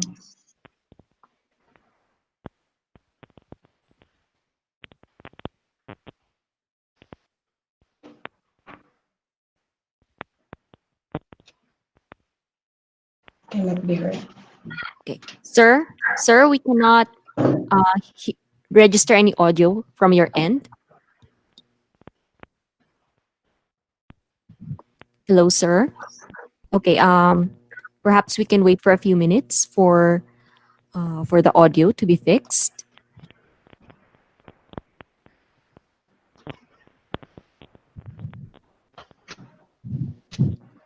Okay, let's wait for LGU Tumawini to fix their audio problems. Okay, Miss Alma, please hold on to your question. I will say it again. Maybe later. Later, If they, yes, when they get their audio back. Yeah.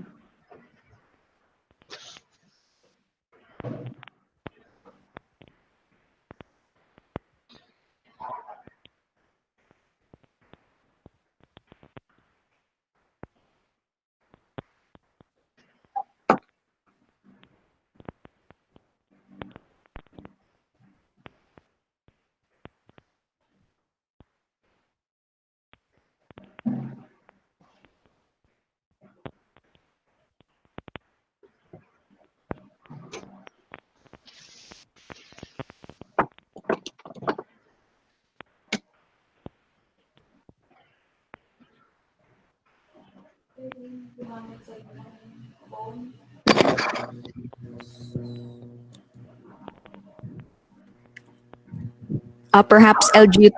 Hello?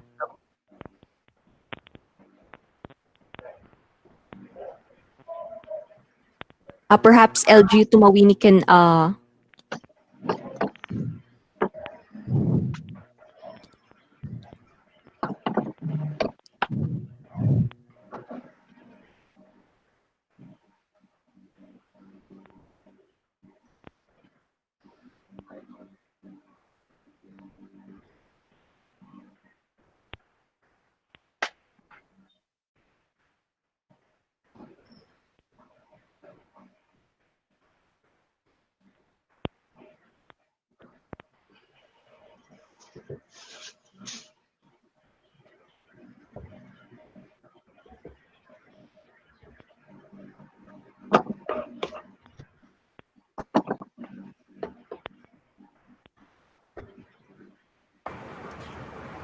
Hello. Hello, ma'am. Did you hear me, ma'am? Okay, ma'am. Yeah.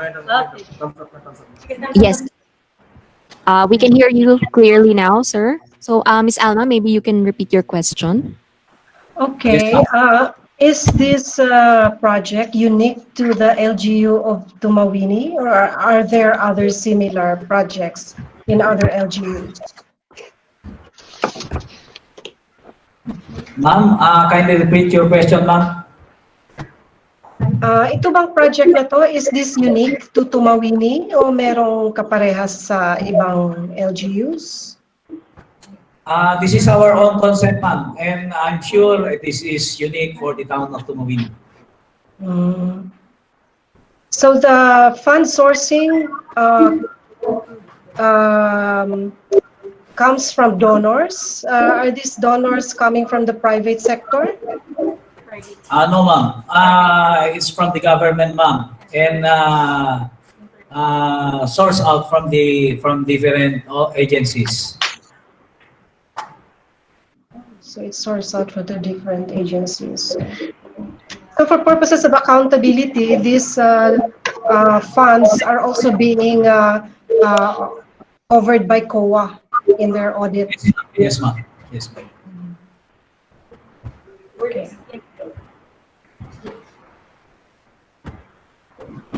So we were made to believe that part of your fund generation comes from donors and loans. You actually borrowed money? Part of our development, yes. But majority of our development, which were already implemented, was from resource generation. Correct. So how much, in terms of percentage, how much of that came from lending, from borrowings? Maybe part of it, 5%, around 5%. And the major funds, it's because of our fund generating initiative. Yung 3.78 billion. Opo, actually po, yung era po ng bayan ng Tumawini, an average of 35 million every year. Yeah. So 140 million for 4 years, and almost say 200 million for 5 years.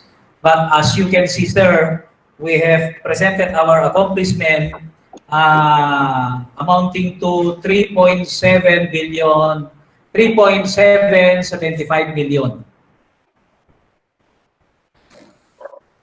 So all of this started way back 2016, and we plan our every step of the implementation of our projects.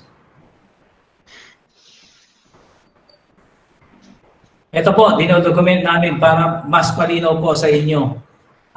Lahat po ito, pinlano namin na nag-isip po ako kung paano ako makonect sa funding source, at napagkatiwalaan naman po tayo. Kaya tuloy-tuloy po yung nakukuha nating development funds from from other agencies of the government. So this will have to be repaid. Kailangan nyo bang i-liquidate ito o i-bayaran ulit? Hindi po. Yung portion po ng loan, dumadaan po lahat ito sa audit ng COA. Pati ho yung mga nakukuha naming mga projects sa iba't ibang departamento, ito ho, dumadaan po sa COA audit. Yeah, because one of our concern here is yung sustainability of the project. Okay, and you know very well that the administration of each LGU has a 3-year horizon. So whenever you come up with lending or with loans, it normally crosses administration. So our concern is how about the continuity of this project despite the 3-year tranches in each administration in the LGU? As I've said a while ago, sir, our loan is minimal comparing to what the development funds were already implemented in our town. Okay. So, ito po, kahit magpalit po ng administrasyon, masusustain po itong payment nitong loan dahil minimal lamang po, as I've said, nababayaran sa 20% development fund, and aside po dyan, marami pa rin pong development funds na nagagamit natin. Tapos by 2022, yung Mandanas, di ba? Lalaki na uli yung inyong share ng IRA. Mas lalaki po yung share ng local government units pag nailabas po itong Mandanas Law. Correcto. Okay, sige. Thank you. Thank you very much po.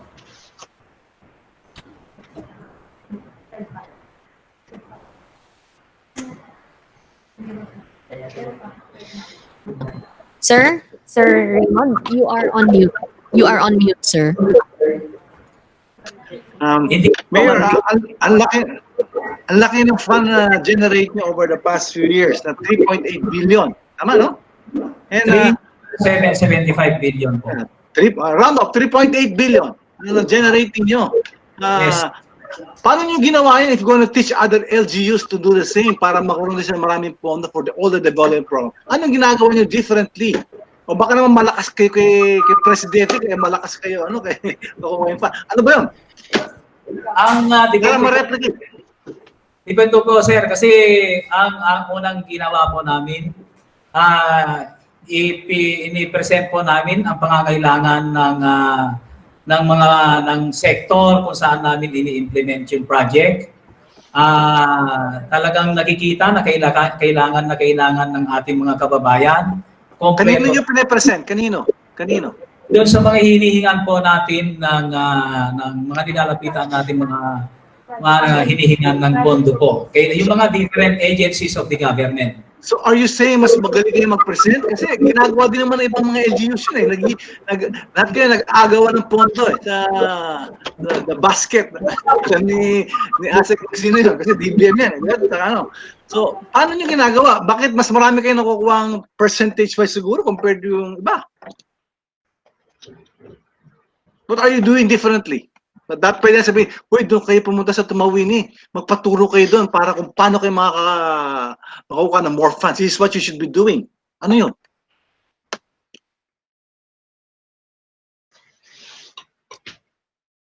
And really of the bride. That's why inano yun ang kaloobo na. Yes, sir. Yung tanong niyo po, katulad po kasi ng practice ng mga local chief executive, practice namin noon. Dahil matagal na po akong naging mayor, nagsasubmit kami ng letter o resolution. Pero nung medyo nakita ko, hindi masyadong napapansin, so ang naging pinagplanuhan ko, na kailangan lahat may nagturo sa akin na lahat nitong mga project na hinihingi ko dapat supported with documents na nakikita doon na talagang kailangan namin yung project kung saan namin lugar ini-implement. Okay. So, ultimo kaliit-liitan na documents, pinuprovide ho natin. At pangalawa, yung tiyaga at kailangan mapaliwanag nga natin doon sa nilalapitan natin na talagang kailangan natin at nai-implementa natin ng tama itong mga hinihingi natin mga project. Okay. So in terms of percentages, saan ang pinakamalaking pie nakuha niyo? Sa 3.8, sino mga agencies na nakuha niyo or funders? Marami po. Kasi marami kaming project ngayon dito, lalong-lalo na meron kaming papasok na project, yung Tumawini River Multipurpose Project. At for the previous years, mga school buildings, mga infrastructure, road concreting, all local roads, and farm-to-market roads, and other projects na kailangan ng aming mahal na bayan ng Tumawini. So, kailangan po tiyaga sa pagpa-follow up at ma-document lahat ng mga hinihingi mo para hindi ka na masyadong mahihirapan. Makikita nila na talagang kailangan ng bayan namin itong proyekto na hinihingi namin. Thank you. Okay, thank you. Thank you, sir. Okay, thank you. So now I would like to call on our... I have one last question. Okay, one last question.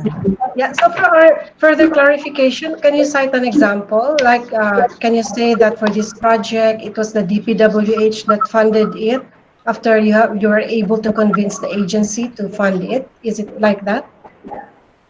Actually, it comes from the different agencies of the national government. And aside from that, it also contributes our local development funds. Okay. Marami din po tayong nilalapitan, ang ating congressman natin, ang ating governor natin. So, contributed for the implementation of these various projects in our town, Tumawini. Okay, so thank you, sir. Okay, so we can now proceed with our next presentation. So thank you, sir. Thank you very much. Good afternoon good afternoon to all of you. Thank you very much. Thank you. Thank you. Okay, now we will proceed with our next presenter, the Camarines Norte State College. So we will be presenting their video for.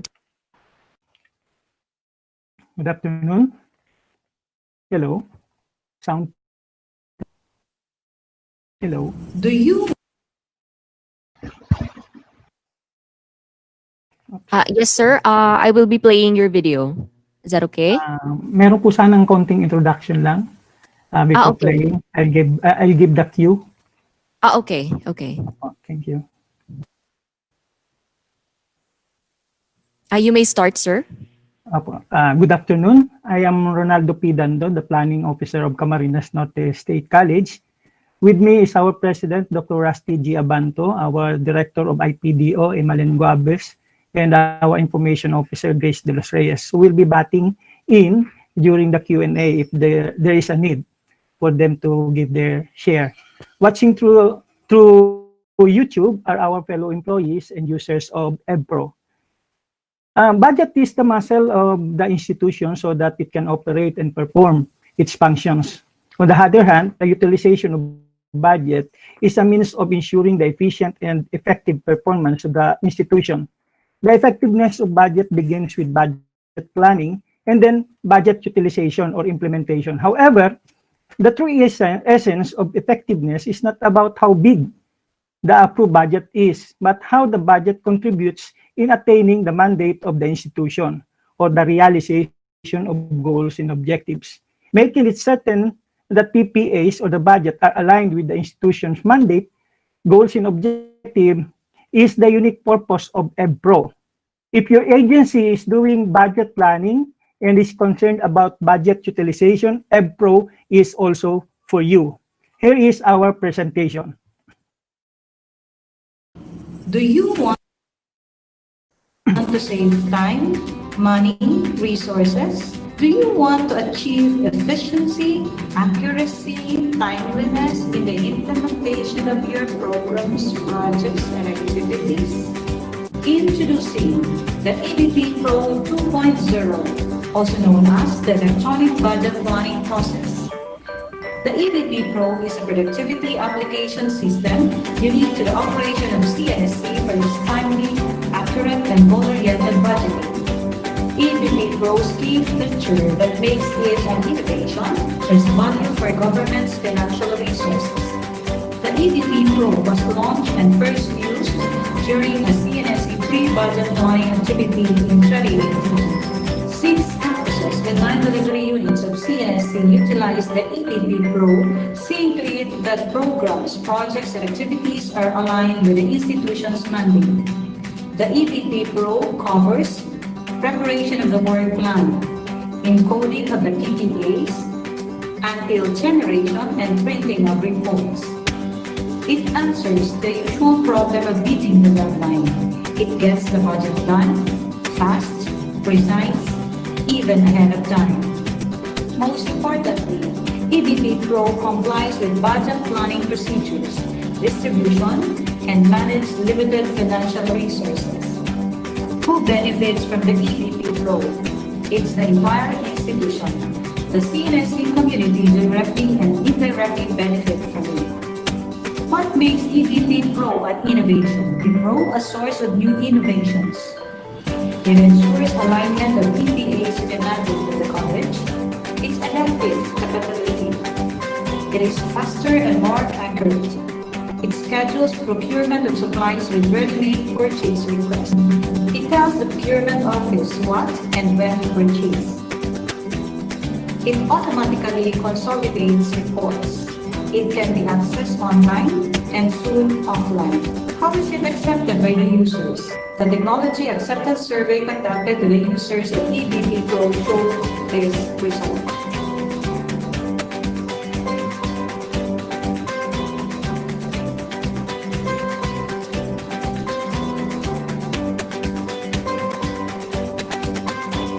As planning coordinator of Lapu campus, initially, I experienced a little difficulty in using the electronic budget planning process until I learned how to use it. It made our budget preparation easier and faster as compared to how we do it before. For us who are far from the main campus, remote encoding saves time, energy, and effort. It is also easy to retrieve and make modifications. What makes EBP Pro unique? The average fund spent in budget planning process of around 556,800 becomes only around 67,200 with EBP Pro, which means huge savings of 87.95%. EBP Pro ensures that all programs, projects, and activities are consistent with prescribed objectives and anchored on CHED mandate and the Philippine Development Plan. As an example, the faculty and staff development PPAs were aligned with Accelerating Human Development Code of the Philippine Development Plan. EBP Pro auto-generates income projection by simply inputting the projected enrollment, no need for long Excel simulation. The EBP Pro is the first ever application designed for state universities and colleges and is continuously undergoing improvement to make it dynamic and usable to other SUCs. Can it be replicated? That's the goal. In fact, the college currently share the use of the EBP Pro to the Central Bicol State University of Agriculture during their orientation on operational planning workshop. Recently, it was also presented during the region-wide Cinco Connect ICOMS orientation. And here's what they say.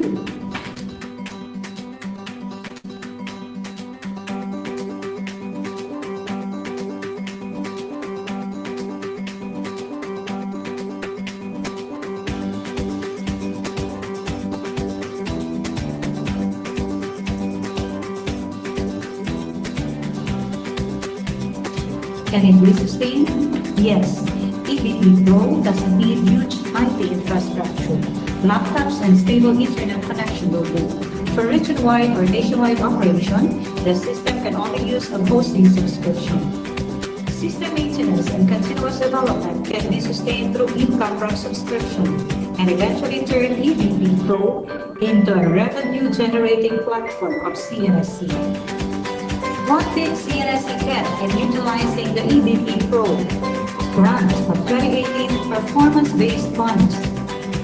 Certified under ISO 9001:2015 in 2018. Recertified under ISO 9001:2015 and multi-campus certified in 2019. Recently included in the list of 2020 GBPR Award finalists.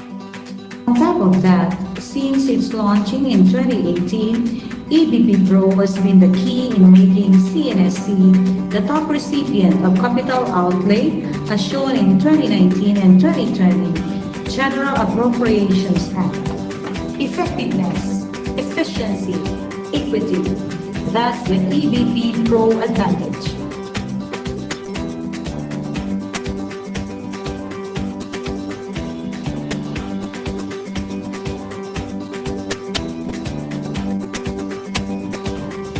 Excellence 2020, Road to University of Camarines Norte.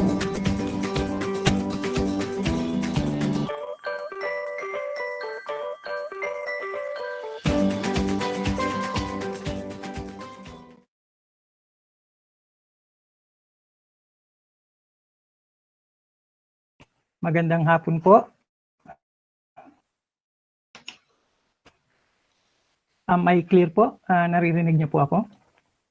Yes, sir. The floor is now open for question and answer.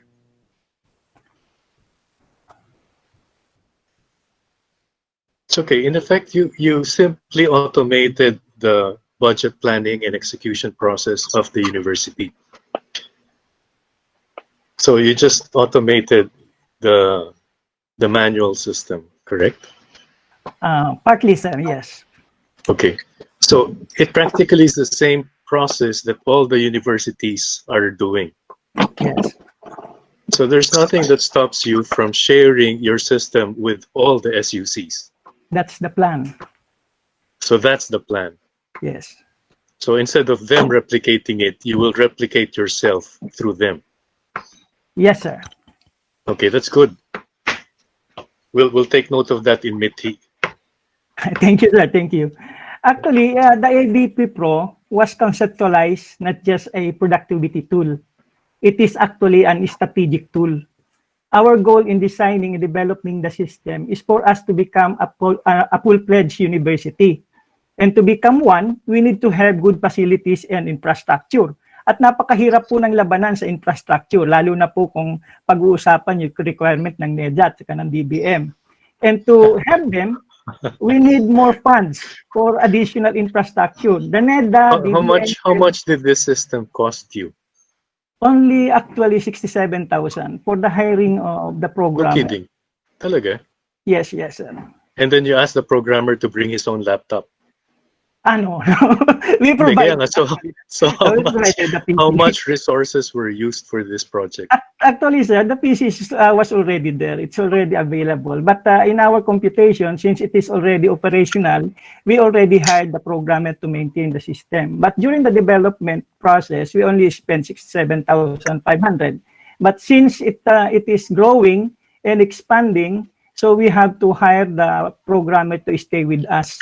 So sa tingin ko, kung isasama yung sweldo niya, 3 taon na siya, magta-3 taon na, medyo lumalaki na rin yung capitalization do sa development. Kasi we are continually developing it. Kasi meron po kaming mga nakikita mga glitches. For example, okay, pare-pareho kami ng budget planning process. Gusto namin mapabilis kasi ang DBM parati na lang naghihingi ng report sa amin midnight. Gusto nila bukas ng umaga nandyan na. So gusto namin mapabilis. Naku, makakaabot yan. Opo, sila po talaga nagbigay sa amin yan. Can you help us making things faster for us? In fact, we already have a collaborative engagement with DBM, with IPAMS. Yung monitoring namin ng remote control project accomplishment monitoring system. Buong Bicol po yun. Actually, today, we are conducting the region-wide simultaneous inspection ng mga projects. while DBM Region 5 is just watching what kung anong nangyayari doon sa system. So balik po ako doon sa tungkol po doon sa target namin since gusto namin maging university, we needed more infrastructure and we have to compete with other universities to do that, and we were able to do that. We are the top capital outlay grantee or recipient for the last 3 years. We started 220 million in 2019, 215 million in 2020, and 2021 we are still the top capital outlay recipient, even though binawasan po ng DBM yung aming budget because of COVID. We still have 115 million as compared to other SUCs. Ang kagandahan po kasi nitong aming EBIT Pro, it's not only a productivity tool. Sabi ko nga kanina, strategic tool ito. So, kahit po dun sa ISO, malaki naging pakinabang namin because it is also providing us tool for monitoring. Halimbawa, gusto mong ma-monitor yung movement ng mga estudyante, yung mga nadadagdag, yung nababawas every semester, immediately meron kang data about that. If you would like to project the income every semester, isang lang po, mga 3 encoding lang ng information yan, and the system will be the one to auto-generate the projection. Marami po siyang tool, at ang pinaka-importante po dyan yung monitoring tool. Especially po sa DBM, ang laking tulong nito sa budget utilization monitoring. Who's maintaining the system? Kami po sa IPDO. Sa IPDO. So, yes, organic hindi ito yung programmer na hinire ninyo. We are planning to make it organic next year kasi mahirap pong mag-hire pagka wala pang available item for hiring of employees. The President is here. He would like to give his insights. Opo, President Alfonso po of CNSC. Gusto ko umpisahan na itong sistema lumabas dahil gusto namin i-address yung issue ng inefficiency sa kayong late na generation ng reports, especially planning and budgeting. So when I came in as president, I told my staff that we will use ICT in governance. And so this EBPro came out. This automated our budgeting and planning system. And this made our operation in terms of budgeting and planning more systematic and ensured the timely generation of the programs, projects, and activities. That's one. The next issue that was addressed by this EBPro is the alignment of the PPAs coming from the different delivery units. As president, I have to ensure that all the programs, projects, and activities that we implement in CNSC are all aligned, not just to the provincial development plan, not just to the national development plan, but of course, in the targets that we have set, in the milestones that we have set in order for us to become a full-fledged university. Through this tool, we were able to address all that. Timely na yung ating pagbabudget, timely na yung ating paggawa ng plano, at dahil doon, nakita po ninyo kanina, yung aming mga infrastructure projects ay aming naipagawa. So, isa po yan sa mga address kung kinailangan namin mag-innovate to come up with this EBPro. Okay, thank you. Tanong lang, I noticed that the pie chart you showed of the surveys, that many of those who agree are around 50 to 60% lang. And a big chunk, around 30% was mga more neutral. So from a point of view of surveying, bakit neutral sila? Bakit a little over half lang ang parang happy sa ginagawa niyo? Yung iba ay parang fence sitters. Sir, yung kasing yung mga respondents sa other state colleges and universities, ang kinuha namin dyan ay yung perception muna nila. Pero if you're going to compare the result of those users' acceptance, yung gumagamit na ng system, makikita ninyo doon almost 98 to 99% is strongly agree or agree. Nagkataon lamang po na we are still in the process of replicating it to other SUCs. Kaya hindi pa nila masyadong na-appreciate yung EBP Pro except po doon sa Central Bicol State University of Agriculture na meron na kaming initial parang orientation na kinandak sa kanila, at initially meron na din silang feel on how to use the system. May I butt in again? May I butt in? Yes, sir. Yes, sir. Go on. Okay, it's not 50%. Actually, in the Likert scale that we made, it strongly agree and agree. So when you sum up strongly agree and agree, hindi lang po siya 50%.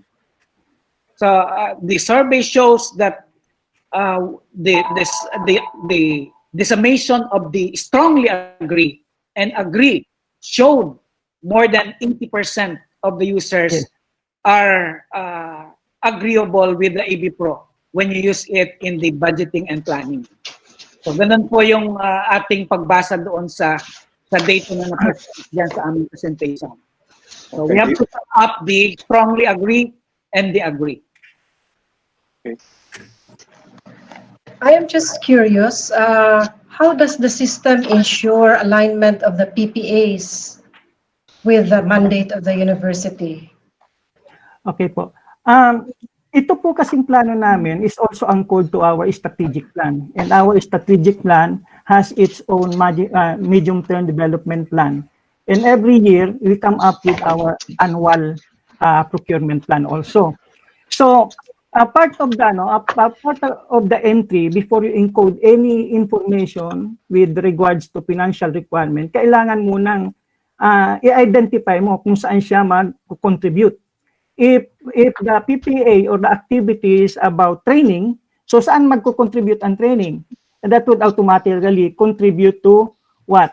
Accelerating human development. Kung PDP po, Philippine Development Plan, pinag-uusapan natin. Kung CHED naman po, ang pinag-uusapan natin dyan would be about instruction or instruction development.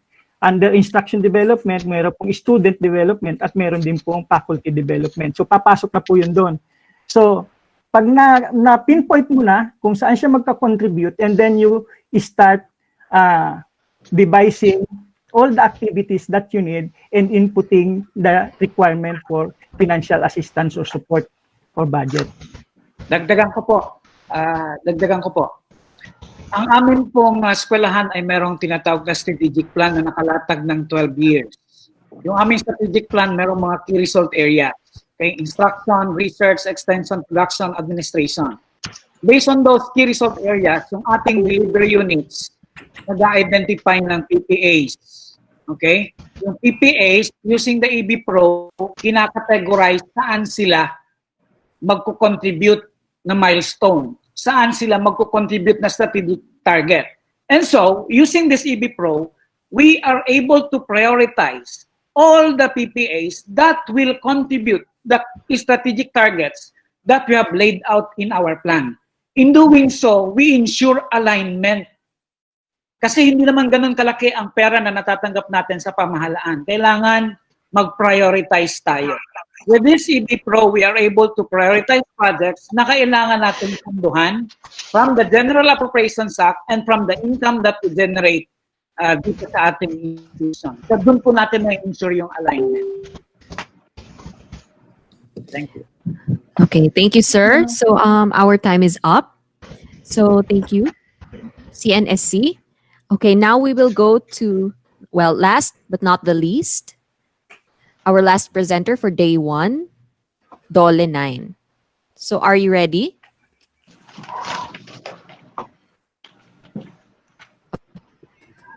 So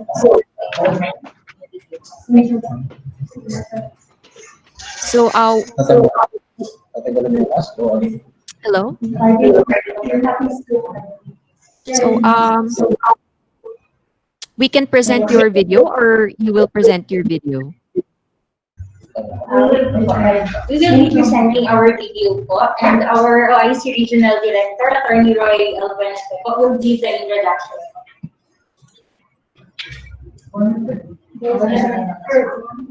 Sa lahat po ng bumubuo ng Development Academy of the Philippines, our distinguished judges, sa lahat po ng nanonood, buenas tardes a todos from Zamboanga Peninsula, mayong hapon, assalamualaikum sa lahat po ng ating mga kapatid na Muslim. Magandang hapon po sa ating lahat. ang Department of Labor and Employment in Zamboanga Peninsula region has long dealt with challenges in the delivery of programs and services to the grassroots. Considering the geographical location of our regional and field offices and a myriad of other operational concerns, it would take a considerable amount of time and effort for work to be done, in which case could be avoided. Over time, the needs of clients have become even more demanding as the world around us is radically changing. Thus, Dole9 developed online systems to expedite service delivery, improve personal performance, and increase productivity. With the onslaught of the COVID-19 pandemic, Dole9 stood prepared to take the challenges of the public service continuity. That despite the restrictions in movement, we are able to serve the public efficiently without delay, most especially in times when our clients need our services the most. Dole's electronic services, as you will see today's presentation, has helped eliminate bureaucratic red tape and reduce person-to-person interaction. Processes have been simplified and are responsive to people's needs. To provide you with more information and insight on Dole's best practices, allow us to present to you our video presentation. This is Attorney Roy Buenafe, the OIC Regional Director of Dole Regional Office Number 9. Please enjoy the show.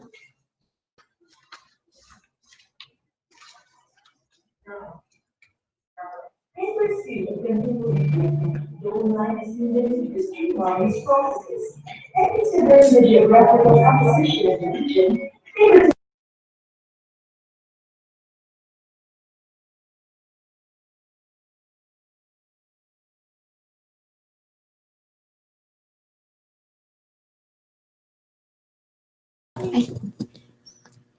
Hello? Hello? There's no audio for the video.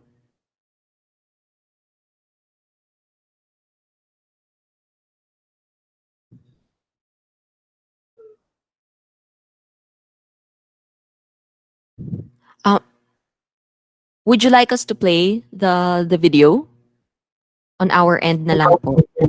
Yes po, ma'am, please. Okay, thank you.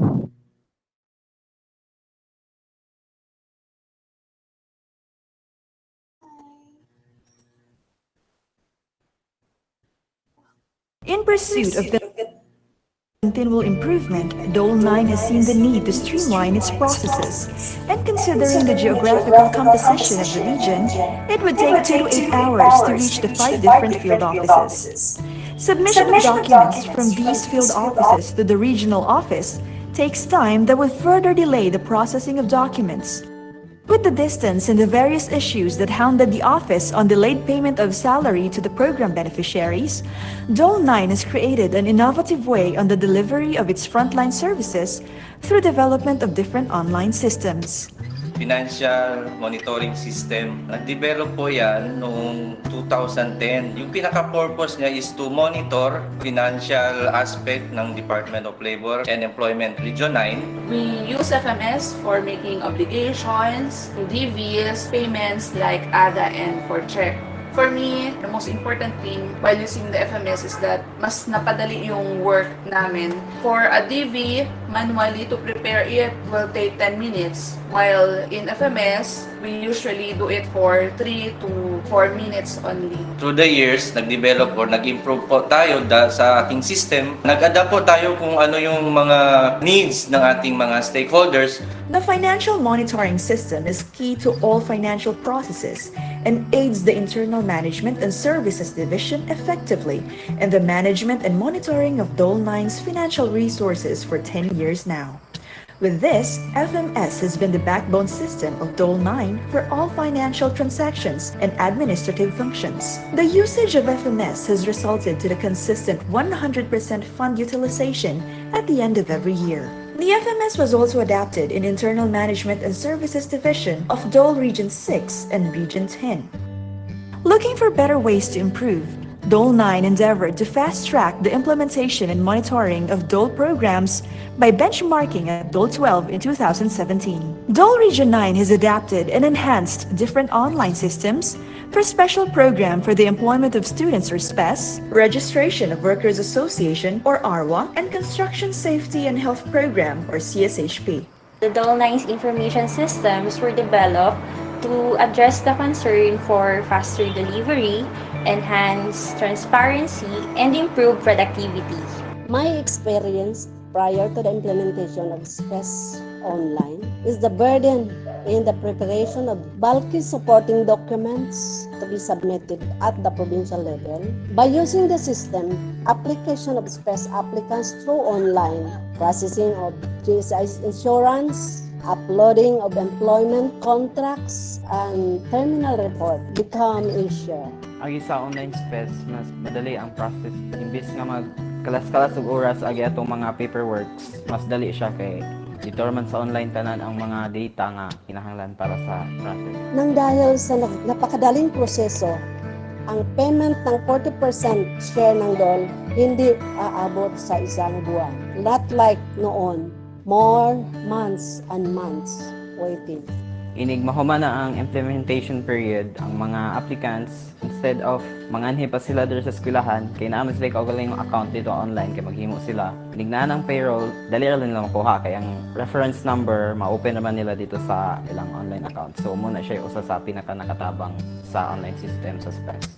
With these online systems, payment of salaries for SPES beneficiaries and release of registration certificate through online ARWA and CSHP have become simplified and were done faster.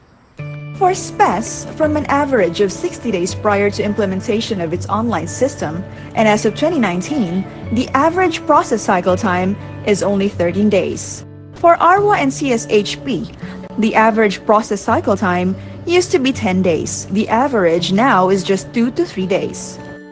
Dole Region 9 has solely developed the Online Government Internship Program or GAP system. The online GAP system has been piloted in Zamboanga City, benefiting the 220 interns of the Zamboanga City Field Office since February this year. With the threat of the spread of the COVID-19, all were enjoined to implement measures to reduce person-to-person interaction and limit the gathering of people. The availability of and use of online systems and technology is key to this objective.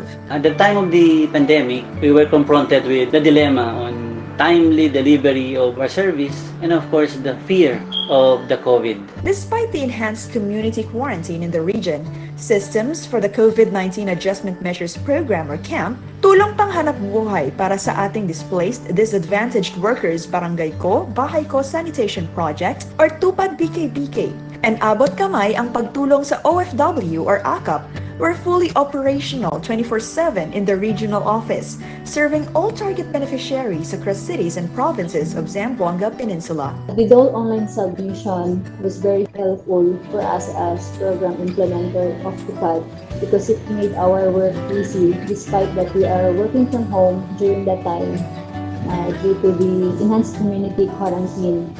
This platform is also being used by the regional office evaluators to validate and assess qualified beneficiaries. Meanwhile, Dole 9 made use of a payment facility in distributing salaries and financial aid of beneficiaries under the TUPAD program, CAMP, and AKAP. In this setup, beneficiaries receive notifications on their mobile phones to claim their salaries or financial support at any M. Villar branch nationwide. With the CAMP BKBK online facility, processing of claims only takes 1 day upon receipt of funds from the central office. Dole 9 was even cited by the Dole Internal Audit Service as having the best practice for CAMP and BKBK implementation. The use of the online system also helped Dole 9 in reducing its expenses for courier services. In 4 years, Dole 9 was able to save 74% on its courier service. With the integration of the online systems of Dole 9's programs and services, Dole 9 was recognized as one of the best regional offices in its cluster in 2018 and received a rating of 4.722, or very satisfactory, for its 2019 Office Performance Commitment and Review. From an ISO 9001-2008 certification, Dole 9 successfully transitioned to ISO 9001-2015 in 2018. Dole Region 9 also hosted a benchmarking activity with participants from Regional Office 4B, 7, and 8. Their information system analysts and program focals have visited Dole 9 to learn about best practices in systems development and IT infrastructure. With the end goal of digitization of the government, Dole 9 is already one step ahead in the arena of fully automating its services. Several online systems are in the pipeline for development. In the spirit of true government service, Dole 9 is continually exerting efforts in improving its processes and exceeding every Filipino worker's expectations.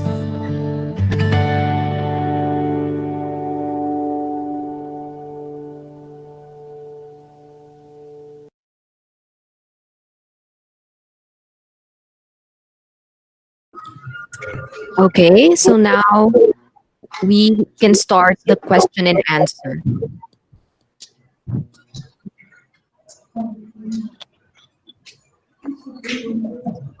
So do any of our judges have a question? You have been awarded by the National Dole for this program, right? Yes, sir. Yes, sir. We are cited as one of the best program implementers for. Has it been adopted or replicated in other regions? There have been benchmark activities that has been done by other regional offices, but for the moment we are not able to supervise and know what is the development in other regions. Okay. So, but did people from other regions come to take your the software you've developed, your systems, and copy it? Have they gotten your softwares? Survey I call on our technical people so that they can historically narrate I just to wanted you. to know whether they were able to at least touch base, even if they don't have. Apparently, you still don't know if they're using it, but if they touch base with you and got your program, then at least they've started already looking into it. Because I would assume that your regions are similarly, you have similar operations. What you require for each region. So what you make there can be replicatable anywhere, all the other regions.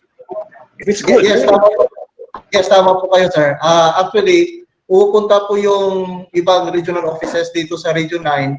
I believe that was last year in learning the programs and the system that we are having here in Region 9.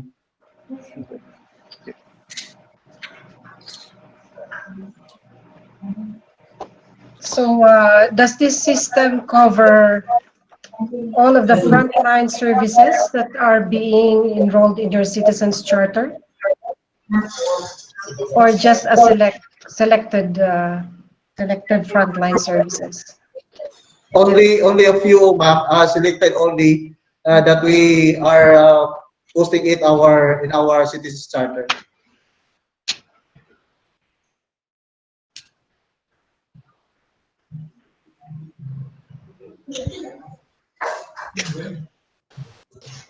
Doesn't Dole have a centralized MIS department? In central office po, hindi po ganun yung naging sistema. But here in the region, we are now implementing to have this centralized in the region only for our MIS. So you have an MIS group in the region? Yes po, yes po. And all the regions of Dole have its own independent MIS team? Don't you have an integrated MIS policy? That we don't know po in other regional offices.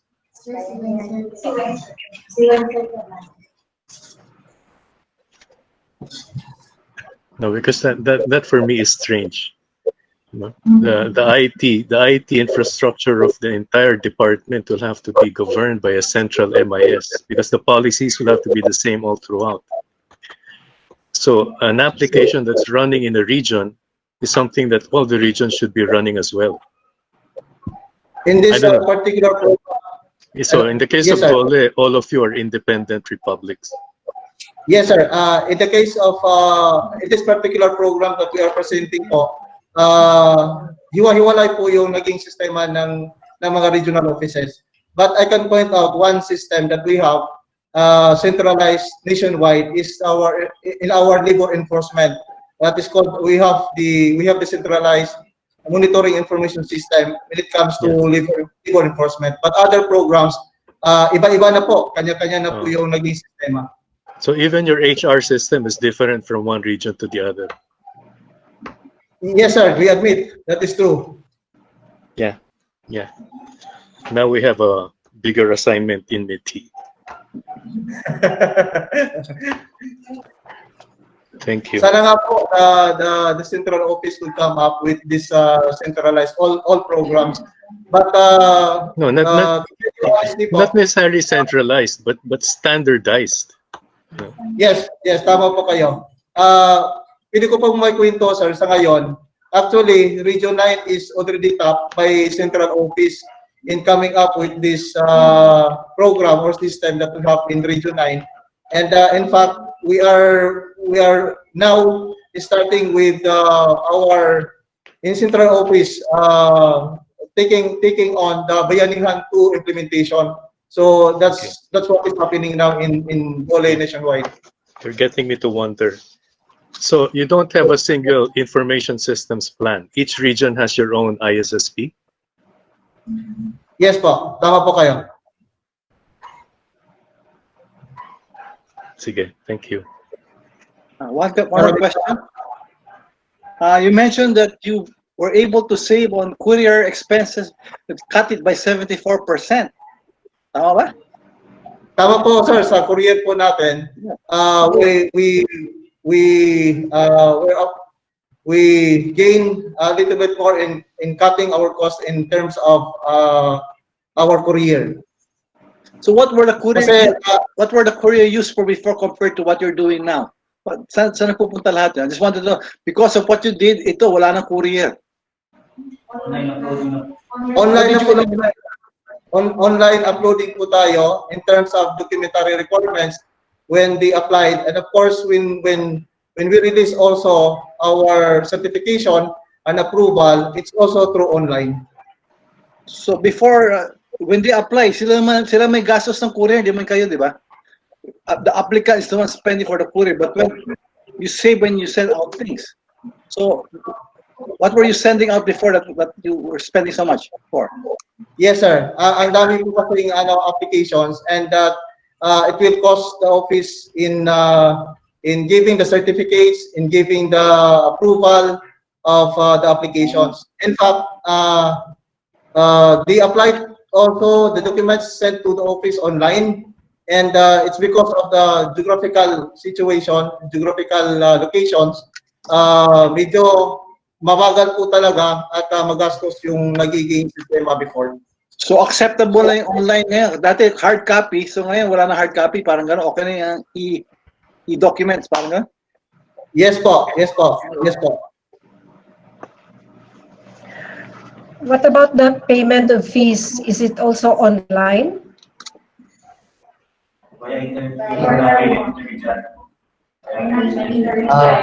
Application fees.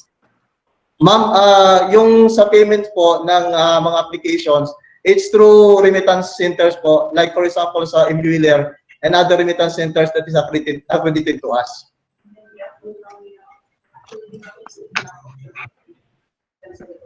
You will just have to upload the receipts to prove that they already paid the required fees. So wala pang bank-to-bank transactions or something like Maya? And then so far, but it's MWheeler because it's the remittance center that we have a contract with.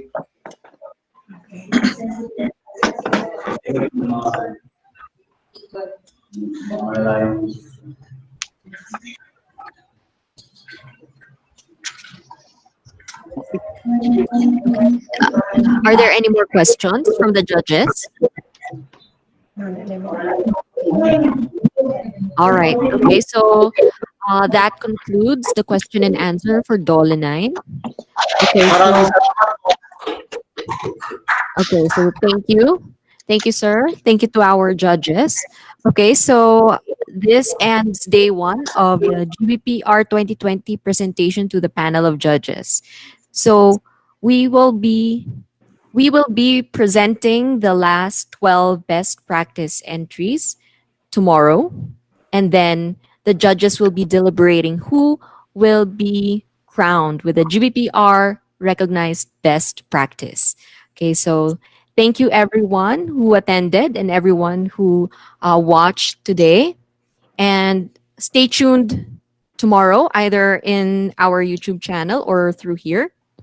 And then we will be announcing the best recognized best practices tomorrow on YouTube. Okay, so thank you everyone, and we'll see you tomorrow. Salamat Thank you. Bye. Thank you, ma'am. Bye-bye. Thank you, everyone. Thank you, everyone. Bye.